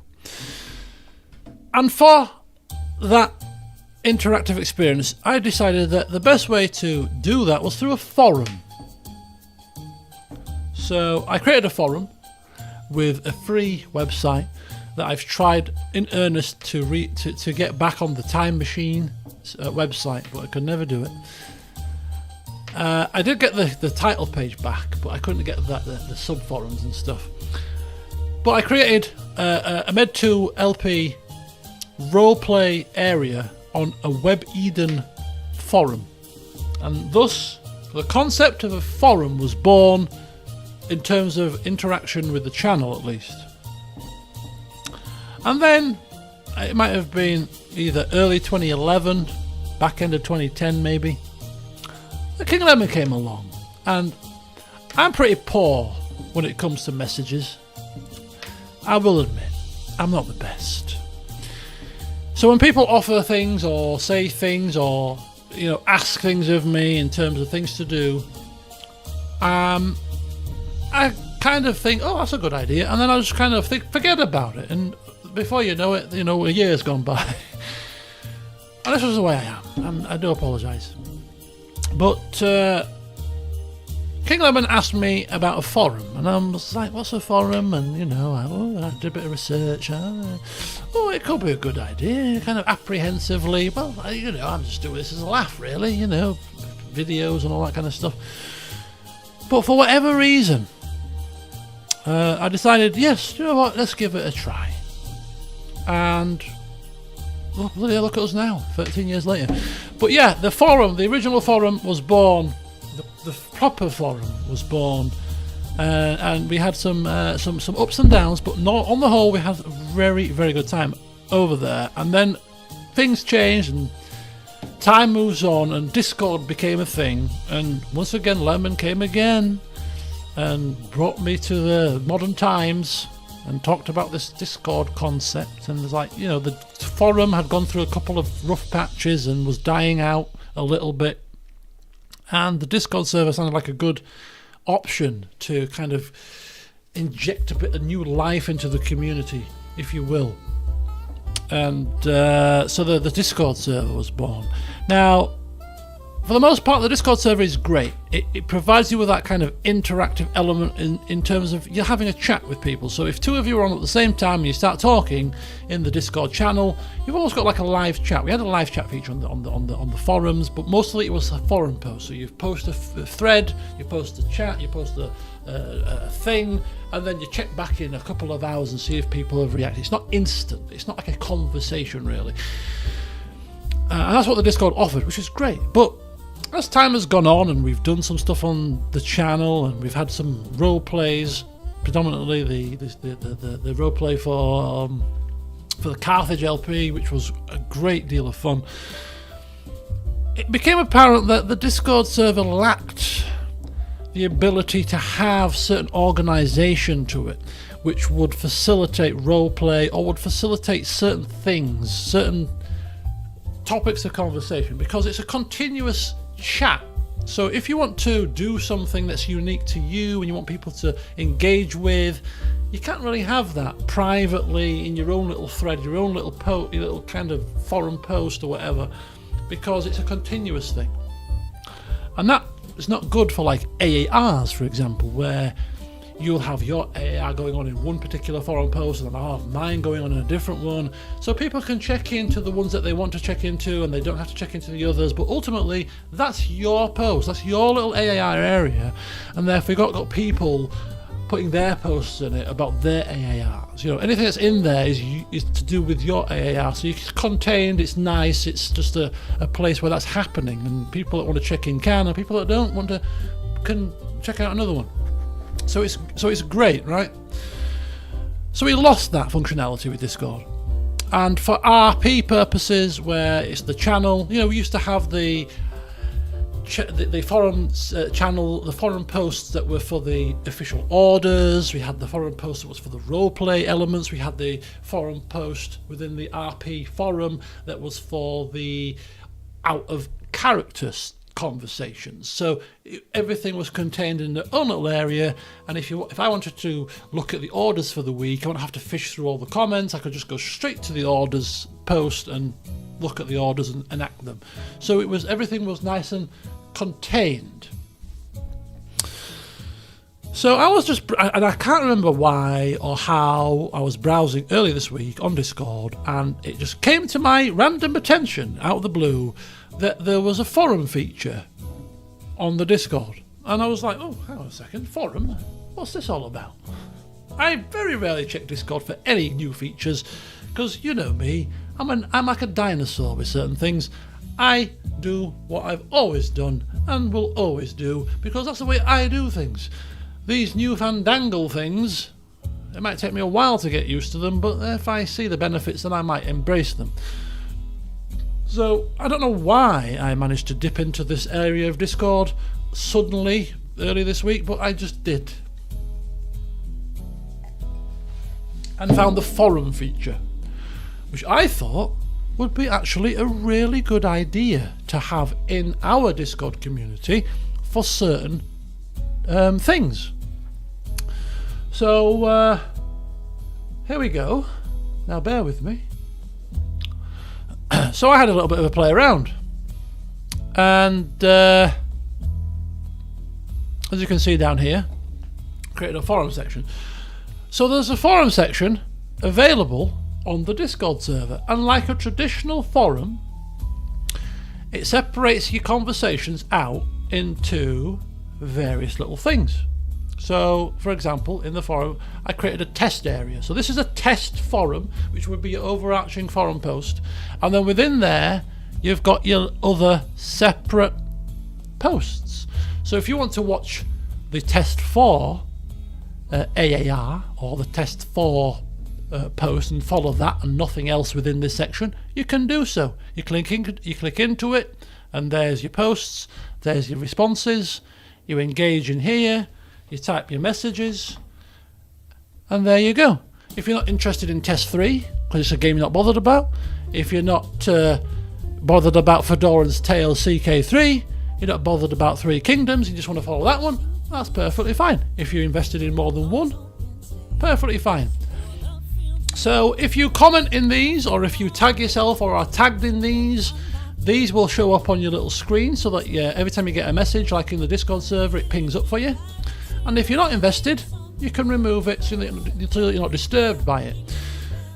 But the beauty is, like with AARs, if you've got 3 or 4 or 2 AARs going on at the same time, you can separate them out and you're not having them all mashed together in the same Discord channel.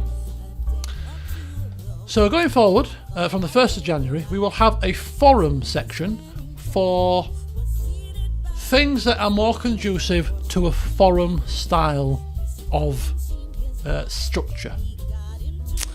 So the 2 things that sprung to my mind to start with as a bit of a test were the AARs. So we've got an AAR section here, but again, it's all one continuous thing. So if you're doing your AAR and somebody else wants to do another one, you can't really dip into this and start railroading it with your own AAR, because then you've got 2 going on at the same chat and it's just a mess.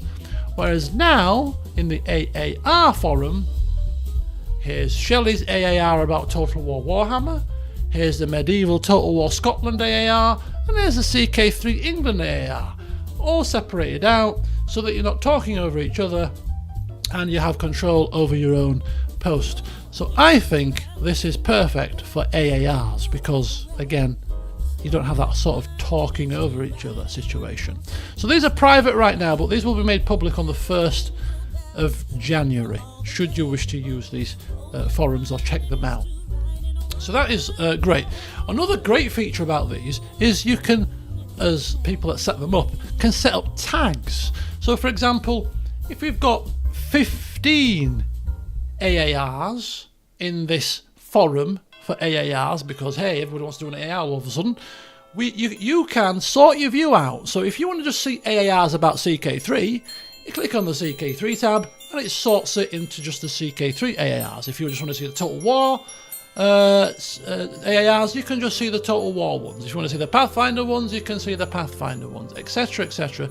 So you can set tags to help you to sort out what you want to see in that particular forum area, which is also quite a handy feature. So there's a little bit more playing around to do here, but that's the general gist. It is basically a way to put a forum into Discord, so that for things that benefit from forum structure, it's a lot more easy to maneuver and navigate those kind of things. So the AAR will be the first one. We've got, as I say, these are just test things.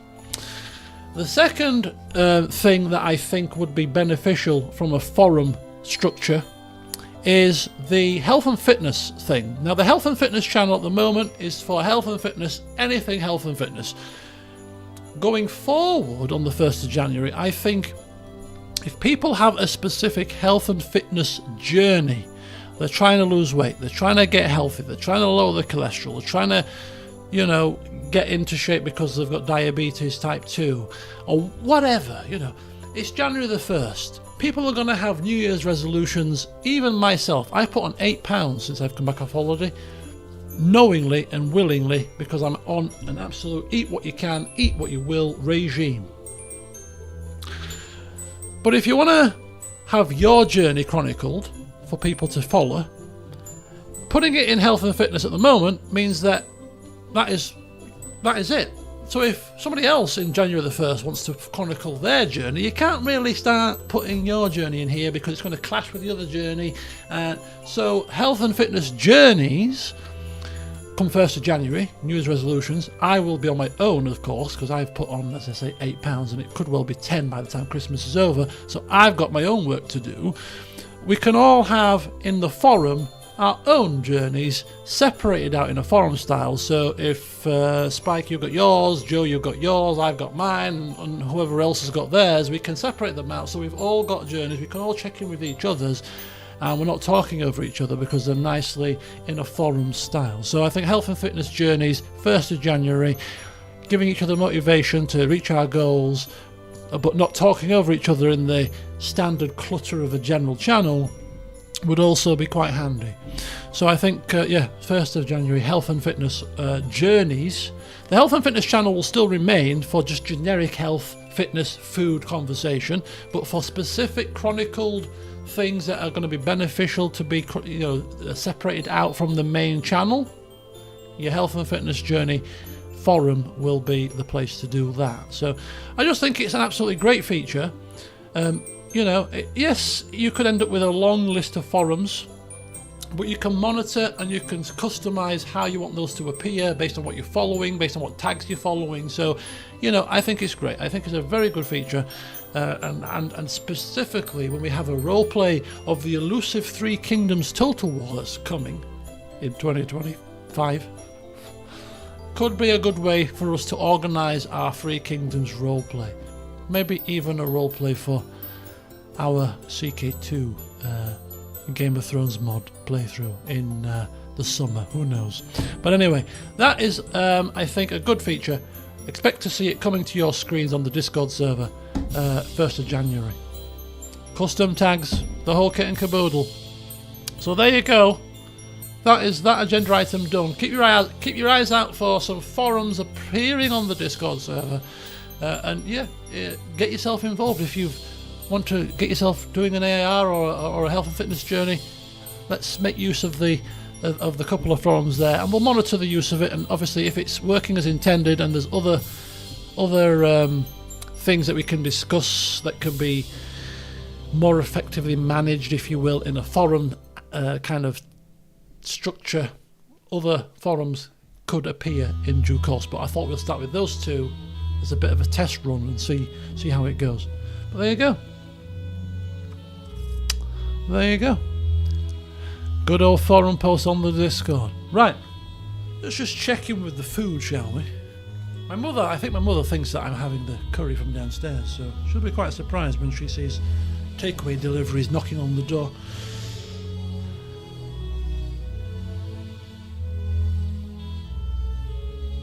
$22.45.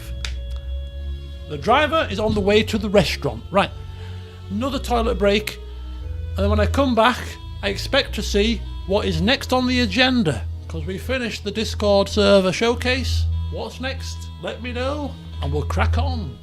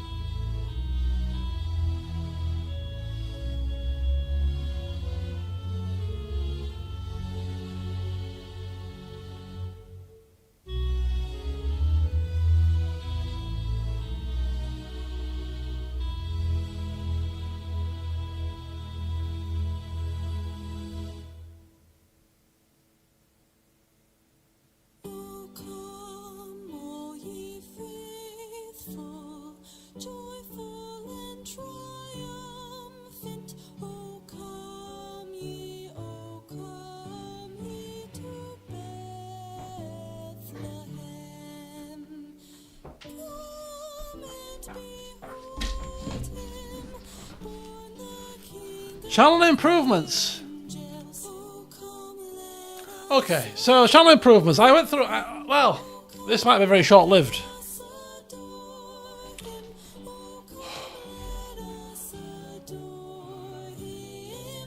Buy one, get one free.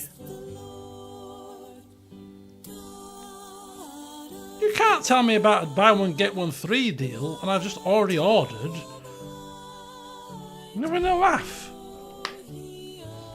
Anyway, channel improvement suggestions. Right, okay, so channel improvement suggestions. This is a bit of a random, out there kind of situation, which we could bottom away before the food arrives quite quickly. But basically, I was doing a bit of thinking about the channel and about how things are done, and I was just like kind of going to throw the question out there: if there's anything that you think that you would like me to see me do differently in terms of, I don't know, anything, video length, game selection, you know, frequency of uploads, blah blah blah. Is there anything that you think to yourself, I would like to see this, or you think this would be a good idea, or anything at all? Because I mean, I'm quite stuck in my ways a little bit, I suppose, and this is a hobby for me. I wouldn't kind of pander to getting views or anything like that, but if there's genuine things that I think, you know what, that's a good idea, always happy for feedback, I suppose. So then I also got thinking about the fact that I've been doing this for almost 14 years. And I almost think it would be quite a quirky and fun thing to do. Let's get this round. It'd be quite a fun and quirky thing to do to kind of regress ourselves back to 2010. Almost, you know, I mean, there's not many LPs out there that have been going since 2010. I say this every year, but you know, as time progresses, the likelihood of people being doing this for as long as I have becomes less. And I know there are some still out there that will have been doing it for as long as I have, but there's not many. Because there weren't many people LPing when I was doing it when I first started in 2010. So I was kind of thinking, wouldn't it be a bit of fun to take ourselves back to 2010 a little bit? You know, kind of like a retro kind of thing. You know, because it's all the rage, isn't it? Retro stuff, yeah.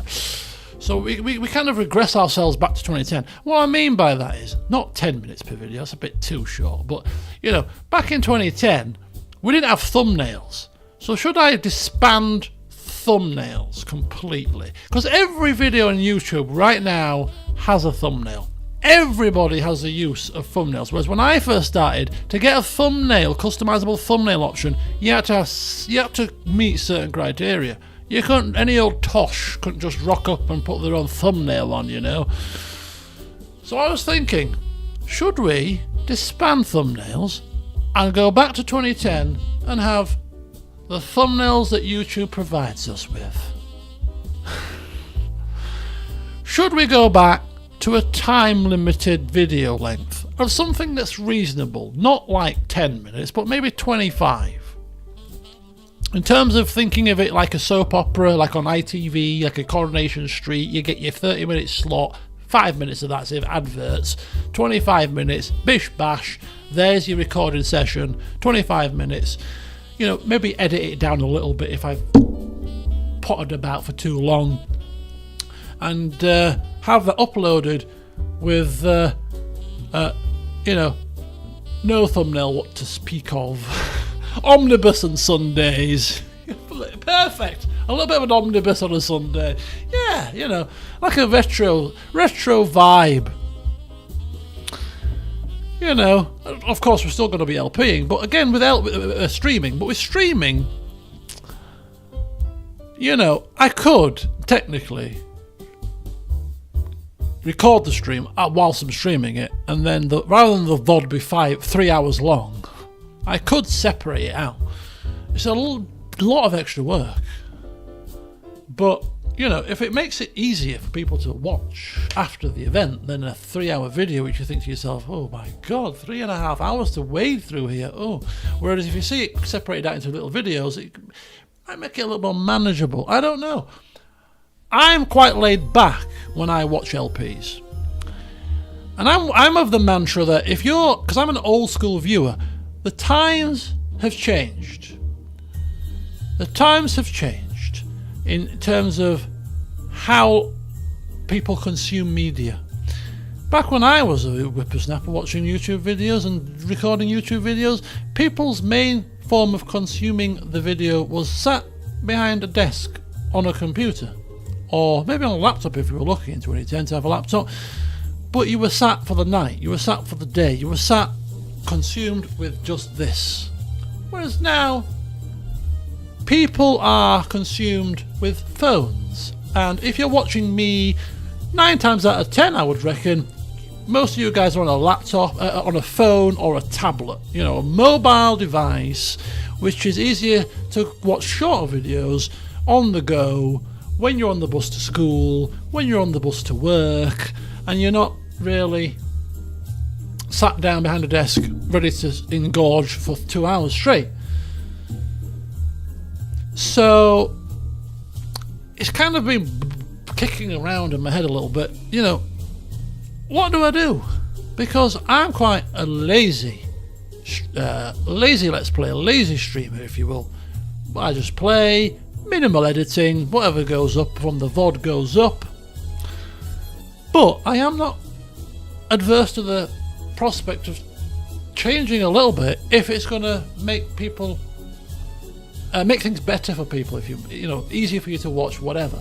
So right, 5 games at once, that was one thing that did come to my mind. Could I physically do 5 games at once? I used to do it. Can I not do it now?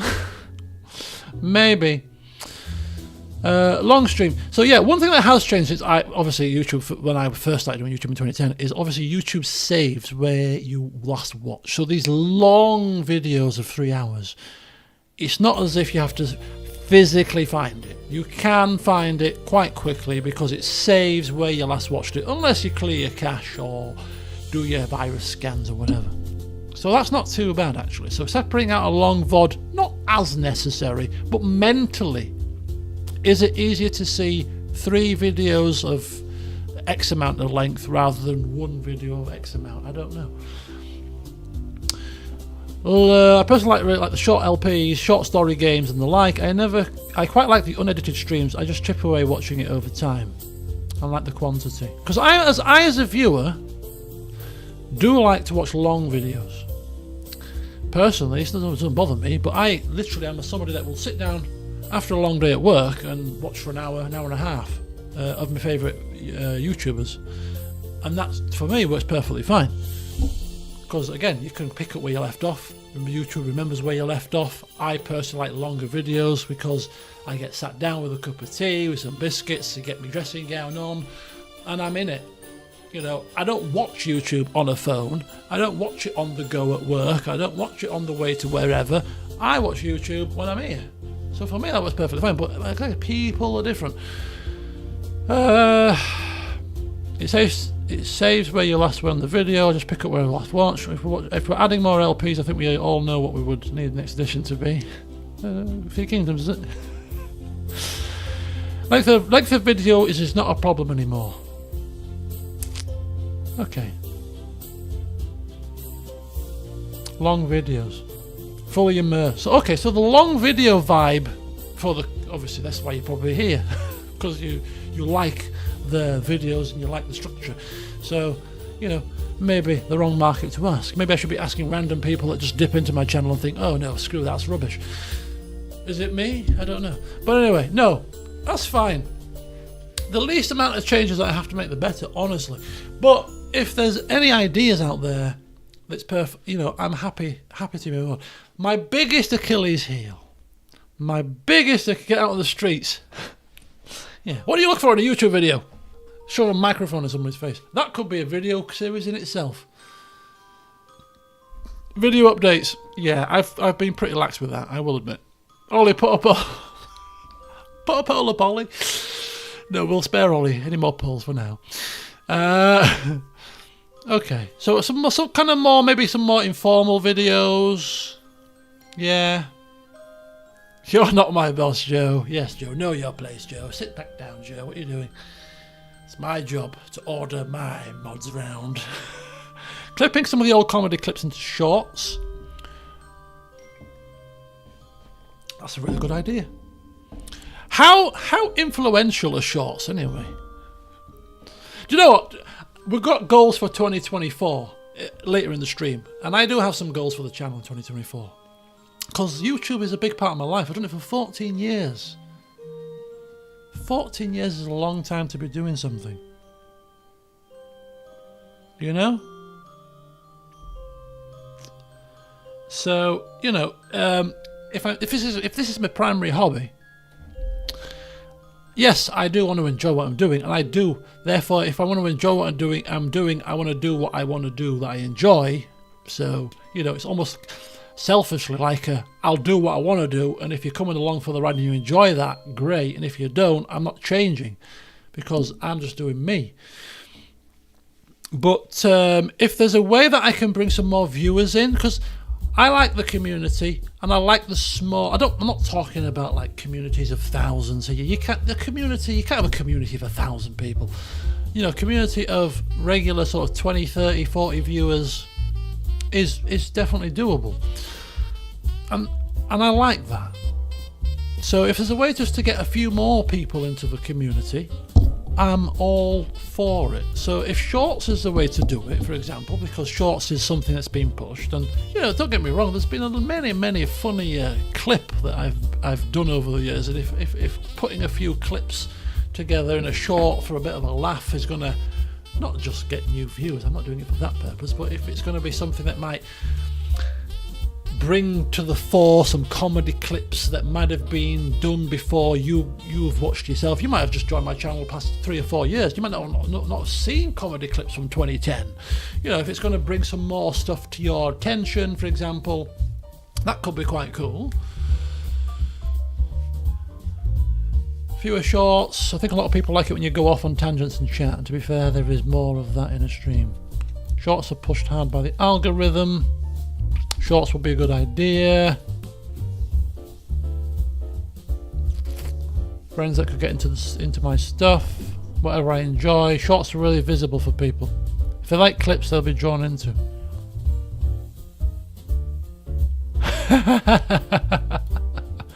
Okay, so it seems like shorts could be a good thing. I'll have a think then. I'll have a think, because you know, shorts reminds me of TikTok, and I'm the biggest. I hate TikTok with a passion. I've got to say, I'm not the biggest TikTok fan, and shorts remind me a little bit of that, but it's not completely. So if shorts are going to work out quite well for bringing some content, something a bit fresh. I have always said at times that, you know, when I'm going through my videos on a daily basis, weekly basis, rather than waiting till the end of the year for the comedy clips to come, you know, is there stuff that's happening on the channel or things that happen in my videos that I should be using sooner? Maybe we could put some shorts together, you know, maybe like a monthly clips. I don't want to see. There's a risk, you see, that I find that if I start doing too many things with shorts that involves comedy, for example, are we going to dilute the comedy clips? Because the comedy clips is for the whole year's worth of clips, and it's a bit of a surprise because people might suggest things that have happened way back in the February, March, January time. Oh, I forgot about that. Whereas if I start putting shorts up of these kind of things, it kind of ruins that a little bit. But you know, historic comedy clips, things that have already happened, could be a good one. Aidan, Aidan, I remember you. Aidan. And you say, you may look at me as if to say, yeah, you're just saying that, but you ask many people here, when it comes to my subscribers and viewers, I've got a very good memory. Gareth came in earlier and was very surprised that I remembered him. I remember. Mainly if you've been in streams in the past, it makes it easier, but I do remember names. I'm very good with remembering names. That's a good thing about online. I'm crap with remembering faces. I'm in a supermarket talking to you, and I know I've seen you somewhere, and you're talking to me like you know me, so I obviously know you, but where do I know you from? Faces, not as good. Names, tell me your name, bang, straight away I know I've seen you.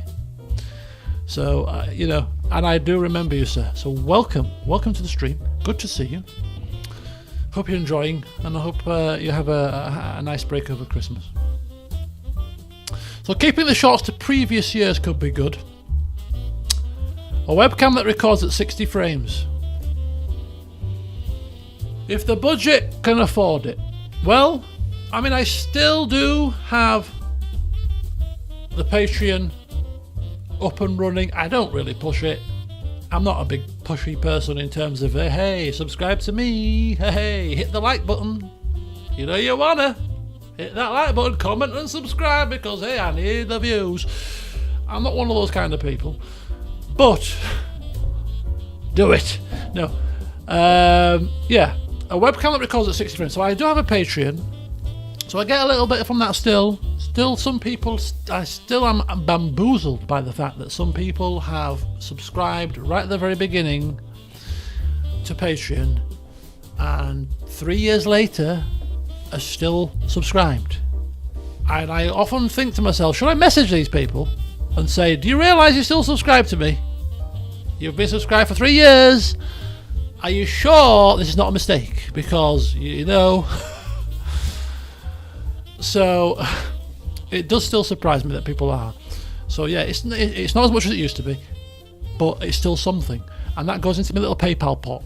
And as much as I am, I was thinking about this in the car on the way from work about a week ago, because I was thinking about this stream and things, and I was thinking to myself, you know what? If you go into the time machine and you look back at my 2011-2010 time machine YouTube channel kind of screenshots, freeze frames of that moment in time, which we did in a couple of streams ago, Christmas streams or anniversary streams, you will see in the bottom left hand corner that I was in the top 10 content creators for games back in the day.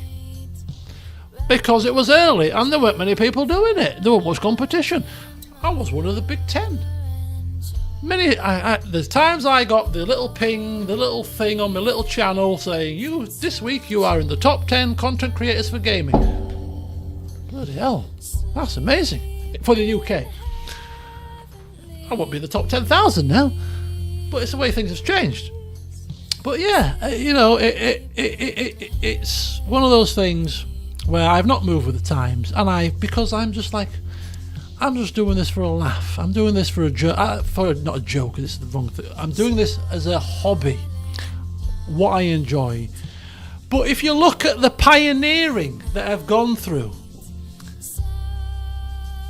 probably one of the earliest people to adopt a role-played LP with the Medieval 2, with the forum, with you guys getting involved in the decision making. I googled it at the time and nobody was doing it. So that was early. Dead Space, as I called it then, picture in picture. That was a very rare breed back then. I was probably one of the, not the first, but one of the very early people to be doing video camera alongside gaming. So much so that I had to give it a specific name. I mean, now it's the rate. Everybody does it. You put your camera on, you're streaming. It's not a problem. It's just what people do. You put your camera on because you're engaging with your fans. It's all part and part. Back then, it's a faff about to get that going. Bloody hell. Picture in picture. And even these virtual Christmas parties, these started in about 2018. 2019 at the very latest was my very first one. I think it was 2018 Christmas. Very first stream Christmas party. What happened 3 years later, 2 years later? Virtual parties were all you could get involved with. But I was ahead of the curve.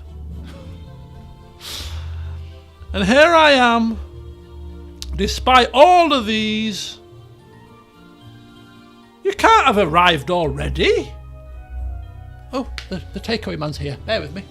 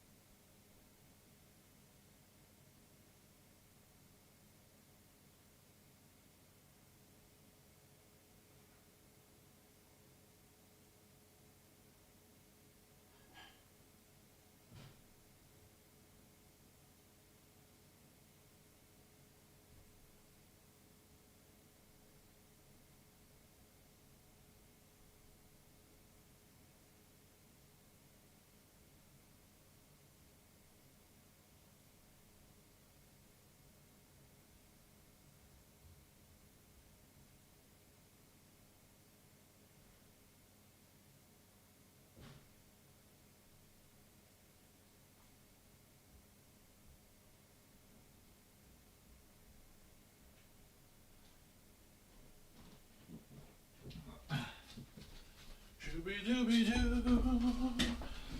Shooby-doo. Shooby-doo-be-doo. Right, dinner's arrived. What's happened? Right, let me get to the crux of the... Where's my music gone? Have we died a death here?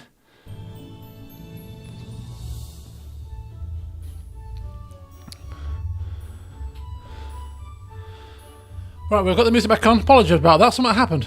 Right. Chicken is on the way. Chicken has arrived. What happened to the music? Music's muted. And, oh, Zipping Bow Wow, thank you so much. Thank you so much. Much appreciated, sir. Right. So, there you go, folks. That is channel improvement. So I'll look into maybe doing some shorts. Just maybe looking at some old comedy clips, some of the funniest old comedy clips, and putting them into some shorts and maybe interspersing them into January's videos. But in terms of like the content of the channel, it seems like, you know, people are quite happy with the long form videos, which is cool. So I'll stick with them. It'd be a lot of work to separate the VODs out into shorter versions. But when it comes to recorded videos, I do want to get back into recording more 25-30 minute long recorded videos to help with the pacing and stuff. So that, if I was to set my own goals, which is later in the stream, I want to get a bit more back into that, because I just think it does help. I think it does help a lot. Streaming is great, and I love streaming because of the interaction, but I think at the moment I'm streaming and then there's big gaps, because when I'm not streaming, I'm not doing anything else. Whereas I think I need to get back into some recorded stuff in between the streams. So I'll focus on that a little bit more at the start of the new year with some shorts, and we'll see how it goes. But thank you for that. Right. Oh, John Stanley, happy Christmas, and thank you so much. Thank you so much for the what are these super chat? These things are called super chats, I think. So thank you very much, and I hope you have an absolutely fantastic Christmas yourself. Make great balls of fire the first shout. The first short, sorry. Right. So I'll have a look into the short thing. As I said, I'm not the biggest TikTok person, but hey, this is a little bit different. I think TikTok culture is quite... People do a lot of stuff on TikTok that is really bad just for views. And I'm telling you, if some of the stuff I see about TikTok online, on Twitter, on the news, I'm like, if that person does that anywhere near me, I'm going to punch their face in. Just letting you know. Somebody comes to me and does all that malarkey for with a phone in their hand and starts acting the goat with me. Woe betide you, my friend, because I ain't got the patience for that. TikTok. TikTok off. Right, anyway. Next part of the Christmas stream is Jackbox Party Pack, which I think I could play while I'm eating. So I think now's a good time to load that up and see how it's going to work. I haven't got a clue. It's Jackbox Party 6, which was recommended in the Discord server. And the first one we're going to play is the trivia game, because who doesn't like a bit of trivia? So let's get ourselves set up for Jackbox Party Pack 6, and let's see what fun and games we're going to have for at least until I finish my dinner at 10 to 11. And then we'll engage in the next thing, which will be whatever's on the agenda. I think we're making good progress. Right, Daniel Lindstrom, Merry Christmas, thanks for being awesome. Thank you so much for the super chat. Thank you. Much appreciated. And, well, just glad you're here, basically. Really am. Okay, Jackbox Party Pack then. Let's blast this on, shall we? Now,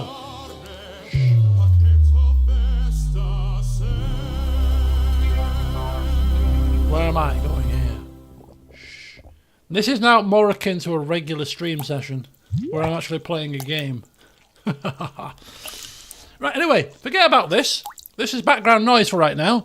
What we have to be focusing on, the fact is, you have picked my delicious burger for the evening. This could have been chicken and spinach with some nice little flatbread things. Instead, you have urged me to purchase Korean fried chicken, which I have got the dips for here, aka my onion and garlic dip from Tesco. For my chips, which weren't salted, and I forgot to put salt on them, I just realised. But it'll do. So this is that Shang... What was the name of the burger? Shangjang? I think it was Shangjang. Anyway, as you can see, it's got double fillets there. It's got some nice seeded bun. It's got cheese in here. It's got pickled cucumber, I seem to recall. Some kind of Shangjang sauce. Let's have a taste. Oh, cool.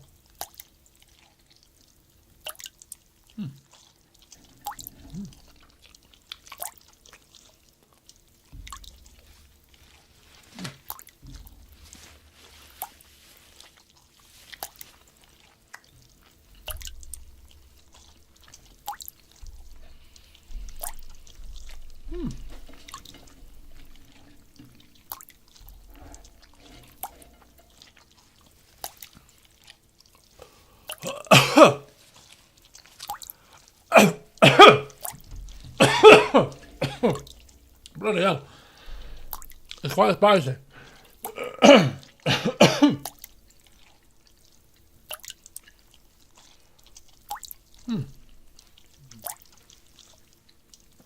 Nice flavour, but it's got a kick to it. I will say that much.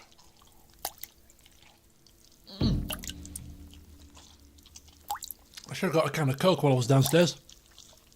Let me just put this in a bit of dip. Very spicy. Very spicy.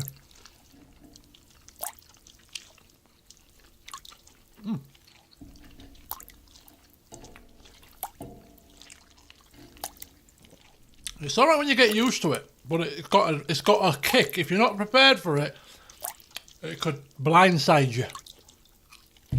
Right. What's this? Come on.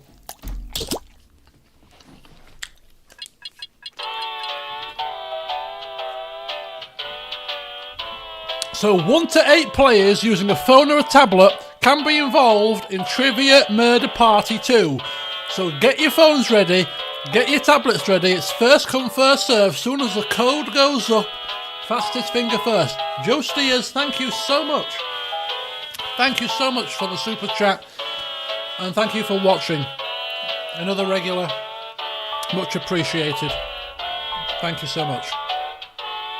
Hide the game window so we don't see the come immediately, and you can enter first. Enter the code Jackbox TV. Do you need to own the game to play? I don't think you do. How do I get out of this? Oh, no. How do I can't move this to a different screen. I'm going to take my display capture off so you can't see. And I'll set it up, and then when I'm ready for you to start, I'll let you come in. Let me know what the sound levels are like. It seems quite loud in my ears, so it should be good for you guys. But Trivia Murder Party 2, it seems a bit loud to me as well.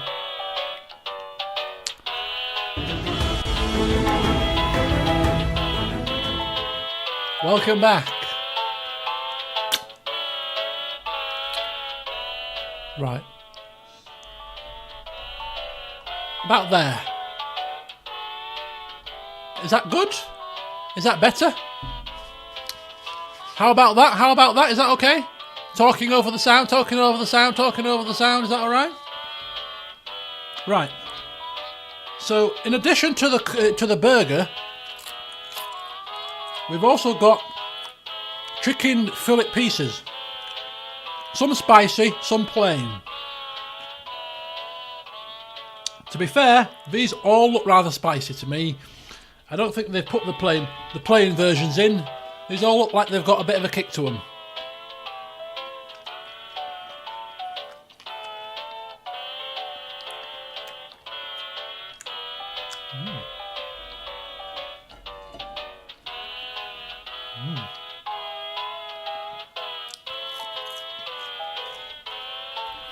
That's good.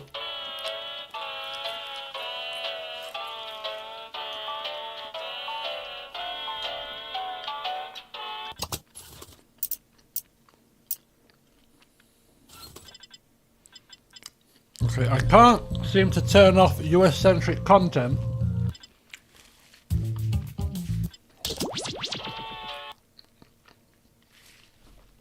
Right, we're on.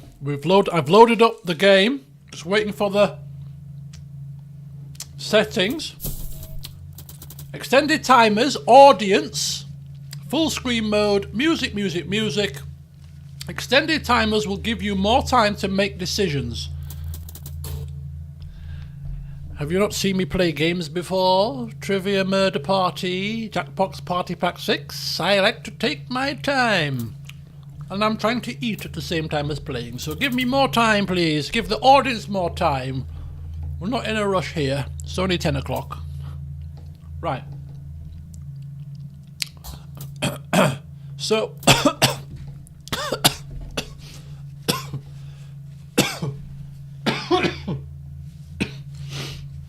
Bloody hellfire. As soon as this goes down the wrong hole, you're screwed, aren't you?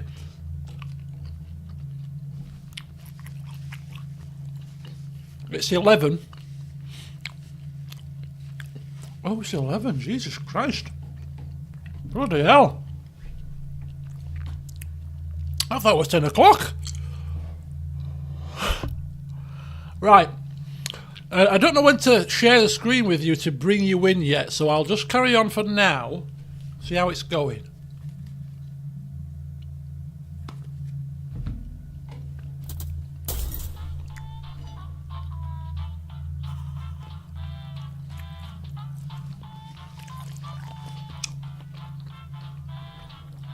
What do I need to do?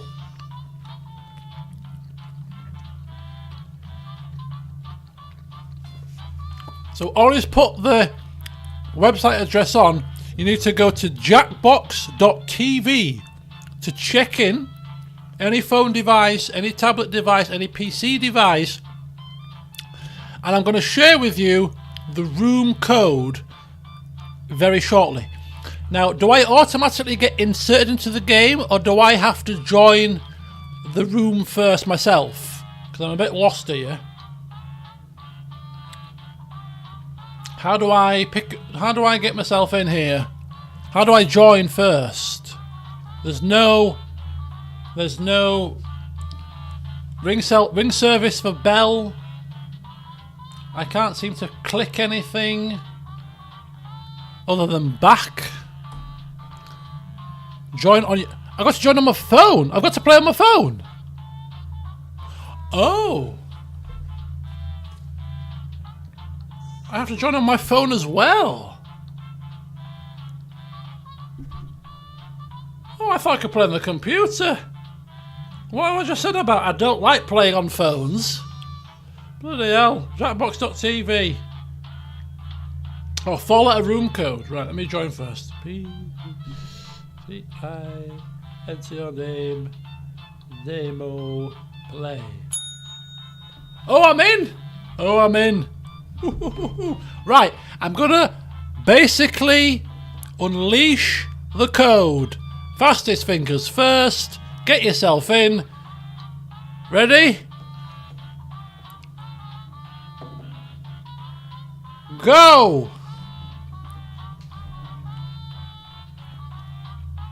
Go, go, go. There's the room code. Get yourselves in, get yourselves in. We've got Oliver, Nagisa, Ambrister, Radix, Hurt Cupboard, Ollie and King Lemon. I've joined the audience. Here we go. Here we go. Right. I'm supposed to play on my phone and be coordinating at the same time here. I don't know. Let me just have one more bite of my burger and then we're off.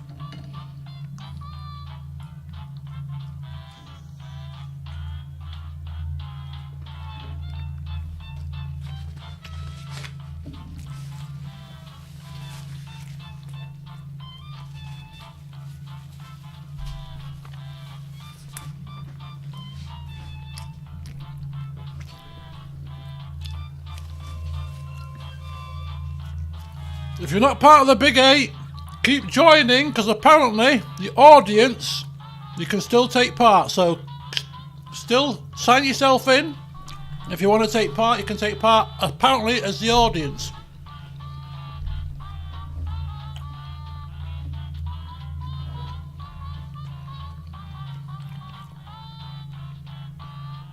Well, this burger is absolutely spicy as hell, but nice. I can't say that the chicken curry wasn't any less spicy, because that was also spicy. Right, here we go.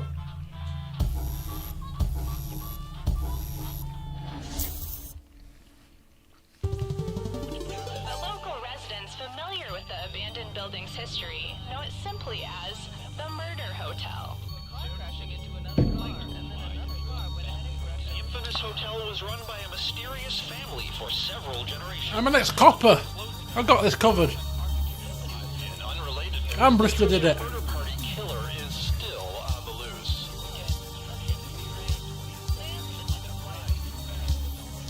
Up next, I'm being stabbed.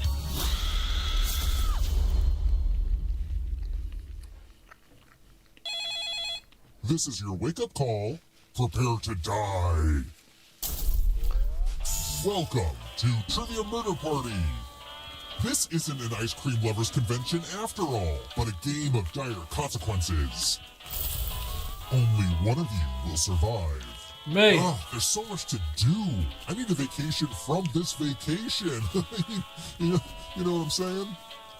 All right, first question. Oh. My dad always called me a parasite, specifically a parasitic flatworm that infects the liver called a what? Use your device to answer the question. I'm talking to you too, audience.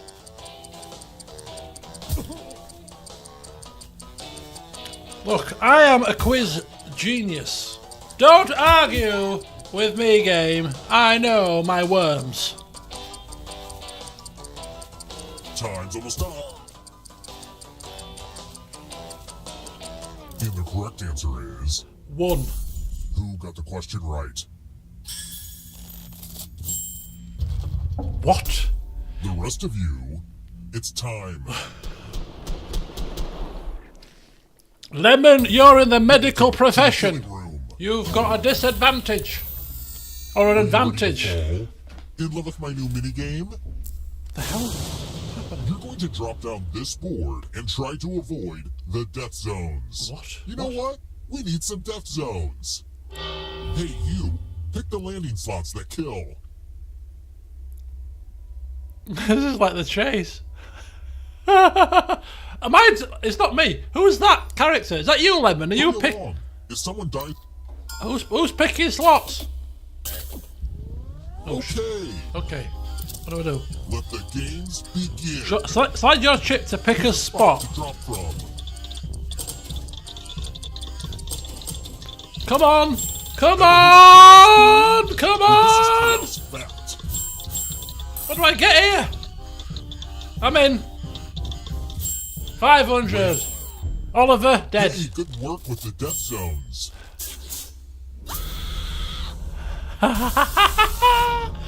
Sorry about that, Oliver. Better luck next time, buddy. Right. You're back. Everyone who dies in this hotel turns into a ghost. Keep playing and you just might steal someone else's life force and win the game. Oh, interesting. You're not out of it yet, Oliver. The audience is a player now and can win the whole frickin' game. Hot tip, you can join the audience at any time. You know what? I was going to ask what was happening in the boxing, and it might be a bit of a spoiler, but I'm gonna give you the... What's a mud puppy? What's a mud puppy?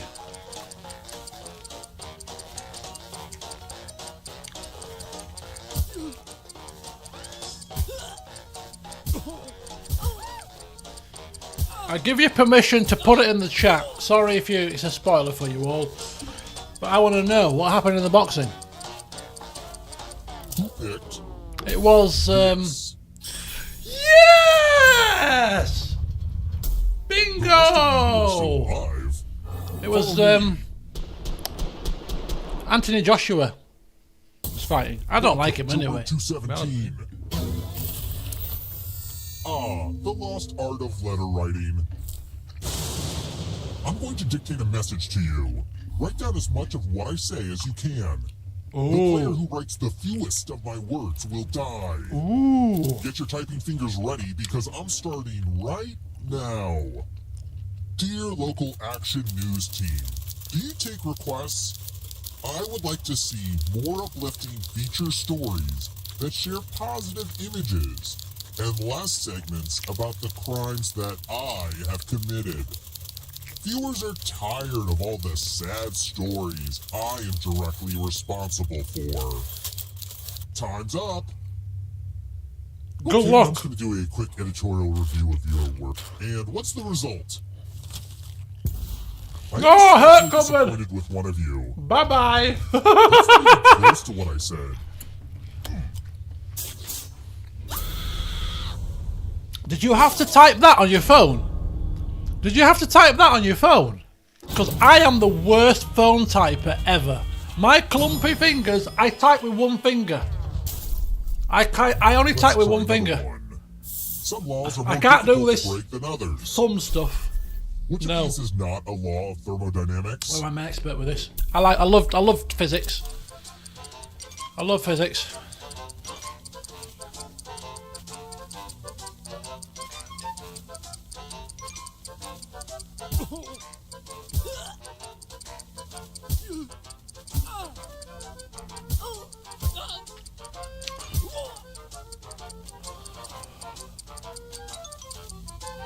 Time's running out. Uh-oh, here we go. Who picked this? Woo!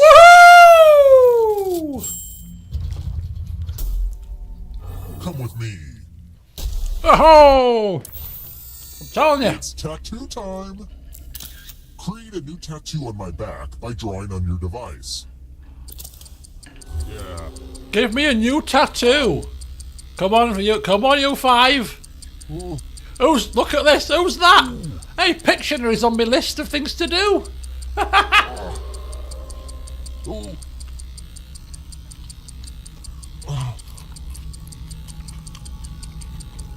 Right there. Are we picking the winner?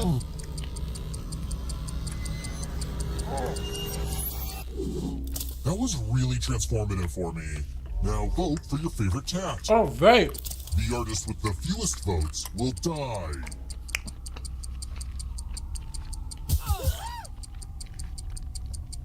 I'm gonna go with. Vote already. I'm gonna go with A. I like A tattoo. Well done, A. You get my vote. What did we decide? Nice. Ugh, this ink has got to go. Radix. I knew this was a bad idea for a minigame.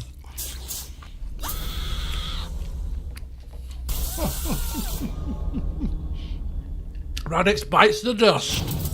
Hey, I'm doing well here. Cheers, guys. I'm in the lead. Look at this. We're here.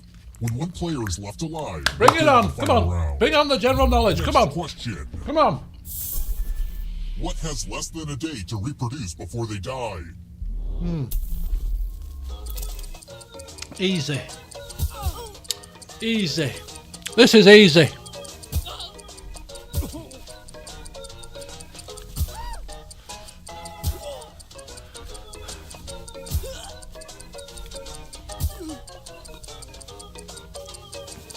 Parker Wilder. This. Wilder must have won that. Oh, we all got it. Oh. Let's keep moving. Yep, give us the result, Joe. Give us the Which result. of these composers has been decomposing the longest? Oh. This is difficult. Bach, Brahms, Mozart or Beethoven. Who died first? Parker beat Wilder. Wow. I did GCSE music. Oh.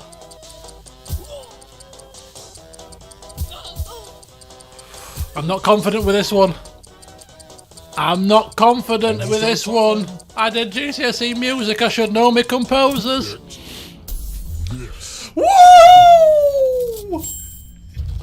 Oh, this is brilliant. I love this. I want to show you something. I'm telling you, Quizmaster. I've got a hidden talent. Time to get out the dice. It's real simple. The player who rolls the highest will die. Nagisa Got some Ambrister. help to make this more interesting. Ooh, what do I An do? extra die that you can give to whoever you want to make their odds worse. Ooh. Who has annoyed me the most over the past year? Ooh. Oh. Let me see here. Come on already. See you later, Joe. Thanks for joining. Hope you've enjoyed. Have a good evening, sir. And have a good Christmas if I don't speak to you. Roll 'em. The player with the highest total dies. 17. Oh, Lemon is out of here. Oh, no. Mr. Lemon. As a goner. Woohoo! Come on, game. I'm telling you, if you guys can't beat me in this, I'm never letting you live this down. Let's try another one. Never letting you live it down, I tell you. How many cups are in 1.5 quarts? And don't ask Alexa. How many cups in 1.5 quarts? I don't know American measures. 1.5 quarts. 1 quart is... I'm just going to go with the maths. I'm just going with the maths. I'm just going with the maths. This got to be right. This has got to be right. Who picked this? Oh, we all got it right. Did I give the game away there? Fun. Sorry.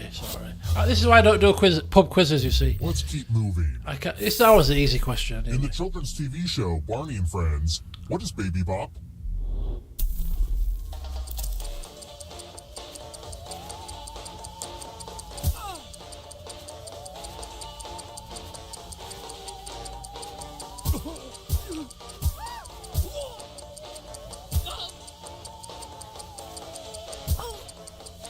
I'm not confident. I haven't seen Barney and Friends. Who the hell's Barney? Wasn't Barney a purple dinosaur? Am I thinking of the right character? Barney was a great big purple dinosaur, right? This. Yes! Come on! Time for consequences. See you later, geezer! Adios, amigo! Protect yourself with the password. Enter a real 4-letter word with your device. Don't make it easy. If someone cracks your password, you die. What headphones do I have? These are Razors. I can't remember the model. Hurry up. What am I doing? Now everyone else will try to crack the password. What are we doing? As a team, guess the password on your device. What are we doing? You get a clue if your guess has a letter in the right spot. Oh, this game. If anyone figures out the password before time runs out, I will reward you all. I've got an O right in the right position. This is a team effort, so share clues out loud with each other. Right. There's an O in the second position. There's an O in the second position. What else we got? Anybody else? There's an O in the second position. Anybody else? Where are we all? Come on! F in the first position. Time's almost up. F-O! F-O! Food! I thought thought everyone was good at hacking passwords. Fogs! But I guess I was wrong. Oh no! Does that mean he's got a lifeline?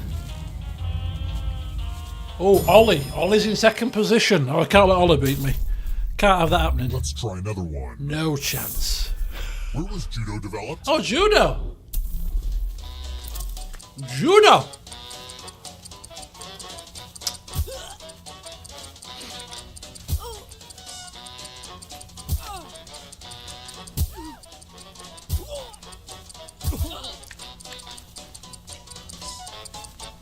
Who picked this?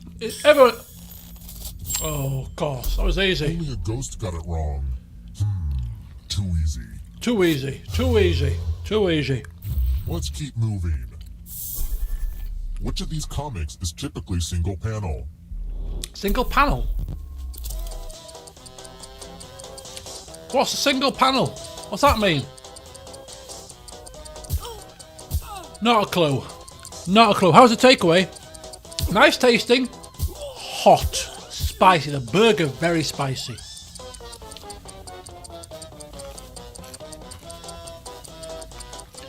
Going down well with a bit of garlic dip Almost though. out of time.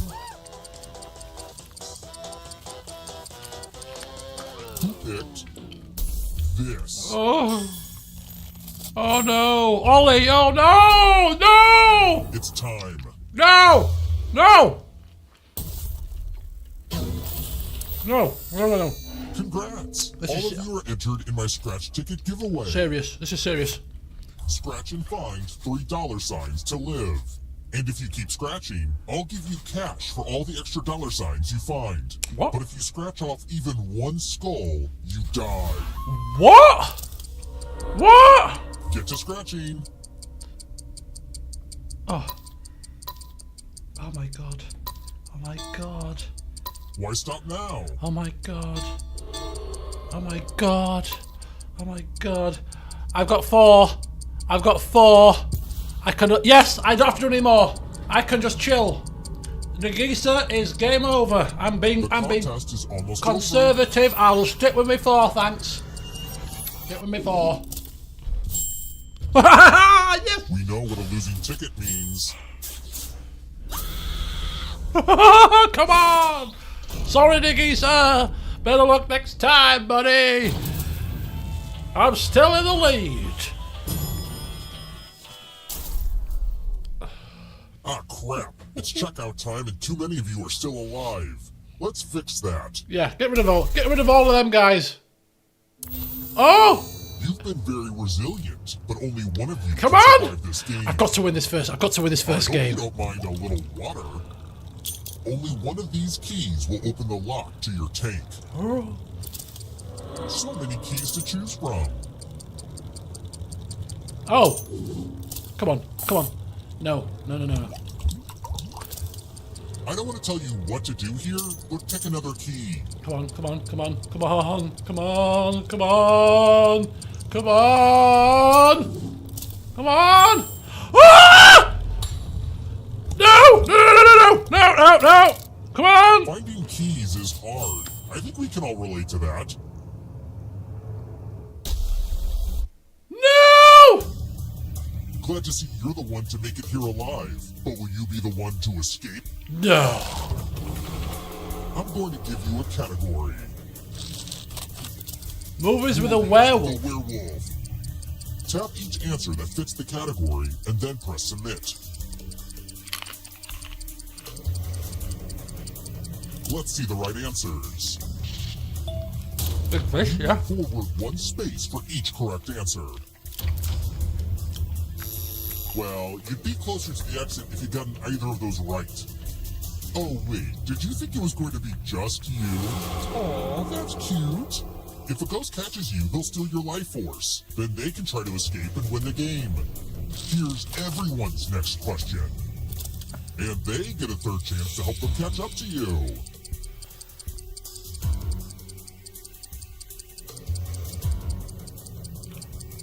Time is almost up.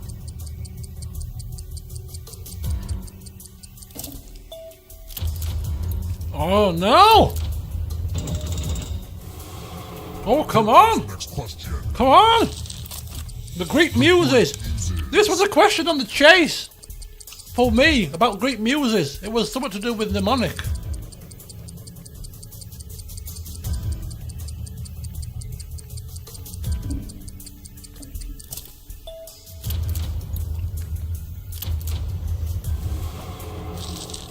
Necktie knots. Necktie knots.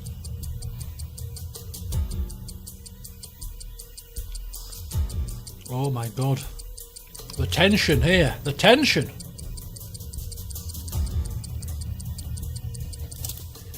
I haven't worn a tie for years. Oh, lemon's coming. Look behind you. Lemon's coming.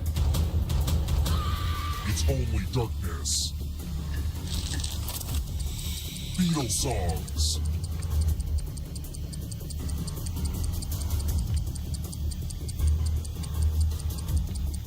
Time is almost up.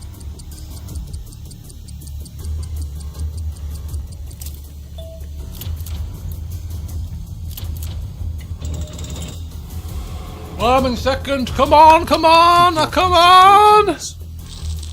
Gymnastic moves. Gymnastics moves.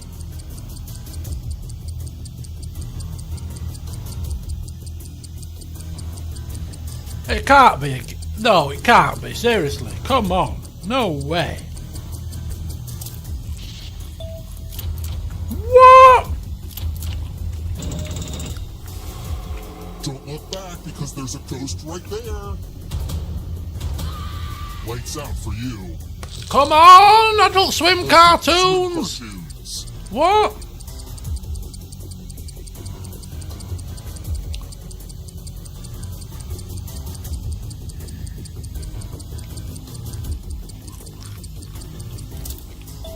All of them? Oh no! Oh no! Come on! Common varieties of fig.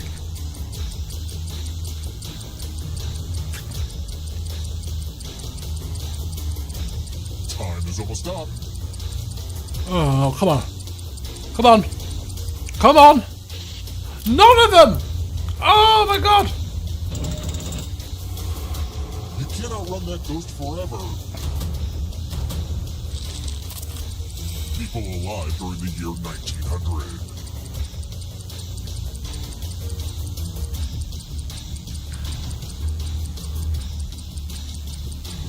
Ooh, this is vital. This is vital. All of them. I got two.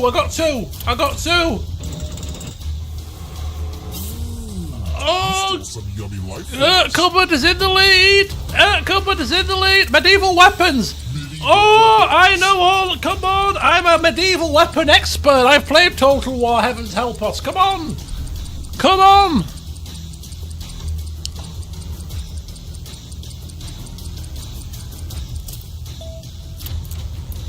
Come on. God, it gets Poke face.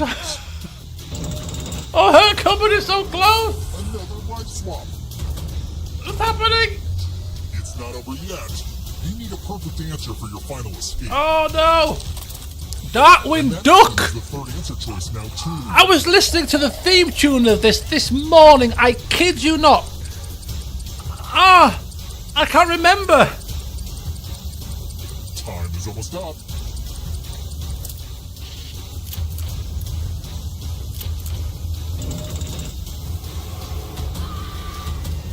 The darkness approaches. Anne Rice. Who's she? Who the hell is she? I don't know who she is.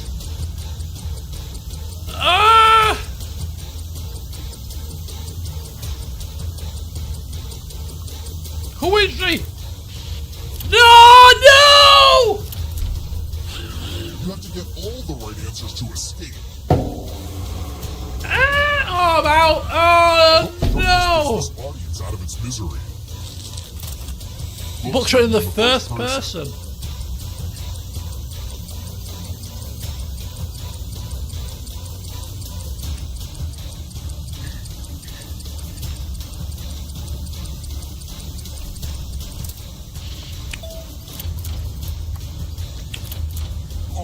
Was that one too hard for you?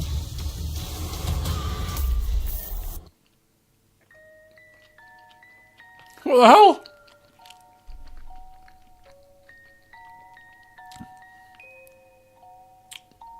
What happened?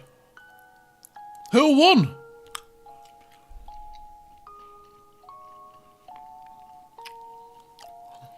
It's a random ending. No, we all died. Everyone lost. Oh.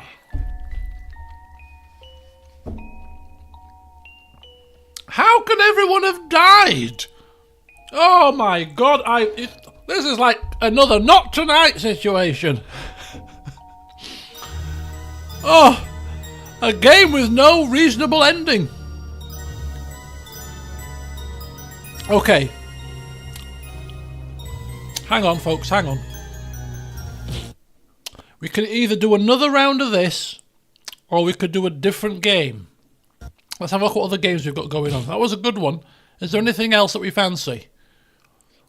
What have we got? We've got Trivia Murder Party, we've got Role Models, Joke Boat, Dictionarium, Push the Button, and that's about it. Are any of these other games good, or do we want to do another Murder Party? What do we reckon? What do we think?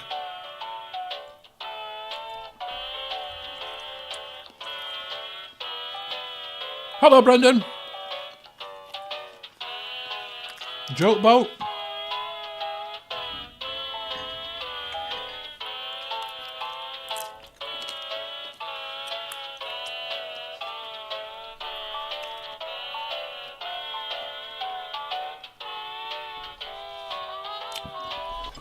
We will do another murder party before we finish, but we'll try something different. We'll try push the button. I don't know what's involved. Might as well try them. We'll do another joke party to end this. We'll do this one. We'll do one more, and then we'll do another murder party to finish. And then we'll see who can be the grand champion. Even I might have to sit out. You know, we'll let other people have the chance. Is it the same code? I don't know. I'm not a clue. Right, fastest fingers first here, people. After me, of course. Let's have a look. Is it the same code? Different code?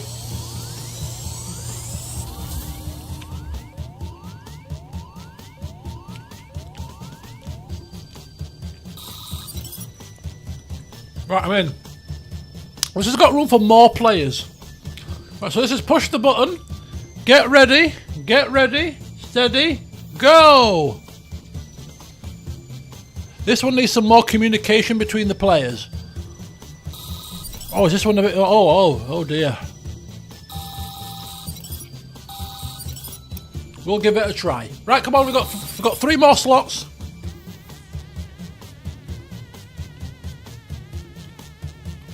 We've got 2 more slots. Come on, folks. Elwyn, welcome. Elwyn has graced our presence. And Ollie. Right, we're in.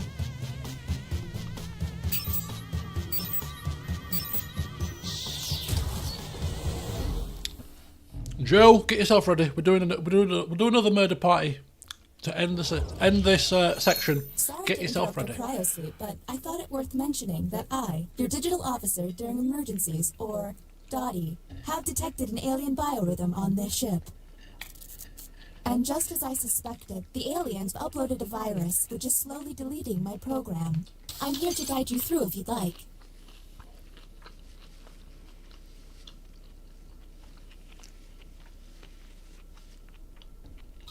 I'm initiating security protocol, Whiskey, Tango, Foxtrot, which is a series of tests designed to evaluate your humanity and reveal any aliens hiding amongst you. I've determined that 3 of you are secretly aliens. Please look at your device and confirm your identity. Your device can tell you if you're human or an alien, but not the identities of your fellow players. Unfortunately, aliens will know who their compatriots are, so you'll be at a bit of a disadvantage, humans.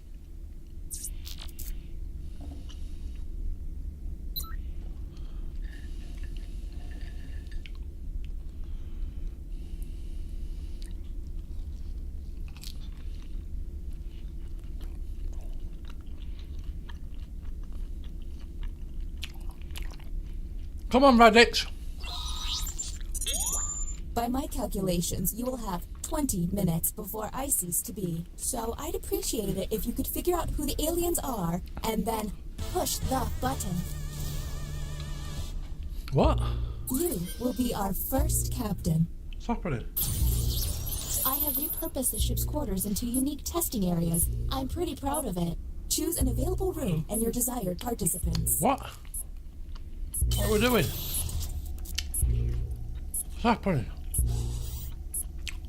Ambrist, are you the captain? Welcome to the drawing quarters. The drawing room? You'll be given a prompt to draw. Draw it the best you can because the alien virus will give our intruders a similar yet different prompt. When the drawings are revealed, cast suspicion on any you find to be a bit off. What? This is complicated. What am I drawing? As time goes on, I'll do my best to send the aliens harder prompts. You're welcome.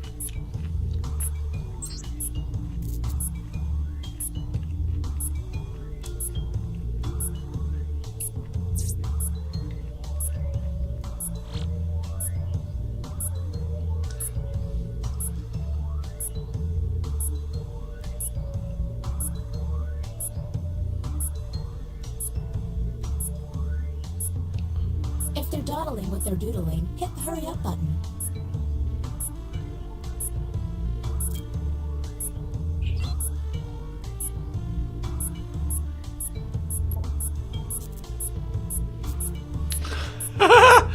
What the flipping hell? Good luck.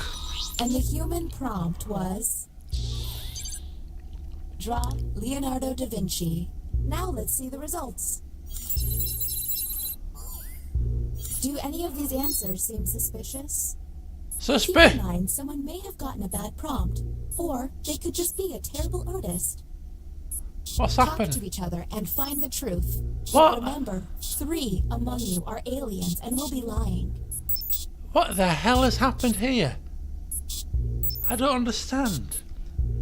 Tap the alien icon. Any? Don't trust.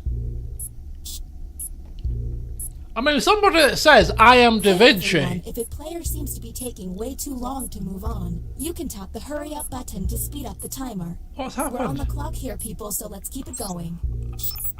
I am confused here. As what's happening? Okay, next captain, you're in charge. What the hell?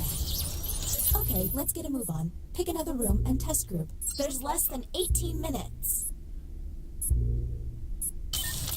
I can't understand this game. This is too complex for me at this moment in time in my existence.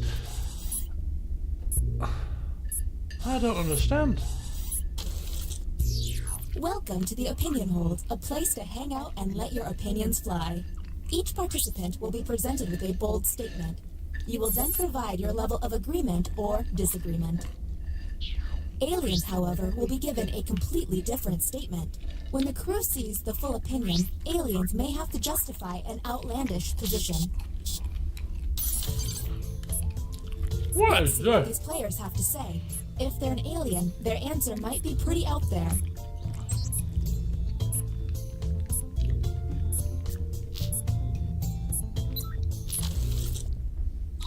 And the human prompt was... Taxidermy is not creepy. Not creepy at all. What do we think? Look for someone answering out of character, or just start yelling at each other.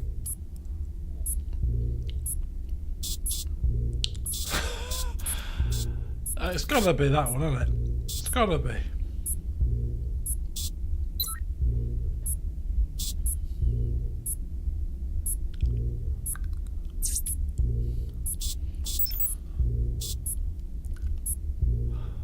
Too much rum in your system.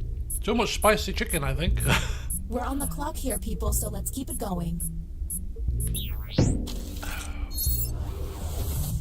Uh-oh. It seems I've underestimated the alien virus's capabilities.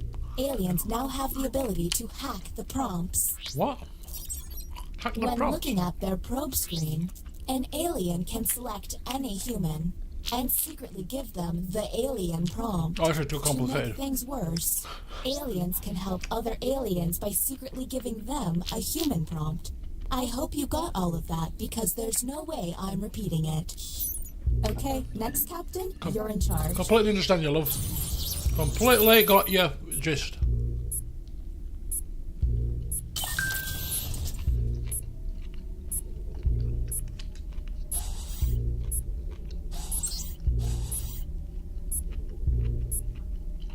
Oh, got off the code. Hang on. See that? Welcome to the writing pod. You will be given a fill-in-the-blank prompt. Answer honestly, because it will be scrutinized. The alien virus will allow the intruders to get something similar, but not quite right. When the correct prompt is revealed, it will be up to you to determine if any seem odd. As time winds down, I'll do my best to send the aliens some real stinkers. It's the least I can do. What are you doing here?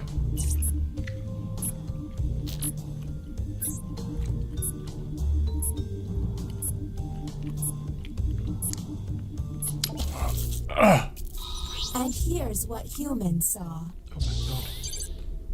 When I hear the term binge watch, I think of... There's gotta be a clue. Look for any written answer that doesn't seem quite right. And don't forget to hit that suspicion button. And don't forget about those alien hacks. A smart alien can make someone look suspicious by flipping their prompts.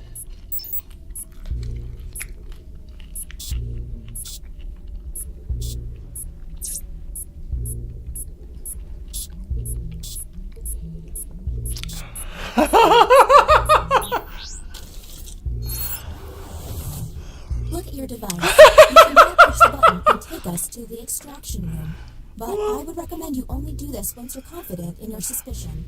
Okay, next Netflix captain, and chill. you're in charge. Hang on, let me get another drink for this. Let me get. Oh, my bloody drink is all water here. Welcome to the extraction room. What are we doing? Check it out. I've stopped the timer. It's costing me a lot of CPU, but I don't want you to feel rushed.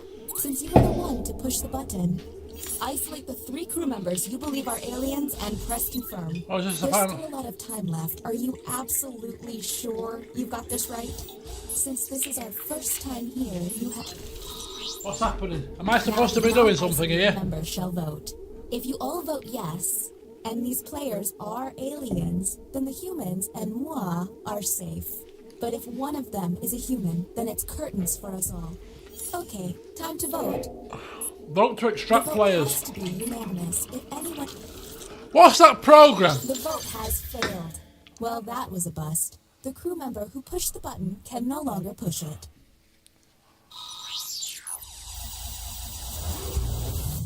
What's All that we can do program? is keep testing until you can all agree. Like the Okay, box, next captain, like you're the in celebrities charge. in the box room thing, and they. What's that program? Is it called the box or something? It's quite similar, isn't it?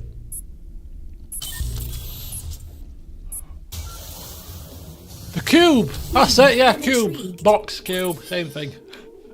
Whom What- will you isolate? Now what we're doing? There's still a lot of time left. Are you absolutely sure you've got this right? I don't have You a only clue, get love. 1 minute, so act quickly. Oh, it's happened again. Okay, time to vote. What do I do? Do I push a button on somebody? I don't know what I'm doing. The vote has failed. This game is too complex. So, I don't know if humans or aliens are pushing the button, but you only get 1 push each. If the humans run out of button pushes, the aliens will take over the ship. Yeah. All right, you're the next captain. Please make this opportunity count. Come on, JJ.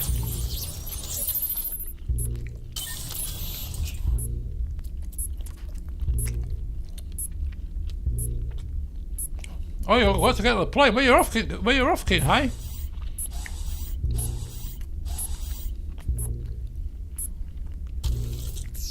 Ah, another trip to the opinion hold. India. Eyes peeled for any out-of-character responses. Hope you have a fab time. Provide your opinion.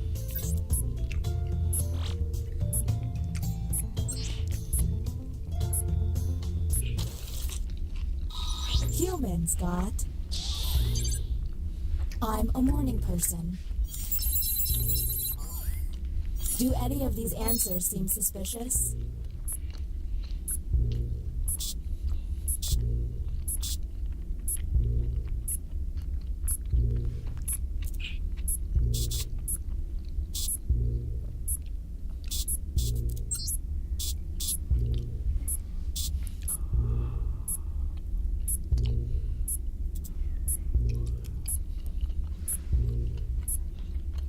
We're on the clock here, people, so let's keep it going.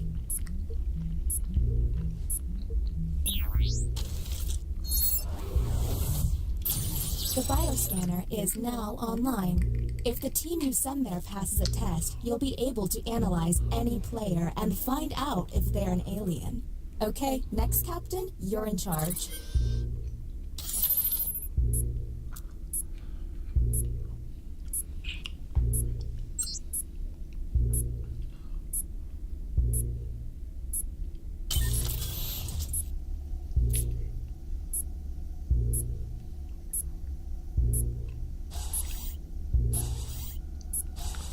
I really hope we make it through this. I've got Weird Al tickets this weekend.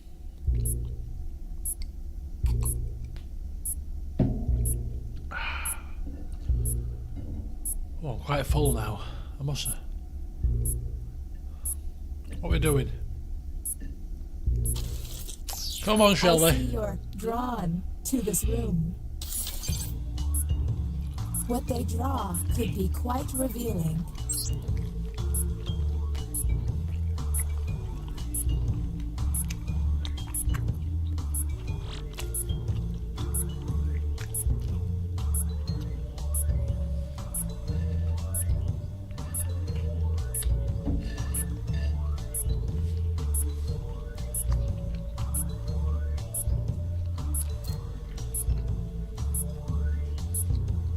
Did I mention that if humans use all of their button pushes without success, you lose? Well, you do.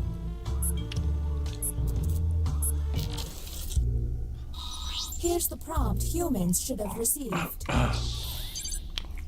Draw a pop star. Do any of these seem stinky?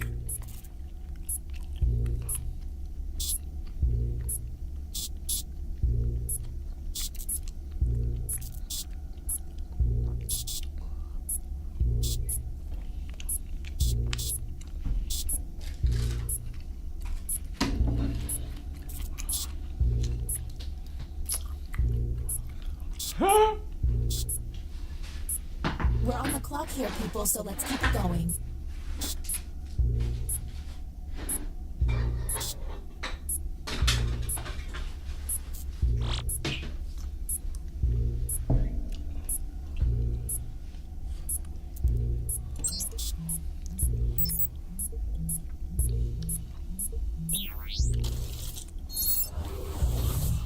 Next captain, you're on the clock.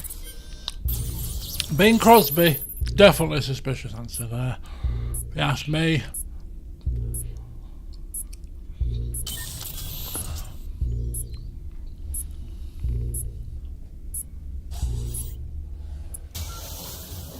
Oh, what's This happened? better not be a waste of time. Whom will you isolate? There's still a lot of time left. Are you absolutely sure? What's happening? Okay, time to vote.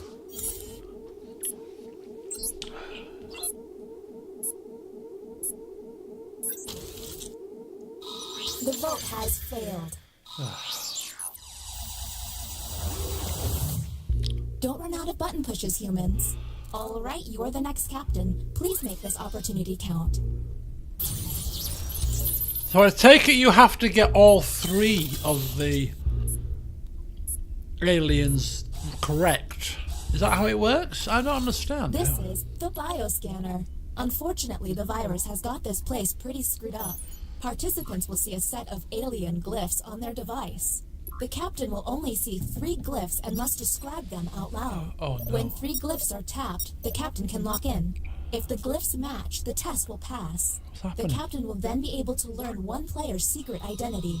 But watch out, aliens may fail by tapping the wrong glyph on purpose. Captain, I'm sending you the correct glyphs now. Oh dear. Exactly, out loud. What's happening? Captain will provide required symbols to select. Ambrister?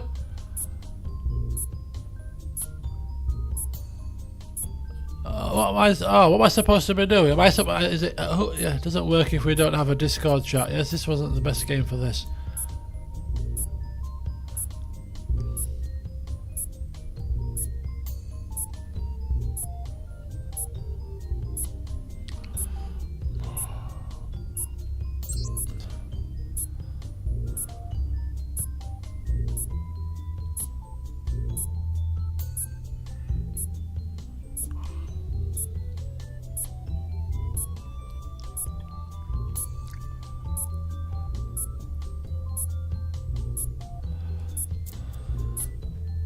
This could be the third. What's happening? I don't know what's going on.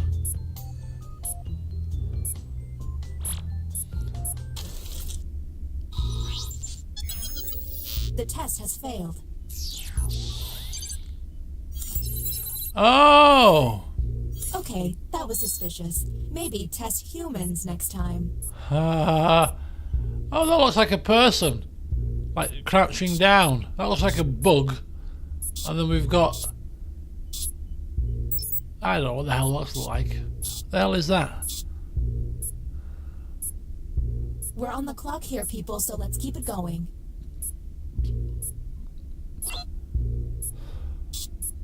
They're both aliens. I mean, if I think I'm an alien, then clearly I'm playing the game wrong, aren't I? I mean, bloody hell. I don't even know what I'm doing. I'm drinking my drink and eating my catsuit with me thingy my bobs. I don't know how to vote for people.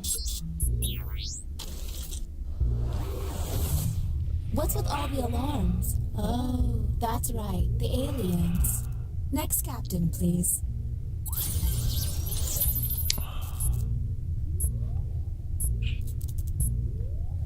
Narrow down the third. So you reckon you've got 2 of the aliens mapped out, do you? Who's up? Am I in this game now?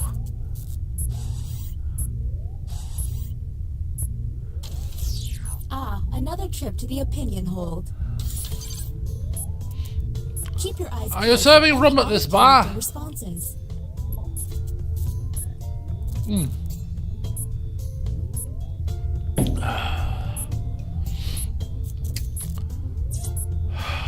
What am I supposed to be doing?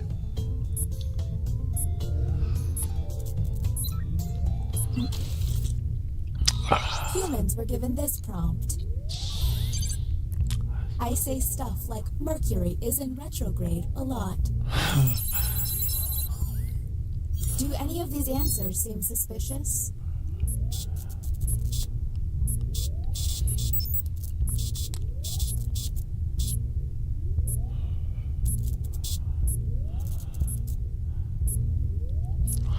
I don't even know what's happening in this game. I'll, you know, retrograde. I mean, clearly is a word I use all the time.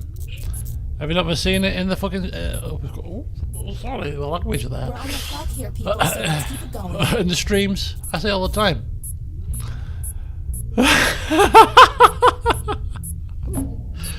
I don't know what you're talking about, people. New captain selected. It seems one player has been tested. Is that a good idea? Yeah, one player has been barely tested here. I think you need to be retesting the person that has been barely tested, if you ask me. I am clueless about this entire Let's see if we get game. it right this time. Whom will you isolate? You only have 30 seconds. Right, what am I doing? What do I press? Okay, time to vote.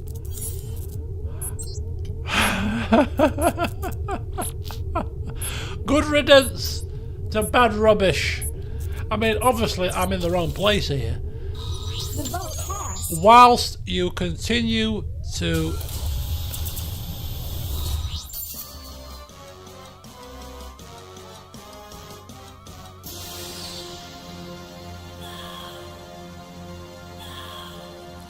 You all failed. I mean, you got me, clearly.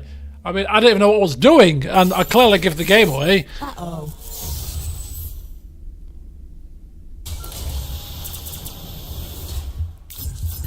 No! My fellow alien people! What did I do wrong? These people saw through me! You idiots! Exactly. I have not got a clue what was happening there. Clearly I got voted out as an alien, and I was an alien, so you did very well. Did you like my Teenage Mutant Ninja Turtle diagram, by the way? Oh my god. Jesus wept. How did you know it was me? What give it away? Seriously, I didn't even know what I was doing. Didn't even know what was going on. Right, let's go back.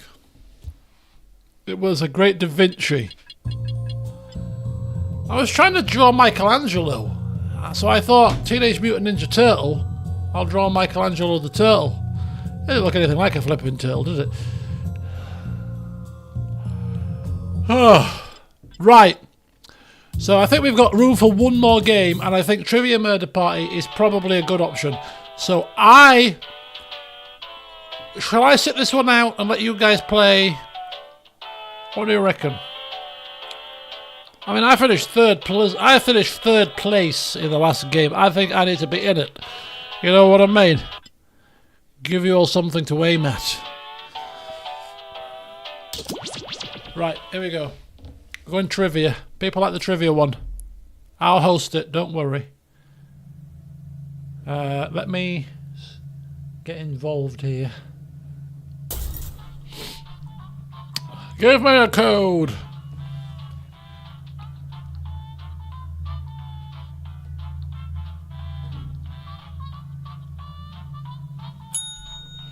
Right, here we go, folks. Enjoy. Fastest fingers first. Boxing over. How's Joshua doing? What's the result? Let me know. Here we go. There's your code. BPRR. Fastest finger first. Take me on, Quizmaster Extraordinaire. Elwyn's in again, Ambrister's in, Oliver's in, Shelley Nagisa, Jokajic and Radix again. Oh, you gotta be quick.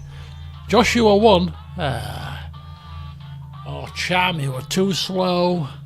A slip of the mind there. Right, here we go. Towel thrown in, Cham. A bit of ribbing, a bit of friendly banter. Who hasn't played? I think Cham wants to go. Anybody else want to go? I'll happily step out if necessary. What's this VIP one?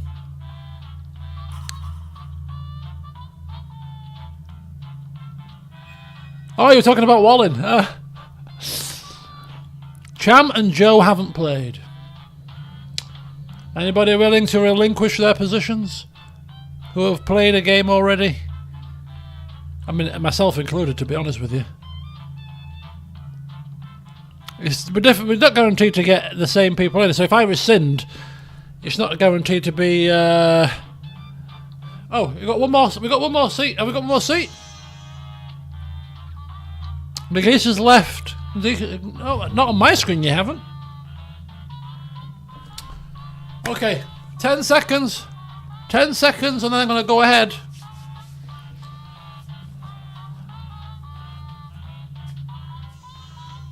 Don't worry about it.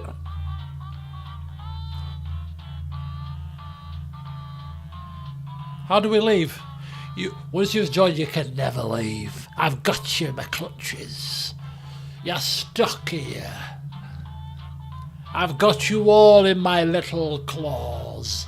Where do you think you're going? Not on my watch. I'd have to reset the lobby. No, we're not resetting lobbies here. Come on. Get yourself back in the game. Get yourself back in. Or do you need to restart this? Only way out is death or knowledge. Right, we're going to start the game.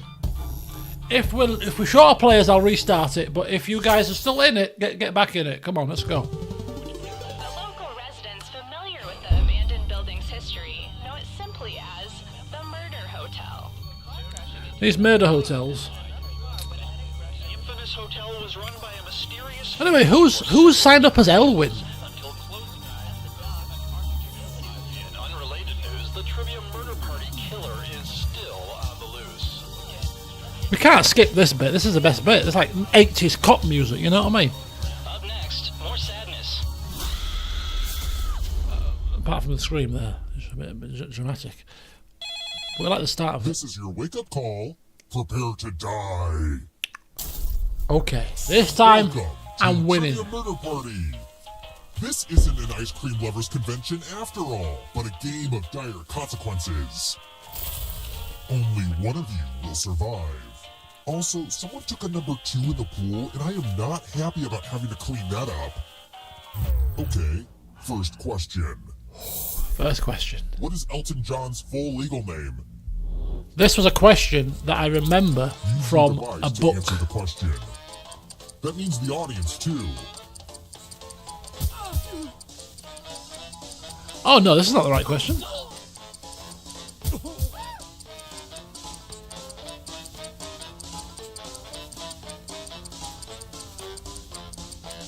Time's running out. This is not a real question, surely. And the correct answer is... Who got the question right? The rest of you, come with me. Oh dear. Oh dear. Welcome to the killing room. It's okay. I'm ready for this. Oh, you're going to get a gift. Oh good, it's Christmas. I read a Marie Kondo book, and now I need to get rid of a bunch of crap. Pick a box and keep what's inside. Avoid the ones with air holes. That's a nice box. Clearly.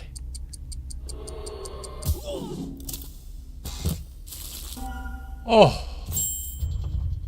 Oh, it's one of Uncle Clive's old time bombs. Unlucky, You have to Oliver. answer questions a lot faster now to keep from blowing up. Yeah, I should Oliver. really keep better track of where he's hitting all those bombs. Gotta get a move on now, Ollie. There. I'm gonna move on. Got a bomb Only strapped one to you. of you can survive this game. And who knows? Right. Maybe it'll be the audience. Okay. Hey, audience. I hope Gentle. you all die in my game. Gentle If you're start. not ready now, you can join the audience whenever. It's like super low pressure.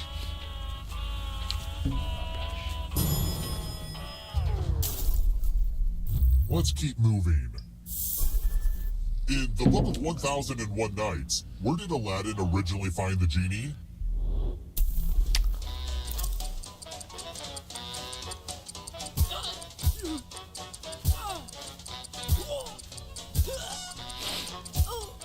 I've read this book many a time.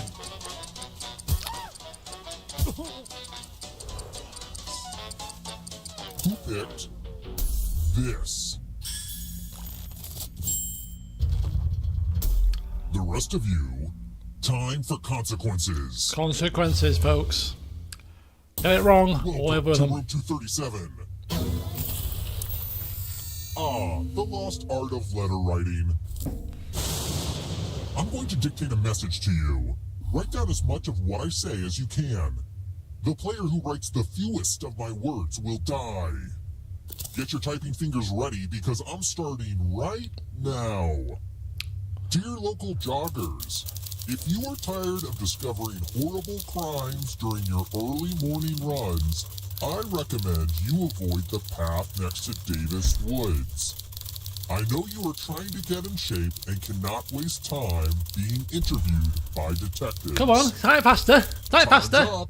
Oh, too slow. Too Now slow. let me just see what we have here with a quick. And here's how you did.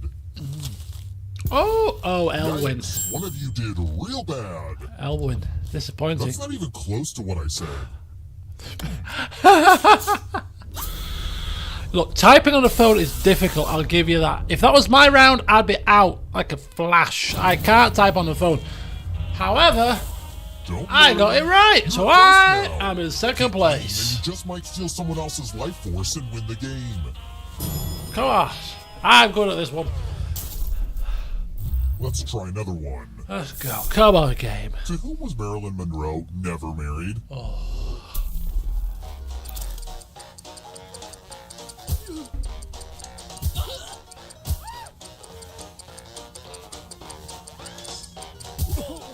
Oliver, 12 seconds, mate. You got it. You're on a ticking time bomb.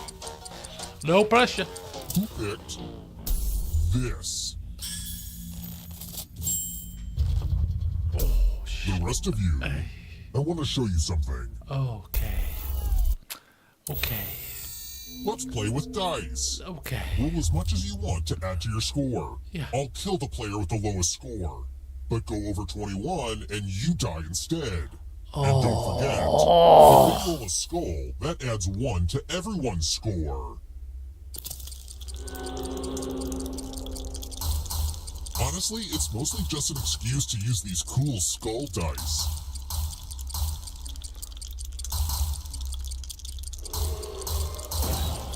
What do I do? I'm confused again.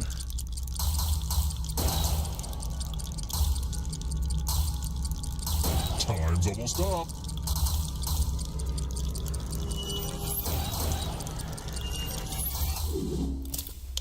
Uh-oh, looks like you didn't roll enough. Sorry about that, Oliver. Unlucky, sorry, Jim. Unlucky. Someone has to take care of that unexploded bomb now that you're dead. Exactly. There's a wheel on your controller right now, and you have a few seconds to bequeath it to another player. But you have to do it right now. I've always liked you, Oliver. I was only joking. I love you. Thank you for watching. It's always a good idea to have an up-to-date will, like our newest ghost player did. They left a cherished possession to you. To who? To It's who? your No! Oh, this... No, come on, Oliver. Come on now. Oh, no. When one player is left alive, we'll go to the final round. Next question. Bloody hell.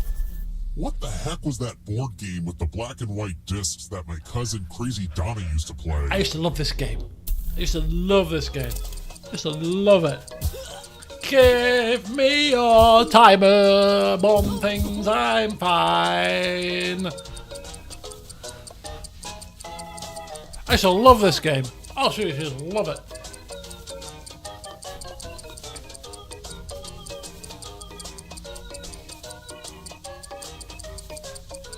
Time's almost up. My finger slipped. I bet it did, Oliver. I bet it did. All them pineapple grenades, was it? Too easy. The rest of you who are still alive, follow me. Othello, basically. Fantastic game. It's my old favorite, chalices. I've given each safe player a poison pellet. Hang on Pick a here. chalice to drop your poison in. Oh. Oh. Shall I? Oh.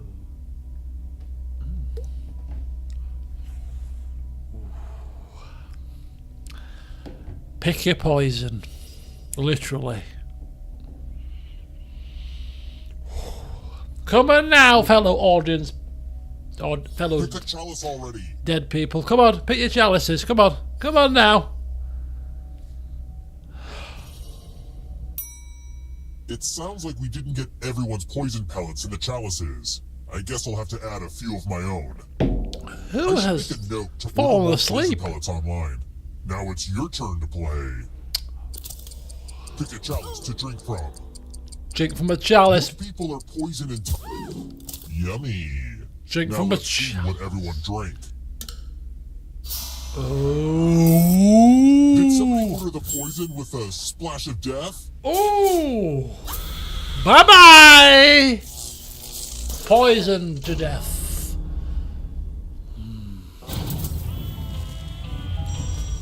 I am not doing so well here. Don't take this But personally. I'm alive! I really hope that bomb kills you. Or I kill you. No, bomb's One not way killing or me. another, I hope you die. No. Again, it's not personal. Bomb is not killing me. I can assure you of that. I, fastest fingers Let's keep moving. on the pulse. What is the titular character really good at in the Who's rock opera, Tommy?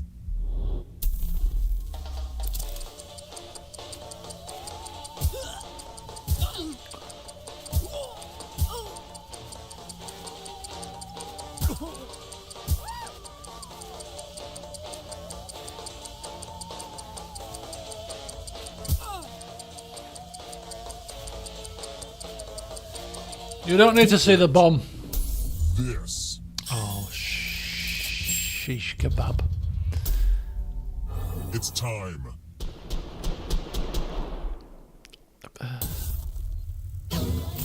Come on, come on. It's tattoo time. I'm good at tattoos. My body is the canvas of your nightmares. Or for unicorns, give me a new tattoo by drawing on your device. Bring it.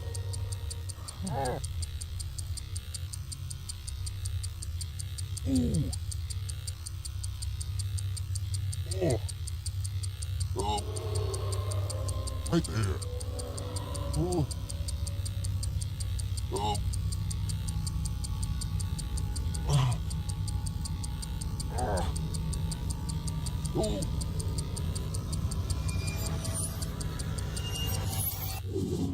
I kind of feel dangerous now. I mean, more dangerous. Now vote for your favorite tat. The artist with the fewest votes will die.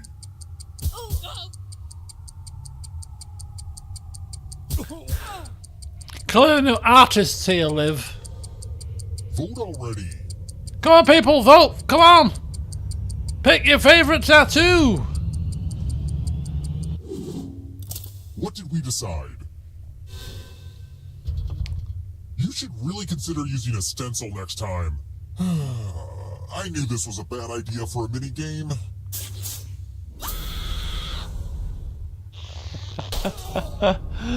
Oh dear. I survive again! Mine was the little sunny facey thing. Let's try another one. Right, here we go. What is a sugar glider? Okay.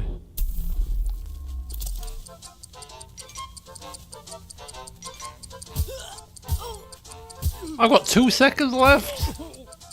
This is bad, man. Thanks, Oliver. Thanks very much.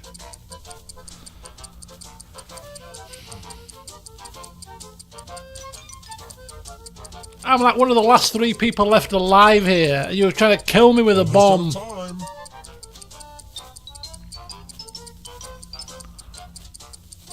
Who picked 1. this? Bingo.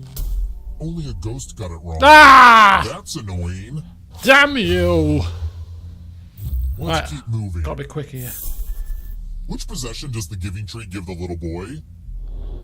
I don't flipping know. My screen isn't moving! It's killed me! No!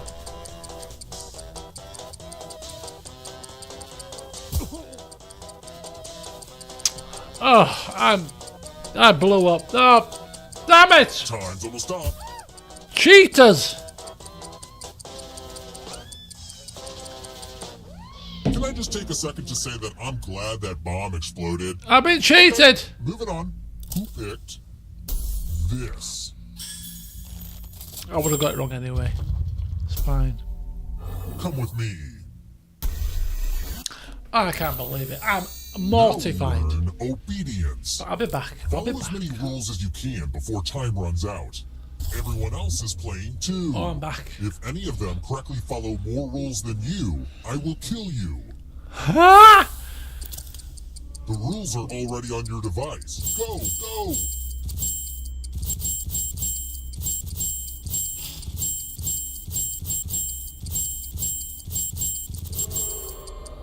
Sometimes I worry that I say the word rules too much during this game. Rules, rules, rules. Yeah, maybe I'm overthinking it. Rule time is coming to an end.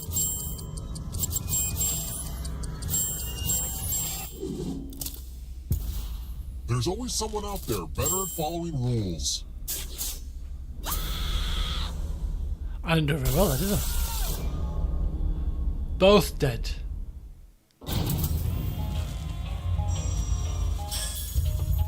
Everyone died. You all died too easy, but I still need someone alive. So... See, having the most money is good for something. The time has come. Nagisa is back. Congrats on making it here alive. But can you escape? I'm going to give you a category. Dog food brands. Tap each answer that fits the category, and let's see the right answers. You advance 1 space for every correct answer. You're on your way to escaping. Oh wait, did you think it was going to be just you? Aw, that's cute. If a ghost catches up with you, they will steal your life force. Then they can escape and win the game. Here's everyone's next question. And they get a 3rd chance to help them catch up to you.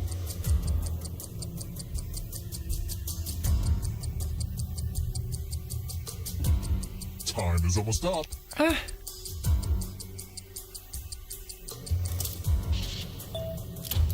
Oh, completely cocked that up.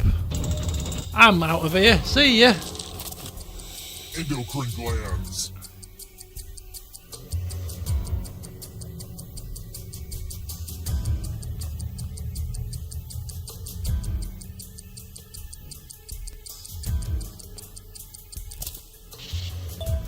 Oh, yes! Snoopy siblings.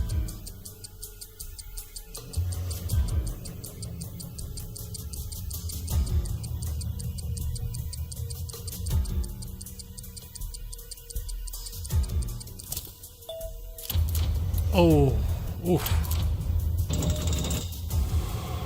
The ghosts are catching up. Don't look behind you. It's okay, I'm ahead. It's only darkness. What? 3-syllable words.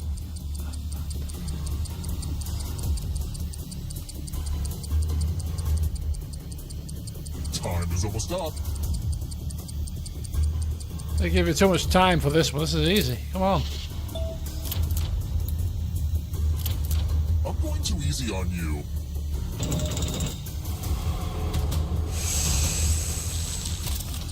Founding members of NATO.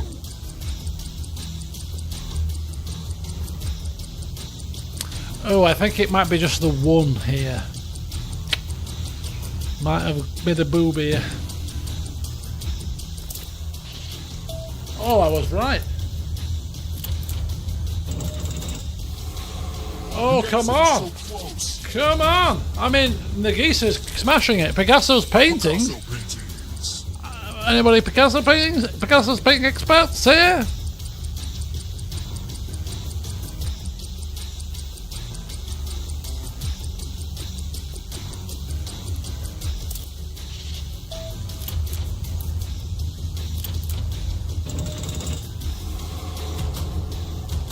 Oh, I'm in last position.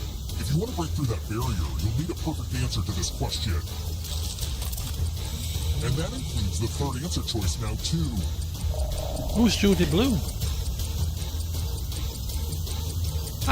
Who's Judy Bloom? I don't have a clue. Time is almost up. You don't have to see anything. Oof. You have to get all the right answers to escape. Oh. Oof. Oof. Leap years. Years. Oh, wow.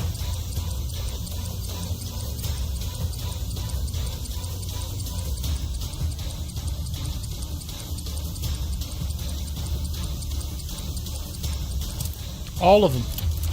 All of them. Come on. Get over this. You need to get all 3. Come on. Ah.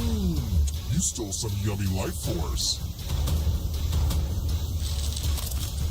WNBA teams.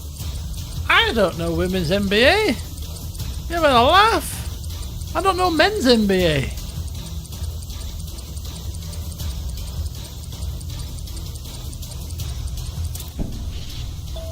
Oh, 3 wrong there. Game over. 4 stolen life force.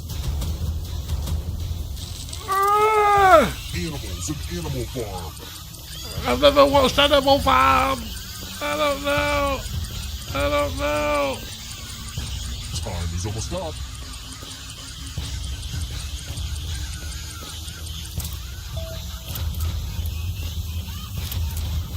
The geese is out. I'm dead. Oh. Oh, the geese wins. The geese lives with 5 grand stolen.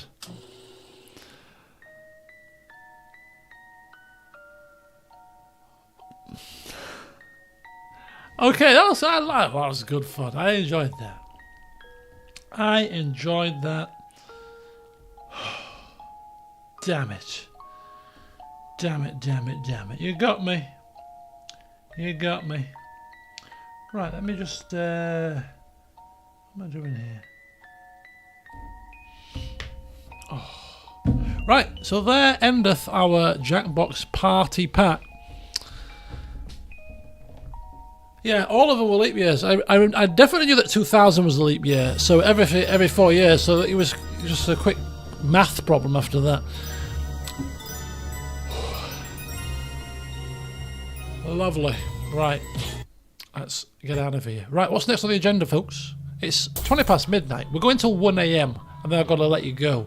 So there's a lot of things probably left on the agenda which we won't get to.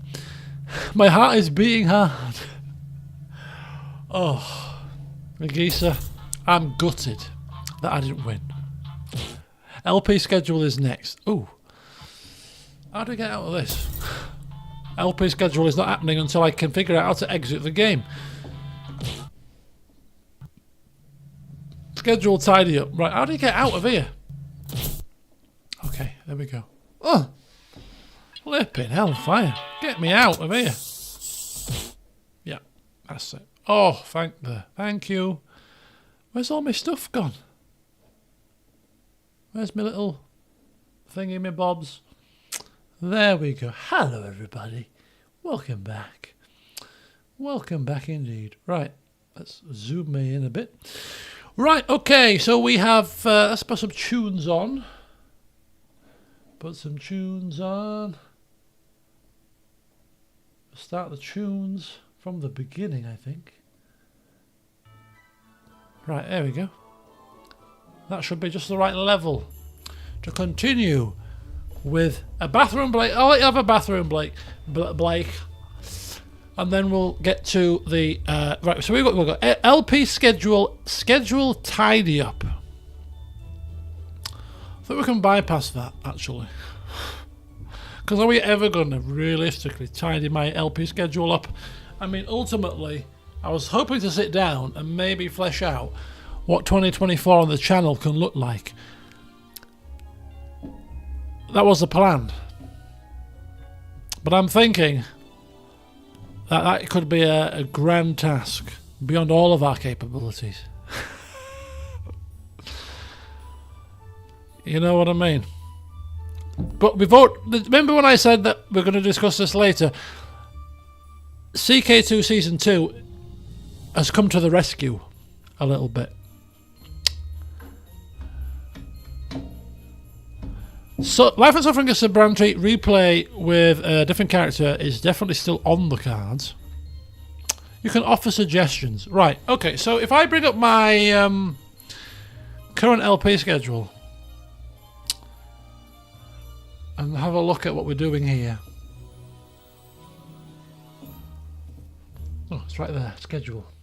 It's almost like the game.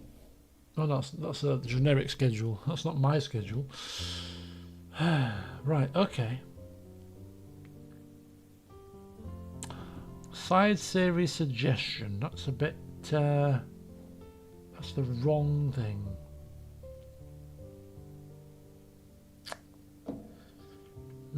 Oh, game suggestions. This could be it. Oh, this is it. Look at that. So this is currently, with my big head in the way, my kind of schedule. This seems a bit out of date, but I don't know. We'll have a look. This seems very out of... No, this is not right. This is like a really old version. This is not right. We could actually use this as a means to... Sheet 2. Even that's out of date. That's well out of date. Actually, it's not out of date. That's not too bad. This is not too bad. We'll work with tab 2. So these are the games. I split into various categories here. So we've got the RPG section, we've got the strategy section, we've got the simulation section, and we've got the side series suggestion. Now, Plague Tale Requiem we've done. Dark Side Detective 2 is to be determined. Police Simulator Dwarf Fortress, the new version. I was interested in that. Three Kingdoms, top of the strategy list. Mount and Blade 2, also on there. Rome 2 DEI, Medieval 1212, and CK3 with some kind of mod, potentially. Darkest Dungeons 2, Baldur's Gate 3. Oh, we're off and running with that one. Cyberpunk, Wrath of the Righteous, Dragon Age Origins, PC version. Still on there. Wildermyth, Roleplay, the Wasteland series. I was still really interested in playing that. And Hogwarts Legacy. Now, since I penned this screen, many games are coming out and have come out since then. So I think we need to have a look at what should be added to this list. What? Done what? Oh, I forgot about the bed. Yeah.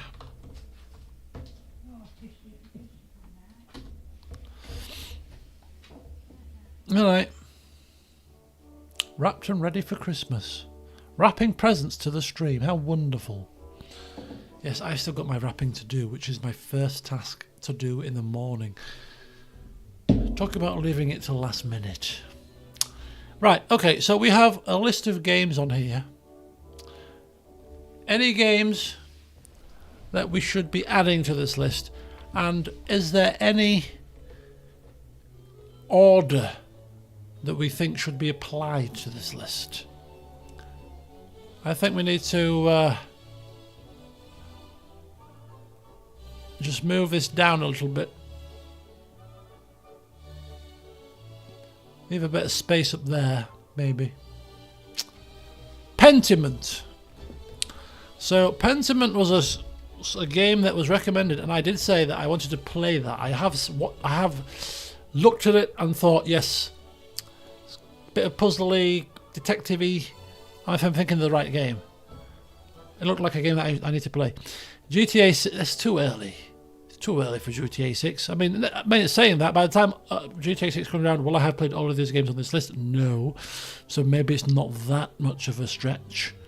Rogue Trader. Rogue Trader, yes. I think that's good to add here. Warhammer Rogue Trader. Avowed is coming out next year. I think what we should stick. I think what we should stick with is we should stick with games that are already out. Let's keep it simple. The Quarry could be a Halloween stream. Isn't Oh, excuse me, this is the first time I've yawned in this nice stream. I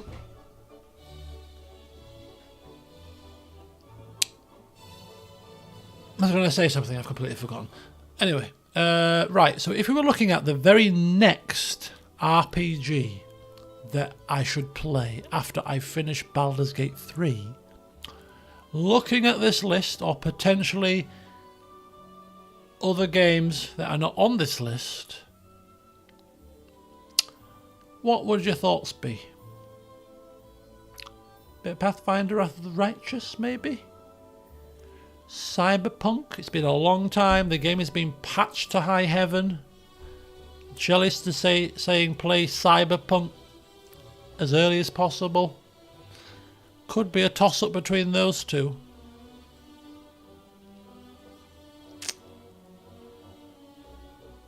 Rogue Trader. We'll leave that for a little bit. If I'm going to be playing any more Alcat games, it'll have to be Path of the Righteous first before Rogue Trader, so we'll have to leave that. Wildermyth could be a community action-based one. Could also go as a side series, to be fair, but it is an RPG, so could be kind of cool. Could be kind of cool. Hogwarts Legacy, not an RPG.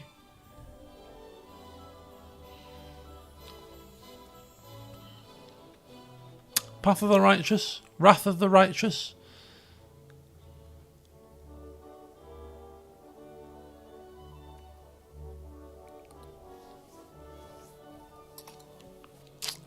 I mean, me personally, if you were to ask me what I would want to play out of all of those on the list, I would say Pathfinder, to be honest. But we've played Pathfinder. We've played Baldur's Gate, two long, old school kind of RPGs based on a pen and paper rule set. It'd be quite nice, I suppose, to play a game that is slightly different. So Cyberpunk could be a goer. Can't move it because there's a glitch with the thing. There we go. So I'm thinking Cyberpunk could be... Don't forget, we're not playing this until I finish Baldur's Gate. And I'm still in Scene 1, Act 1 here. So this is not going to be happening next week. This could be happening in June, July time. Maybe even next August. Who knows? But it's the next game to replace Baldur's Gate 3. So it could be, by the time it comes round to it, this could be a situation where I have played Baldur's Gate for so long that Cyberpunk has had another couple of little updates and is ready to rock and roll, even if it's not now. Act 3 is freaking huge. Next Christmas, we'll play Cyberpunk, okay? Next Christmas. Right, okay, so I'm thinking, yeah, Cyberpunk sounds good. I mean, obviously we've got games coming out next year, things that could happen between now and then, but, as things currently stand, Cyberpunk as a replacement for that could be a goer. Could be a goer. This is where, and I've said it before, and I'll say it again, this is where Skyrim actually gets a bad press is the wrong word, isn't it? But basically the word I'm looking for, the misconception with Skyrim is that it was a very, very long LP, and by time purposes it was, because it lasted about 3-4 years. But in terms of actual playtime, it doesn't even feature, when I last did my check of this, in the top 5 LPs on the channel in terms of total playtime. The reason why it was so long is because we were restricted back in those days to a time limit with the video length, and I wasn't streaming then, so the only means I had to progress that game were initially 15-minute videos. I think it might have gone to 20 at some point before then eventually playing that game. I got unrestricted video lengths at some point because I passed a certain threshold. But initially, we were restricted to the length of videos and no streams. So progress was slow, but not because it wasn't necessarily a long playthrough. The total playtime on the playlist of Skyrim, I think, is about 85 hours. I've played 85 hours in Baldur's Gate 3. It's just that because I can stream it, and I have been predominantly streaming it, it just seems like it's only been 3 months, 4 months. But actually, if we were to split that up into 10 or 15 minute videos, we'd be looking at kind of Skyrim length numbers of parts here. So I think that is what gives Skyrim its kind of misnomer that actually it was a really, really, really long playthrough. It actually wasn't that long, and by today's standards, if I was able to stream Skyrim in and amongst recording video lengths of more than 15 minutes initially, it would have barely been probably 100 parts, and it would have been done in 6 to 8 months, I reckon, rather than 3 years. So Skyrim isn't actually, when you look at it, that long of an LP. So there you go. Interesting tidbit of information. So yeah, Baldur's Gate 3 is already surpassing Skyrim levels of playtime. But yeah, it will long surpass Skyrim in terms of playlist time. It won't surpass Skyrim in terms of total time on the channel, as in 3 years, because no LP of mine will ever last 3 years ever again because of the fact that we can stream and record videos longer than 20 minutes, 15 minutes. But there are many hours ahead. Yes, indeed. Yes, indeed. So I'm thinking Cyberpunk could be a good replacement for Baldur's Gate 3. Still a long way to go, but I think it would be quite cool to try and play Cyberpunk now. I bought the game on day release, spent money on it, lots of money on it on day release, waited and waited and waited patiently, and I suppose if 2024 is not the best time to start the game, then when will be the best time? Disco Elysium is going to be an off-camera affair, not anything for the channel, and that is something that we're going to cover in Damo's Christmas game section of the stream, if we ever get there before 1 o'clock in 25 minutes. Probably not, but hey. So let's have a look. So Cyberpunk, I think, is probably, if we, at this point in time, if we say together collectively that if we finish Baldur's Gate 3, as it currently stands, Cyberpunk is the next game to play, I don't think that's a bad choice on that list. So keep that in mind. Strategy. Now I'm trying to, I was trying to keep to one main game on the channel at a time. Now we're not playing any strategy games at the moment, but if we were to go back to a kind of a 2 main game on the channel, aka kind of 1 RPG, 1 strategy, and 1 side LP, which could happen, I kind of flip-flop occasionally.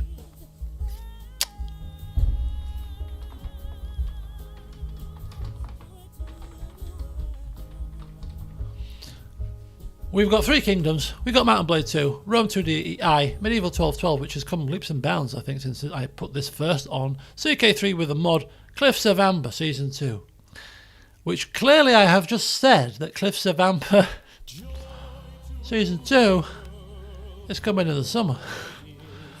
So between now and the summer, I mean, ultimately, are we going to play any more? I mean, this is not an order of preference, this is just the way things are. But, I mean, Cliffs of Amber Season 2 and Cyberpunk as 2 kind of series to start next year, it's not a bad choice. I mean, ultimately, 3 Kingdoms fans will be going spare right now. It hasn't been postponed for 4 years. That's a bit of a dramatisation. Simulation. This is not definitive, by the way. I mean, we might play 3 Kingdoms in the new year, in February. and get that finished before the summer. Could be. Possibly. It's 2024. New Year's resolutions and all that. Let's make it fun. Simulation games. There's F1 Manager 2023. There's Police Simulator. There's Dwarf Fortress. Is there any more simulation games out there that I'm not seeing? I don't know. Anything sort of sim-based? How about Sims 4 with all the DLCs? What about that? Anyway, side series. Dark Side, Pentiment, Quarry, City Skylines 2. These are all the things. That's more than £1,000. What, the Sims 4 thing? There's a great simulator coming out where you play as a mortuary worker. Evil people. Evil. Put me through that again, will you? I tell you, not on my watch. Okay, no Sims 4 then. Right, simulation games. I think we'll play that by ear, but I mean, ultimately, I've got 2, maybe 3 kind of next playthroughs going on here. Any side series stuff? Anything that's kind of slipping into the side series door that you think, actually, that'll be a good little 20-hour session, that? Paralives. The Sims successor, or I don't know, what do you call it? Spiritual successor, maybe? Competitor?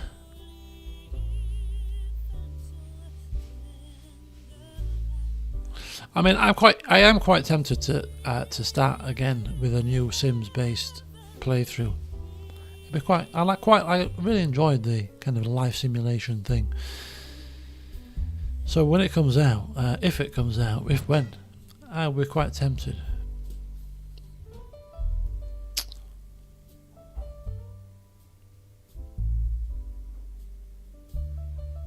Something community-based would be good. I agree. Something community-based in 2024. But that could be in roleplay. That could be a roleplay of any of these kind of Three Kingdoms, Cliffs of Amber kind of thing.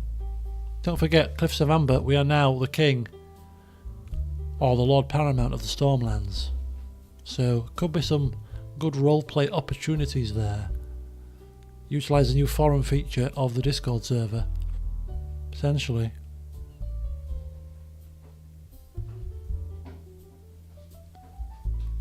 Out there, making noise. Who was messing around with drawers here at 20 to 1 in the morning? Yes, Your Grace, Snowfall, sequel to the first game. Is there another version? Is there a sequel to that? I've still got my crown on the desk over there. Behind the Christmas tree and the Christmas cards, I've got my crown is still available to be dusted off and donned again.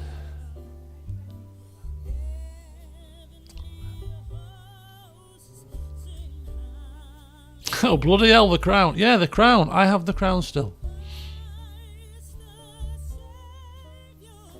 Well, if that comes out in 2024, I'm in all over it like a rash.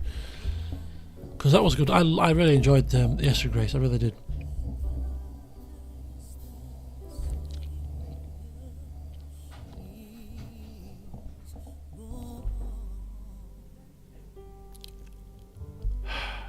Dusty. What happened to Dusty? It was Dusty. It's been that long.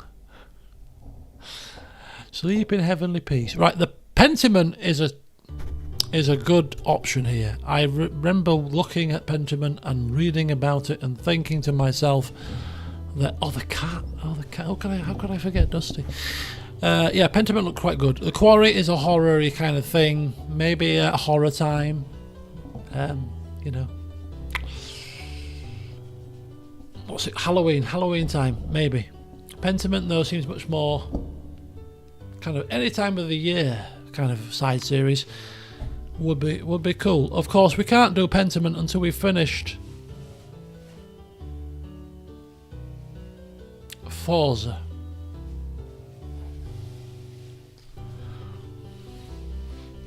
So if we were to look at these 4 games here as potential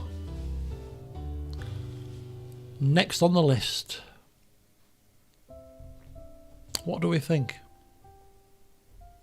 2024, bit of Cyberpunk, bit of Cliffs of Amber Season 2 with some Three Kingdoms thrown in somewhere along the lines, and Pentiment as a side series.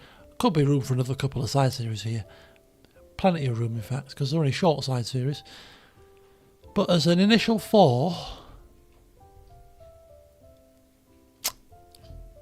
Forza, until I win a race, could be a good 3 or 4, 5 streams yet. Maybe by the end of March.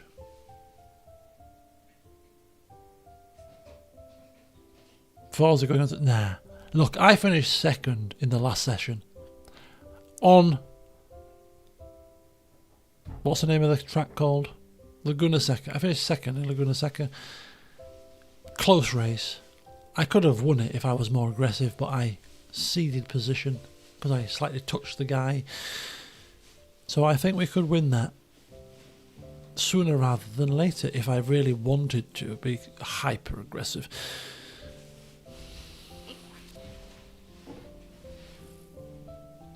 So I'm thinking, yeah, this as our next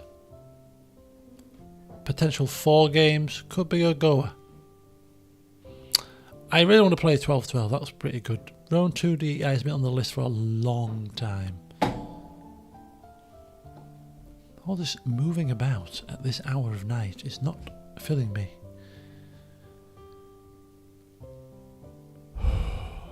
Right, so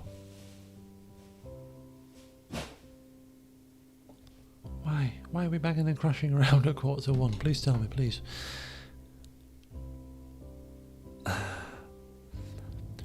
Okay, I'm quite happy with that. We'll work with that. It's a work in progress. But I think if we were to turn around and say at the end of 2024 we've started these 4 at the very least, I think that's not bad. That's not bad. And of course, if anything crops into the mix, games coming out next year, games that finish quicker than expected. Hogwarts Legacy, I do want to play, clearly. I'm a big Harry Potter fan, so I do want to play it. But, you know, Cyberpunk has been on the list since its release. That's a long time. And if the game is serviceable, playable, improved upon its initial release when I first played it, then I think that should be a good game to get our teeth stuck into. You know, creating a character and genitals and everything and diving in. Yeah. Right, there you go. Game suggestions. Very good. What's next on the agenda? We've got 15 minutes. I'm quite thirsty. And I don't have a single drop of water here. And right now, I'm parched for something quenching.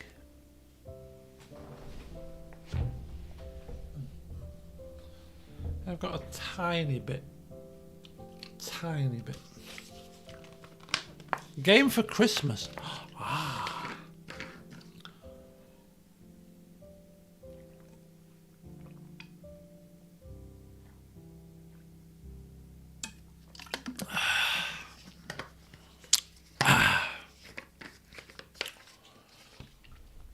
It's probably partly to do with the fact that I've just had that takeaway salty.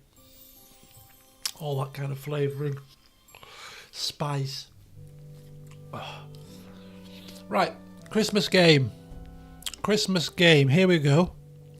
So, I like to play a game at Christmas.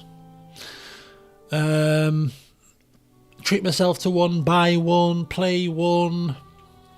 Yeah, my little Christmas treat to myself. And I did mention this on the stream a couple of streams ago, that 2 games that sprung to my mind straight away was Football Manager, the last season's version, which I got free on Prime Gaming, and the other version, or the other game, was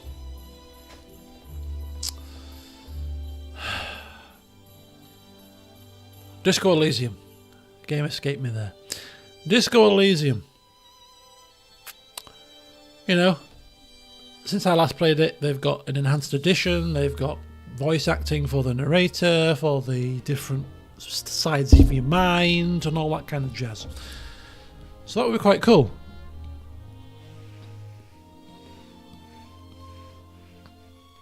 Alternatively, we could pick something else. So what I'm going to do is I'm going to bring up my PC Pass account and see if I can, or we can, maybe even find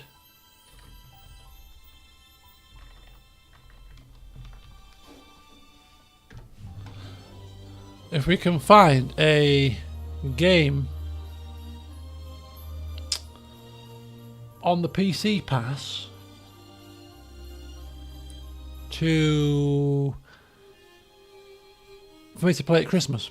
Right, I'm struggling to find PC Pass here.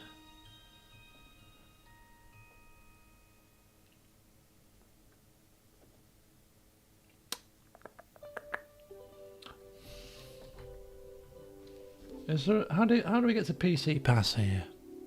Come on now.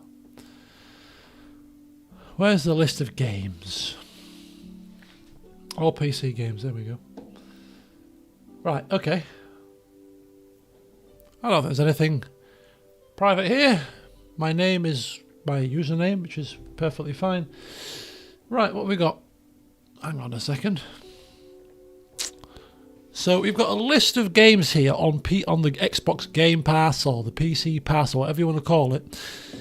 So is there any games here that obviously I'm already paying for that could serve to be a good Christmas treat for me? So take a cast of your eyes over this and see what you think. And if anything stands out, shout out and we'll take a further look. Pentiment is on the Game Pass. Well, that's going to be one less game to purchase. We've got Age of Empires. Many people have recommended those in the past. We'll pass over Amnesia because it's a horror game. Among Us is a multiplayer thing. Anthem. I wouldn't be caught dead playing that, I'm afraid. What else have we got? A bit of Assassin's Creed. Back 4 Blood. Battletech. Played the tabletop version of that. That's pretty cool, but I wouldn't want to play it on a computer, to be honest with you. Battlefield, nah. Brambles, Burnout. I've played the previous versions of Burnout. They were cool back in the day. Nowadays, not really. Car Mechanics Simulator 2021. Europa vs. Alice. City Skylines 2. Ooh, now that could be a goer. That could be a goer. City Skylines 2 could be a good choice. Really enjoyed the first game. Citizen Sleeper. What's Citizen Sleeper? What's that all about? Citizen Sleeper. Role-playing in the ruins of interplanetary capitalism. Live the life of an escaped worker washed up on lawless station at the edge of an interstellar society. Inspired by the flexibility and freedom of TTRPGs, explore the station, choose your friends, escape your past, and change your future. Coral Island. Where's that? Coral Island. Bit of Stardew Valley type. Vibrant, laid-back re-imaging of farm sins. Another farm. So a farm sim. Oh, look at that. Very similar. City Skylines 2 is buggy and near broken. Oh, I've always fancied playing Cooking Simulator, you know. Is it worth playing it at Christmas as a Christmas treat? Probably not. But I have always fancied that. Crusader Kings 3. I've got that already. Crisis 3, did I ever play that? I can't even remember. Day of the Tentacle. Dead Space. Dead Space 3. Deathloop is excellent. Bit of Deathloop. What is Deathloop? Next gen FPS from Arcane Lyon, the award-winning studio behind Dishonored. In Deathloop, two rival assassins are trapped in a mysterious time loop on the island of Blackreef, doomed to repeat the same day for eternity. Yeah, a bit of Groundhog Day. As Colt, the only chance for escape is to end the cycle by assassinating 8 key targets before the day resets. So basically, I was going to say that before I saw that. A kind of Outer Wilds vibe there. Okay, interesting. So basically you'll be playing the same day over and over again and advancing further and further based on what you've gleaned from the previous run-throughs. I would imagine. Okay. Alright, we've been there. Not in FPS form, but we've been there. Dragon Age 2? I don't think so. Dragon Age Origins, we've got that.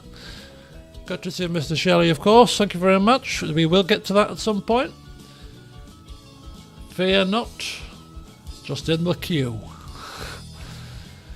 F1 Manager 23. Well, don't forget, this is a Christmas present to myself here. Christmas treat. That could be a good one. So could F122, to be fair. But no, Manager probably better for Christmas rather than driving around. What else we got? Anything else that jumps out? Football Manager 24, the new version of Football Manager. Interesting. So I could actually play the up-to-date version and not just the 23 version if I really, really, really wanted to. Skip a version. Frostpunk I've never played. I have it in my Steam library. Never played it. It's supposed to be fantastic, but I've just never got into it. I mean, I've never tried in any earnest, but I've half-heartedly tried a couple of times and not got into it.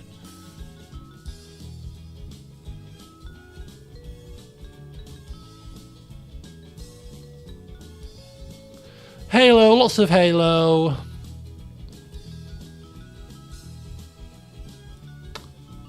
House Flipper. Now, House Flipper was another game that was on my list many moons ago.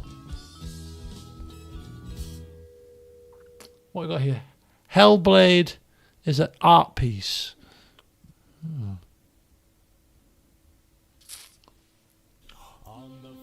Jade Empire. Now, I've heard on the grapevine that Jade Empire is a good RPG.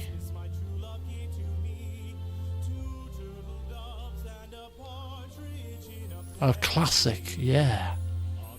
Never played it.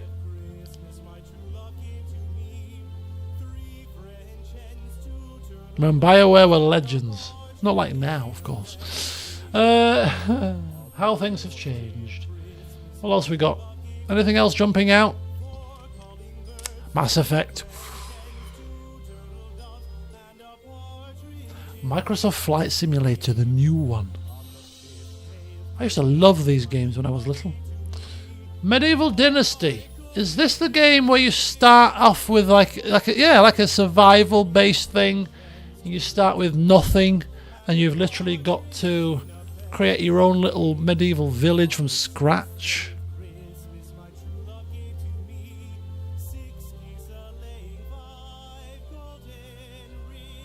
That could be pretty cool. That could be pretty cool. That's a little Christmas time sync. If I like it, could bring it onto the channel as a side series, maybe. What's happened here? Wings. Medieval Dynasty. Got a massive update recently, apparently. Ooh, lots of people are quite keen for Medieval Dynasty. I got to admit, That does appeal to me. You know how I like these kind of games. I like medieval setting, a bit of a sandboxy type thing. Could be good just to chill out with a glass of port over Christmas. Medieval Dynasty. I'm quite liking that idea. Okay, let's keep going. Let's just make sure before we make a commitment here. Peppa Pig. Peppa Pig, give me a laugh. Peppa bloody Pig. Where is Peppa Pig? Where's Peppa? I wanna play, I wanna play. Let me play, Peppy. Oh, he's there. Look, my friend Peppa. Mountain Blade 2! I didn't know Mountain Blade 2 was on here.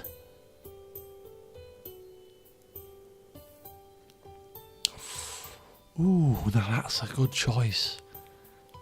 Even just over Christmas, just to get to try it and play it for the first time. Ooh. Mountain Blade 2? Anybody? Ooh, that's a close one now. Ooh, not a good choice, a great choice. This is Game Pass, by the way, folks. $7.99 a month.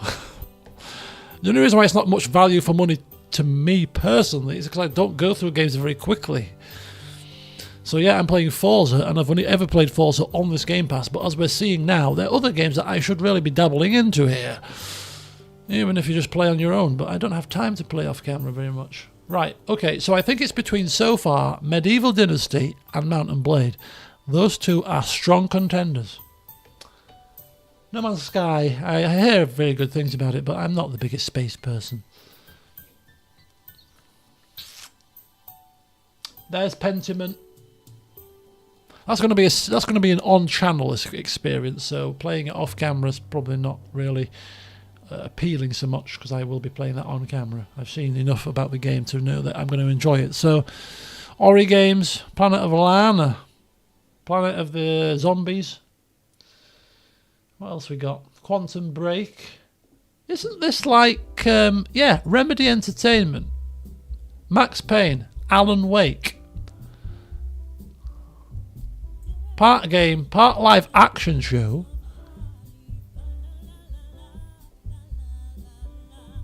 I vaguely remember this being released.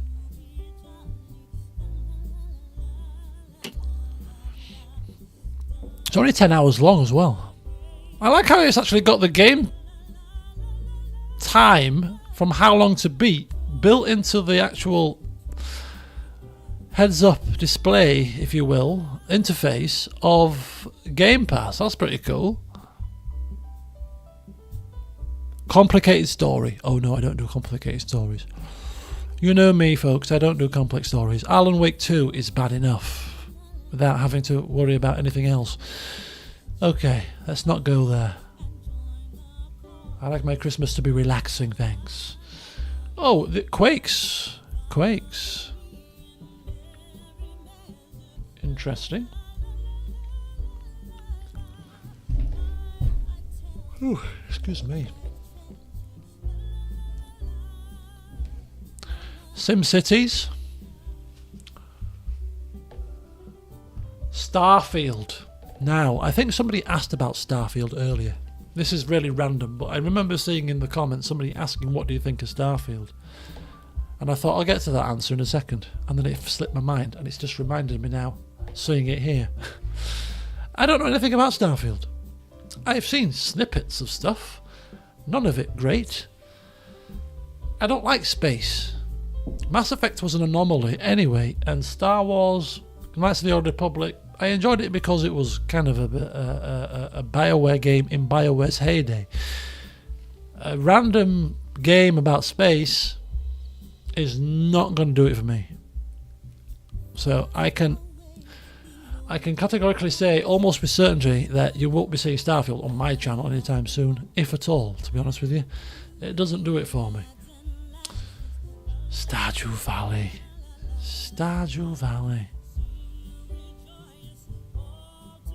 Look at this. A fresh run of Stardew Valley with all the updates wouldn't be a bad choice either, would it? If we're being honest. Right, what else we got? Zombies, Yakuza. I hear good things about that. Suzerain. Many people have suggested that. And I haven't said no, it's just I haven't really got round to digging down into it in any great detail.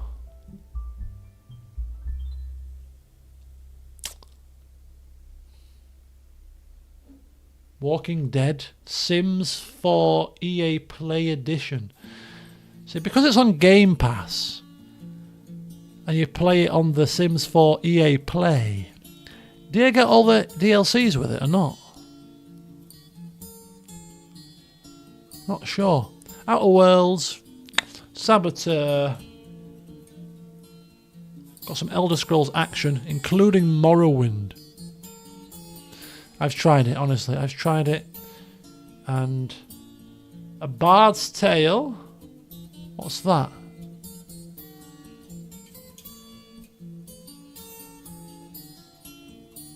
Seems a bit like a bit of tongue-in-cheek kind of affair. A bit of tongue-in-cheek.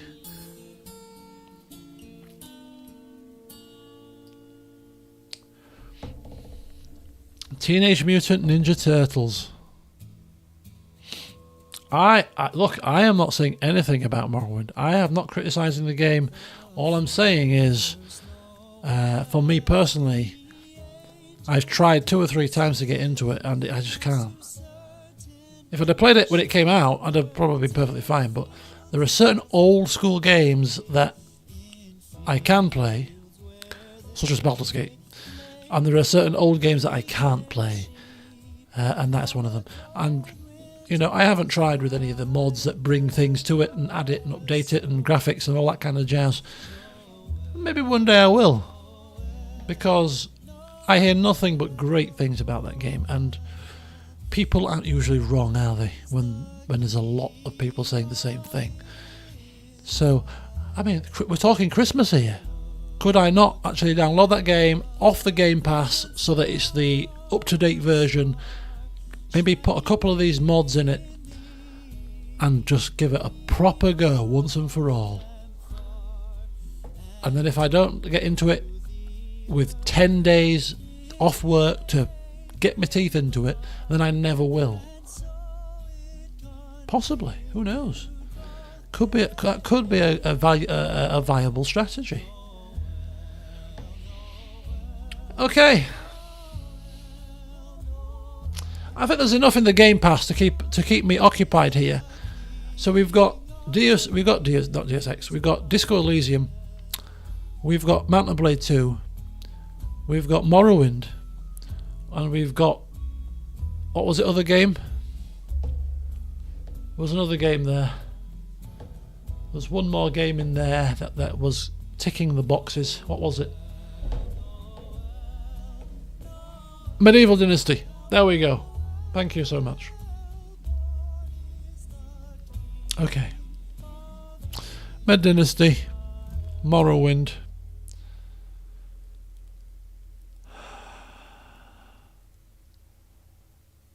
Medieval, Morrowind.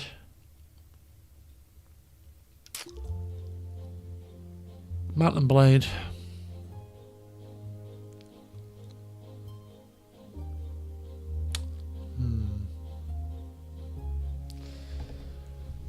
Peppa Pig. Damn that Peppa Pig. Threw itself in there last minute. Made it a difficult decision. Okay. Right, I'll let you know, but I think there's 4 games there that I would suggest are good goers. Are good goers for a Christmas game. If I was to pick my Stellaris as well, but again it's a spacey type thing. The top of my head, if you were to pin me down, City Skylines 2. City Skylines 2 was the other one, I think. If you were to pin me down and say, right, you must pick a game within the next 20 seconds or you die.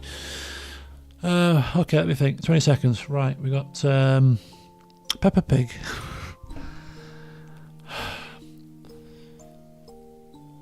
$20 seconds. How long's 20 seconds? Med Dynasty. Sandbox, medieval style. Start from humble beginnings. Build a village. Morrowind I've tried. Maybe you can save that for another day. City Skylines 2. City Skylines 2. Med Dynasty. What was the other game? Mountain Blade 2. Mountain Blade's a massive game, isn't it? Mountain Blade is huge. Could be a massive rabbit hole affair there. Med Dynasty. Med Dynasty. Could be it. Med Dynasty.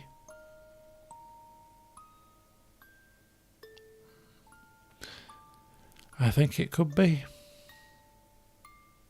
City Skylines 2 needs a bit more work. Okay. I think Med Dynasty. I think that's definitely a strong contender for Christmas Day treat. A first look on stream? No, not right now. But you never know. If I get it booted up and have a bit of a play around and think, oh, this is really good fun, who's to say that it won't grace your screens in some capacity as a little bit of a treat or something, as a bit of different size series, a couple of impromptu streams, show you how my village is going kind of thing. Screenshots, you know, could be kind of a chilled out kind of affair. Might even grace the AA Arch forum channel on the Discord server. Who knows? How about that? Right, there you go. I think we're good with that one. I think Medieval Dynasty. I think so. Right, it's 1 folks, and I haven't finished my agenda. But I'm flaking a bit now, as you can probably tell. I've had my dinner, my belly's full, and I'm getting a bit tired now. So there was a quiz section on my stream, but I've done the quiz with Murder Trivia Party, so we can knock that off. Too much quizzing is not good for one's brain, you know. What was the other sections? Pictionary. We've had a bit of a drawing session in Murder Trivia Party, so we can knock that off the head. And I've done far too much talking, so there's no need for a talk show either, is there? Let's be honest. So there you go. I think we've cracked it. Right, mixology. Oh, I'll save that for one of the streams between now and the new year, because I was going to make buttered rum. Catherine put it in the channel, in the Discord channel, in the food and health and fitness page. And buttered rum, it was a long time ago, but it looked really delicious, and I was going to give it a try today because it's quite a festive drink. But I'm so full after that dinner that I can't drink another thing other than water right now, which I'm going to go downstairs and get a massive litre worth of water to finish off my evening. So buttered rum might have to be for a stream between now and Christmas. So yes, I will indeed be having a stream between now and Christmas, definitely. At least one, if not even two. We've got to have at least one more stream before the new year. Perfect ending to the stream. It's a lovely song. But King Lemon, thank you very much. A huge thank you for keeping us all entertained and engaged throughout another year. Hope you have an amazing Christmas and 2024. Here's to the next year. And a big, very Merry Christmas to everyone. Eat, drink and be merry. Well, I don't need to say anything else, King Lemon, other than thank you so much for your continued support from the early days of the forums to now. You are the man that brings us all together, essentially, because my technical know-how with these things isn't great. I do my best occasionally, but not marvellous. And the Discord server, the forum, have been two places that we can happily, as a community, call our home and you've been a massive part of that. So thank you, sir, very much, and hope you have a happy Christmas too. So yeah, Eternal Blackness, we shall finish with that. Yeah. So if you remember, folks, when you're dead,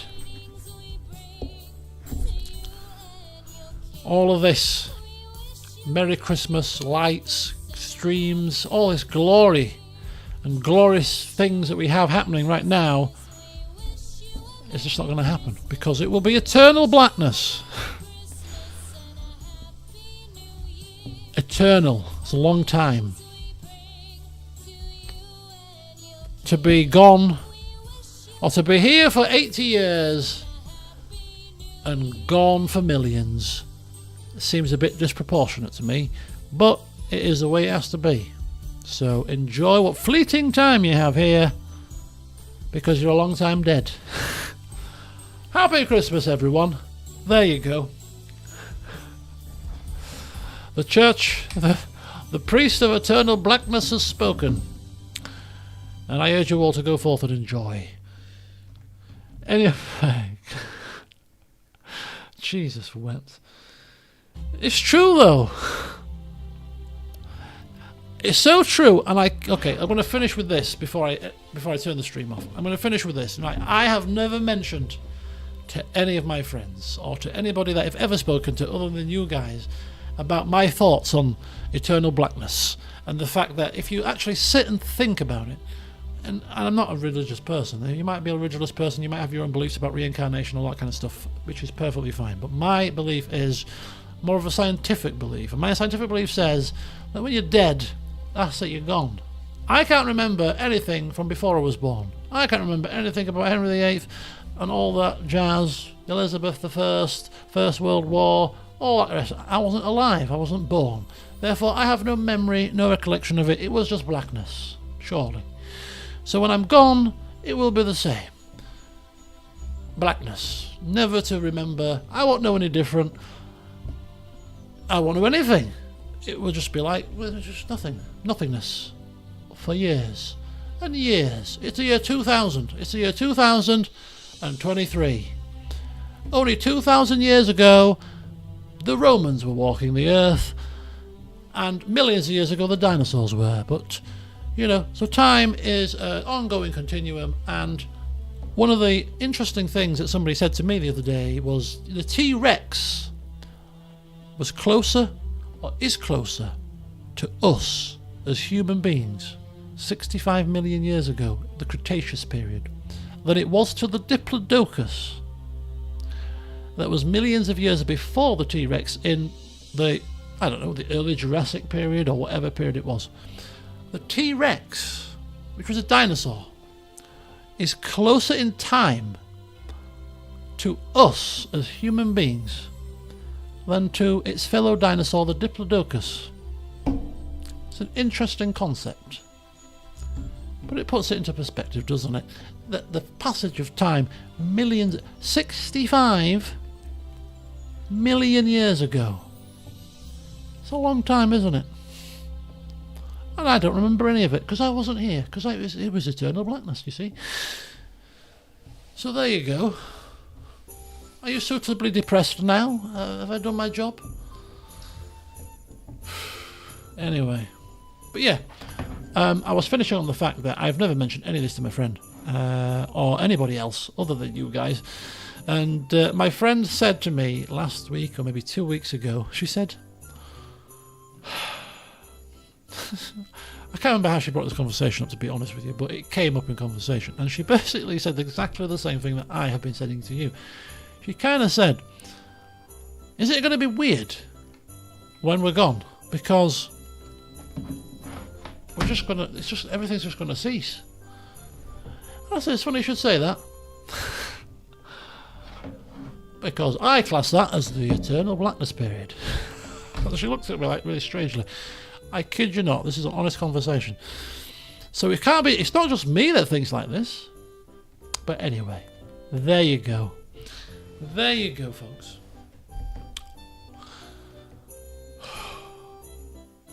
Millions of years of blackness.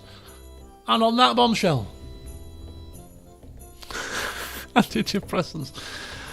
Oh dear, new sermon channel coming your way. It's not going to be weird, it's going to be nothing. Exactly. We won't know any different, will we? We won't know a damn thing. But scientifically speaking, it's going to be a lot of nothingness. Right, okay, enough of that. Let's not worry about that for now, because hey, we're all here, we're all enjoying, and why the hell not? I'm sure Jingle Bells was playing last time this happened. Very merry song. I'm sure it was a comedy clip. A merry song was playing, and we were talking about the same kind of thing. But anyway, go forth, folks. It's 1:20. Some of you are not even in English time. You are in European time, so it might even be 2:20 where you are. God forbid 3:20, and here you are, sat here listening to me ramble on about eternal blackness. It's only 5 p.m. So on the bombshells of the Jingle Bells, I am going to retire for the evening. 7 hours and 20 minutes. And I think I got through most of the agenda today, so I'm quite pleased.